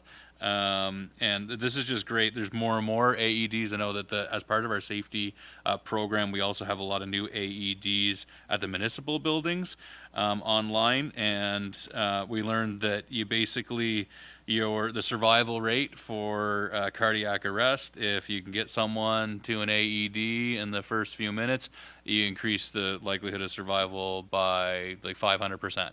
And so it's huge in terms of increasing community safety. And then today, immediately prior to this meeting of council, I attended a debrief review meeting with Councillor Fancy, as well as staff. Mr. Chetwin and Mr. Lane were present, and it was a bit of a debrief on the road trail working group, and the completion of the project to extend the road trails to connect trail to service connectivity through Liverpool. That went well. Again, sort of putting a bow on that project a little bit. Just want to thank everybody who was involved with that. And lastly, I just want to identify that on May 9th, so before our next council meeting, we are hosting, the Region of Queens is hosting, in collaboration with a bunch of sponsors, our Community Safety and Preparedness Day. It's from 11 to 2 in the Quebec parking lot. There's going to be climb aboard emergency vehicles and equipment for the kids and also adults who want to climb aboard. It's going to be a free barbecue and a chance to win a generator. So thanks to all the sponsors and the staff for pulling together what I think is going to be a great initiative. I encourage everybody to come on out and take part. That concludes my remarks from the mayor's report. It was pretty quick. So council business. I see Councillor Wenzel. Do you have a committee report that you'd like to? Okay. I hate going last, but it is what it is. Just before I start, I have, will echo the mayor on today being a very important day in history for our National Day of Mourning, and we mourn the dead and we fight for the living. I have two committee reports here, which I will leave in this binder, Madam Clerk. It's handwritten. The first one is from the Nova Scotia Federation of Municipalities, the Climate Change Advocacy Committee. This committee is in place, and it is what it is. It's advocacy. And there are reps from different regions, but I will mention that there's supposed to be a CAO on the committee, and we're still short one.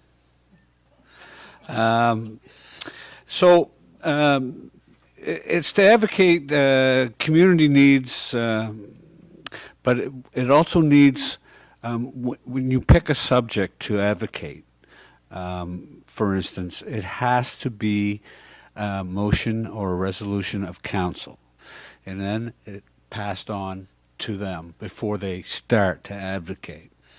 Right now there is one on coastal protection, of course, which Queens is piggybacking on. It seems to be a big theme.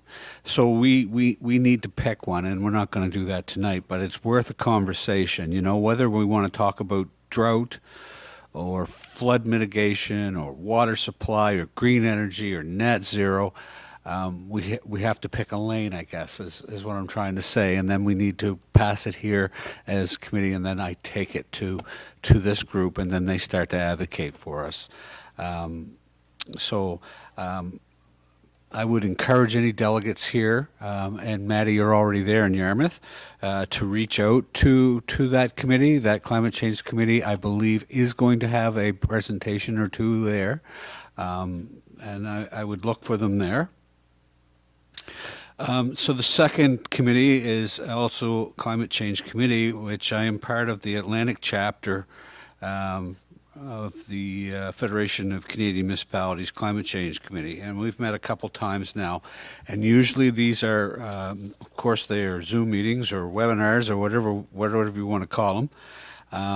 And they usually have a presentation, and then we have a roundtable. The previous one was a flood mitigation one, which I don't have much detail for, but the one yesterday was very interesting, and it was put on a presentation from Quest Canada, which you can find at www.questcanada.org. And the presentation was Advancing Net Zero in Atlantic Canadian Communities. Quest is a charity whose goal is to enable municipalities to get to net zero. They also have a research site, Municipal Net Zero Action Partnership, N-ZAP, Z-A-P. There's a lot of resources and a very, very helpful database there.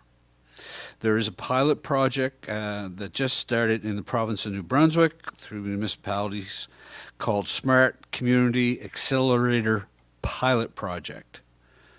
We were briefed on that. But we got a really good presentation from Pictou County in Nova Scotia, who have an extensive plan in place. They started this plan with around $600K. No taxpayer money, no municipal money. It was all like grants and whatnot. And they're now up over $1 million, and still no taxpayer money. No municipal money. A lot of the financing has come from the Sustainable Community Challenge Fund. I don't know if anybody's familiar with that, but those recipients must be nonprofit organizations. So what they've done is they've gone around the community, and this is the rural parts like Plymouth and certain other areas, Pictou itself, and all their halls, all their community halls. There's a couple ball fields. There's a rink that's a nonprofit, and what they've done is they've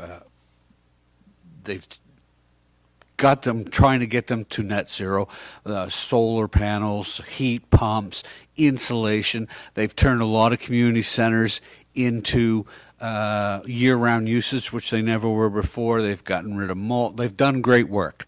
And again, they haven't spent a cent of taxpayers' money. And they are going to be making a presentation in Yarmouth, Pictou County, on their accelerator program. So I would encourage Maddie and Scott, Mayor and Deputy Mayor, to take that in and speak to those folks. And then finally, there's going to be a free webinar for all councillors and municipalities on April 30th about how Canadian municipalities are using climate budgeting practices to foster a better approach to meeting their climate targets, and how your municipality can do it too. That's a free webinar. That's April 30th, I believe, at 2 p.m. Eastern. And for those who don't know, climate budgeting is a governance system that incorporates climate commitments into financial decision making. That's it for me. Great, thank you, Councillor Wenzel. I will make sure to. I did see the Mayor Pictou on the agenda for the conference. Yeah, so we'll look to learn more about that program for sure. Now, Councillor Jenkins did indicate that he would like to add business from council members for a discussion as well. So that would require a second and then 2/3 majority to add it to the agenda at this time. So Councillor Jenkins, would you like still to bring forward that business item? Okay. Is there a second to that?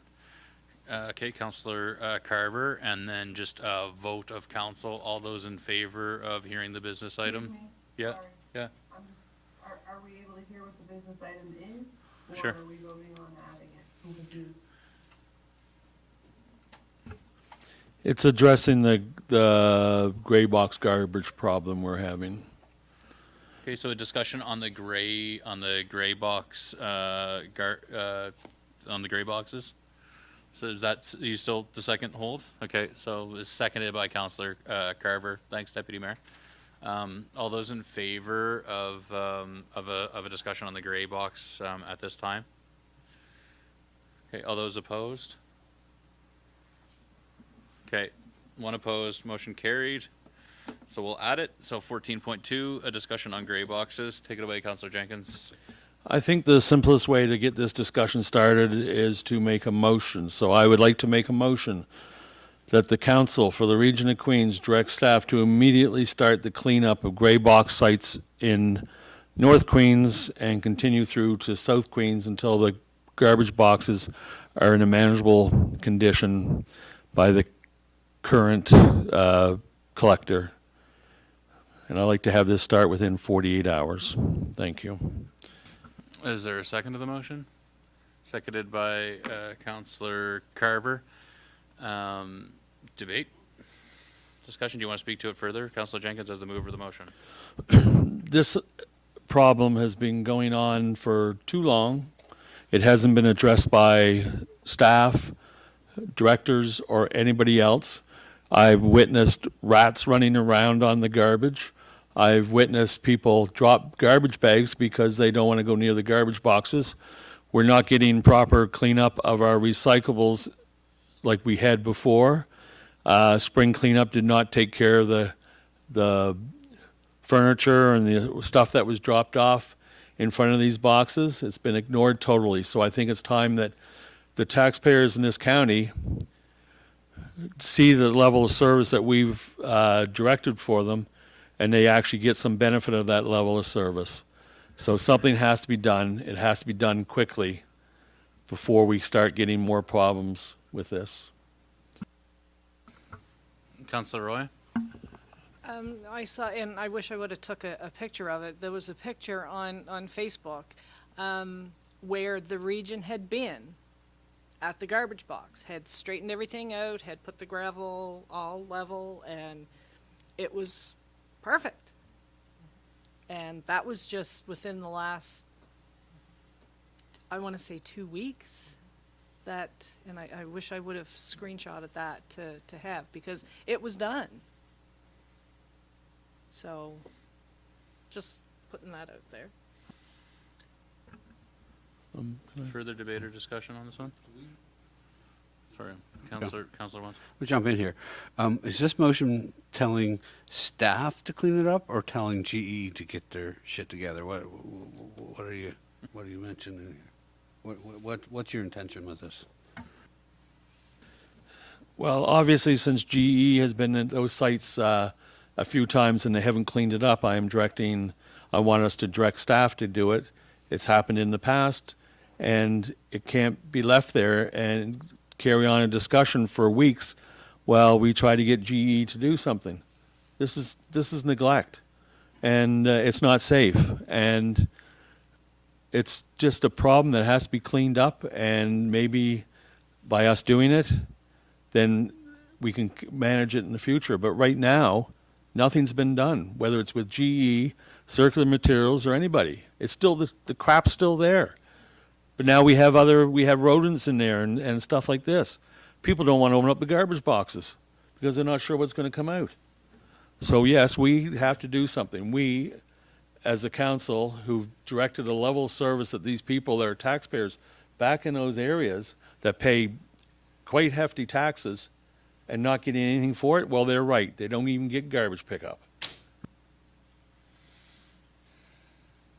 Further debate?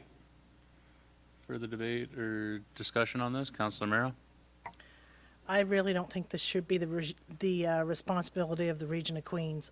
We pay a hefty contract to GE Trucking to do this, and we have to hold them accountable. I don't think we should be setting a precedent of going around cleaning up.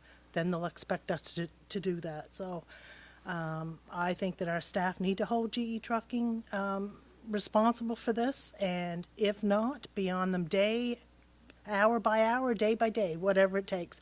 But I don't think the Region of Queens should be doing it. Further debate or discussion? I can hop in here. Hold on, just let, I'm gonna recognize the deputy mayor. I think there's a bigger problem here. Based off my understanding, it sounds like since Circular Materials took over the blue bag pickup, that they're not being picked up, like they're being picked up every 2 weeks, and so that's taking up a lot of space in the bins, and then people can't get near them or whatever. So I'm not sure what the appropriate channels are here.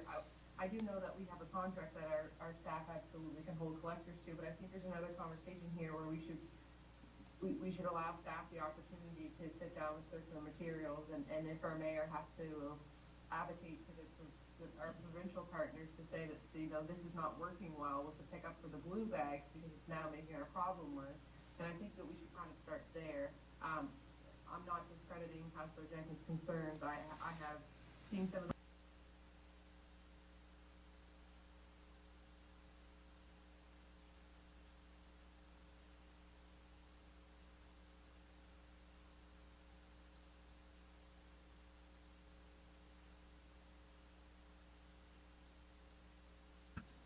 Councilor Jenkins. Well, nothing's been done to date, so what do you expect, how do you expect something to happen miraculously in the next short period of time?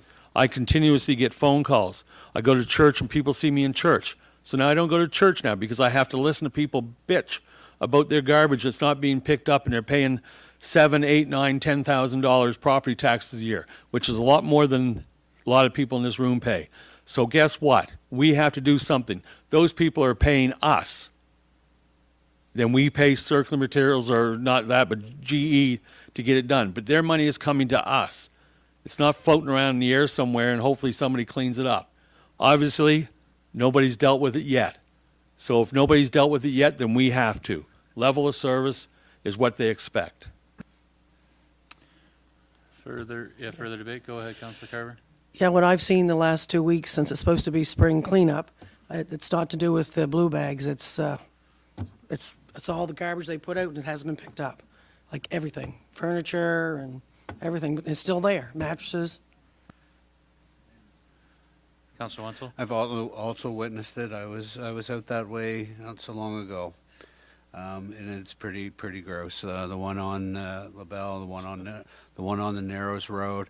I talked to a resident friend of mine who actually confronted somebody that was firing their garbage out and said, the dump's just 4 miles down the road. Why are you dumping that here? Why don't you just drive it to the dump? It is a problem, but I just don't know. Like Councilor Murrow said, if we do it once, are we going to do it all the time? I don't know, but I do recognize Stuart Jenkins, Councilor Jenkins' issue, because I see it all the time too, because I'm out there quite a bit. And it's pretty disgusting. Well, you see it and I live it, because my phone, and the times I go shopping in Bridgewater last week and somebody gave me heck for the garbage on LaBelle Road, especially when their wife went to go get out of her vehicle and there was 2 bags of diapers broken open and spread around. So guess what? If GE's not doing it, then somebody has to. And those people paid the region. If we can't handle the provider of the service, then guess what? We better look at it again. Yeah, thanks, Councillor Jenkins. My understanding on this file, I've also have heard in massive amounts of complaints over the past number of weeks, and I think the frustration that council is experiencing is, and even from the previous term of council, is that the direction from council has been clear, is that there needs to be a multifaceted and appropriate approach to dealing with the combined waste collection sites that serve private roads in Queens County. And to this point, it has not been satisfactory to the residents, hasn't been satisfactory to the council in terms of the level of service that's required. And so whether it's better monitoring and enforcement, figuring out, sitting down with Circular Materials, I can't understand that is part of the problem. My understanding is that Circular Materials is only collecting the blue bags and cardboard once every 2 weeks, which is unreasonable. There has to be some mechanism to hold them to account to the same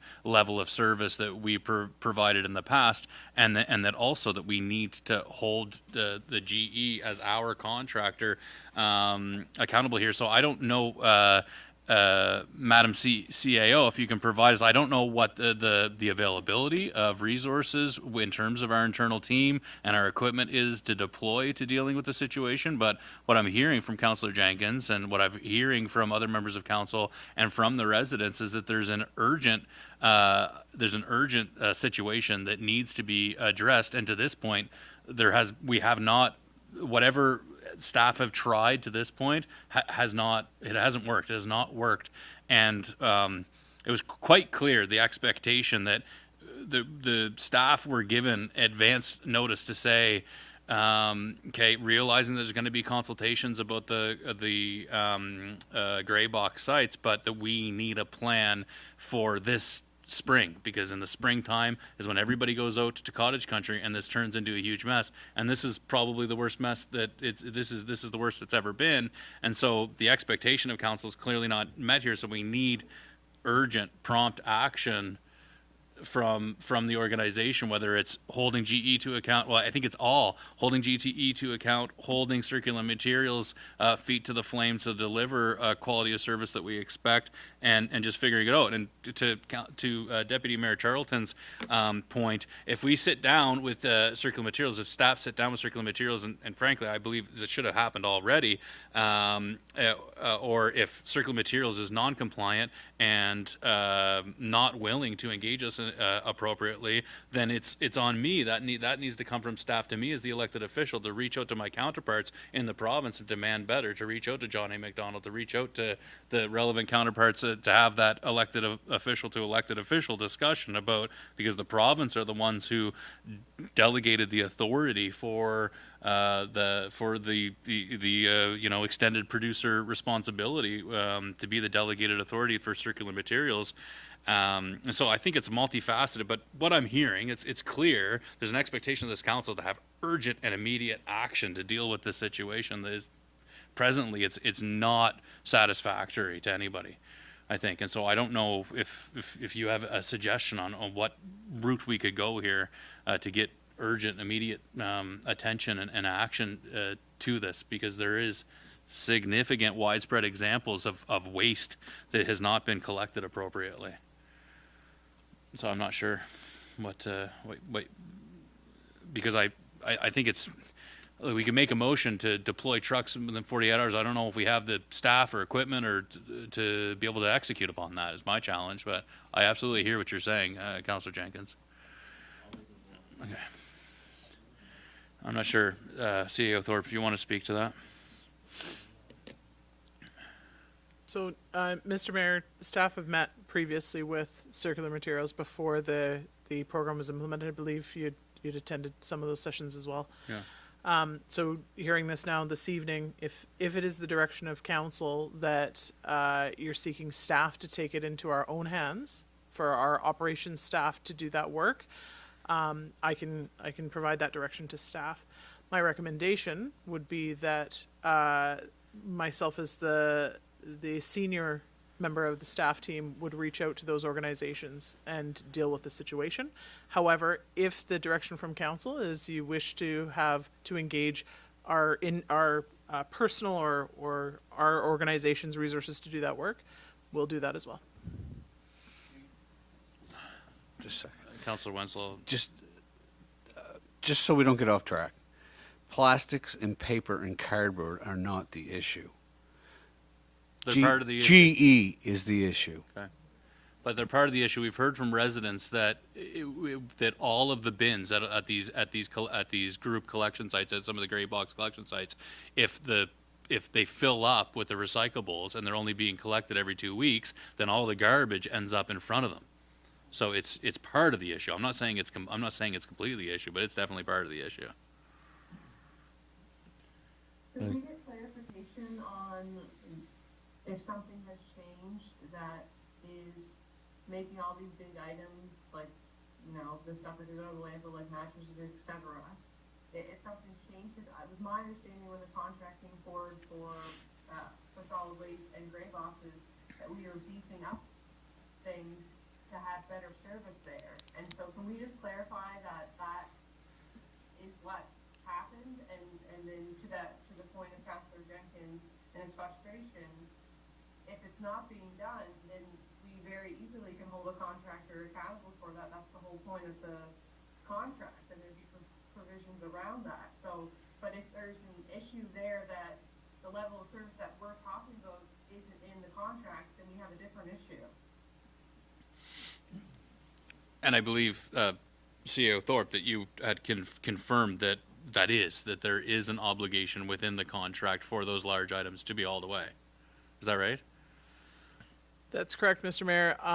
As far as I'm concerned, the level of service has not changed from our collection. Right. So what's the level of services articulated in the contract hasn't changed. We were told by staff that compliance and ability to hold the contractor to account is enhanced. Yet I think we're not seeing that is the challenge. The indications from the resident and councillor experience is that element hasn't happened. The ensuring that that the contractor is performing the level of services articulated in the contract.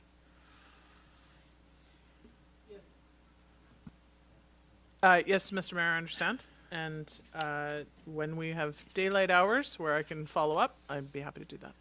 Yeah. Councillor Jenkins? You know, in frustration, I made a motion.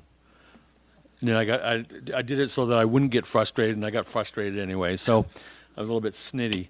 I will withdraw my motion, the support of the seconder, and give our CAO time to address this in proper channels. But something has to be done.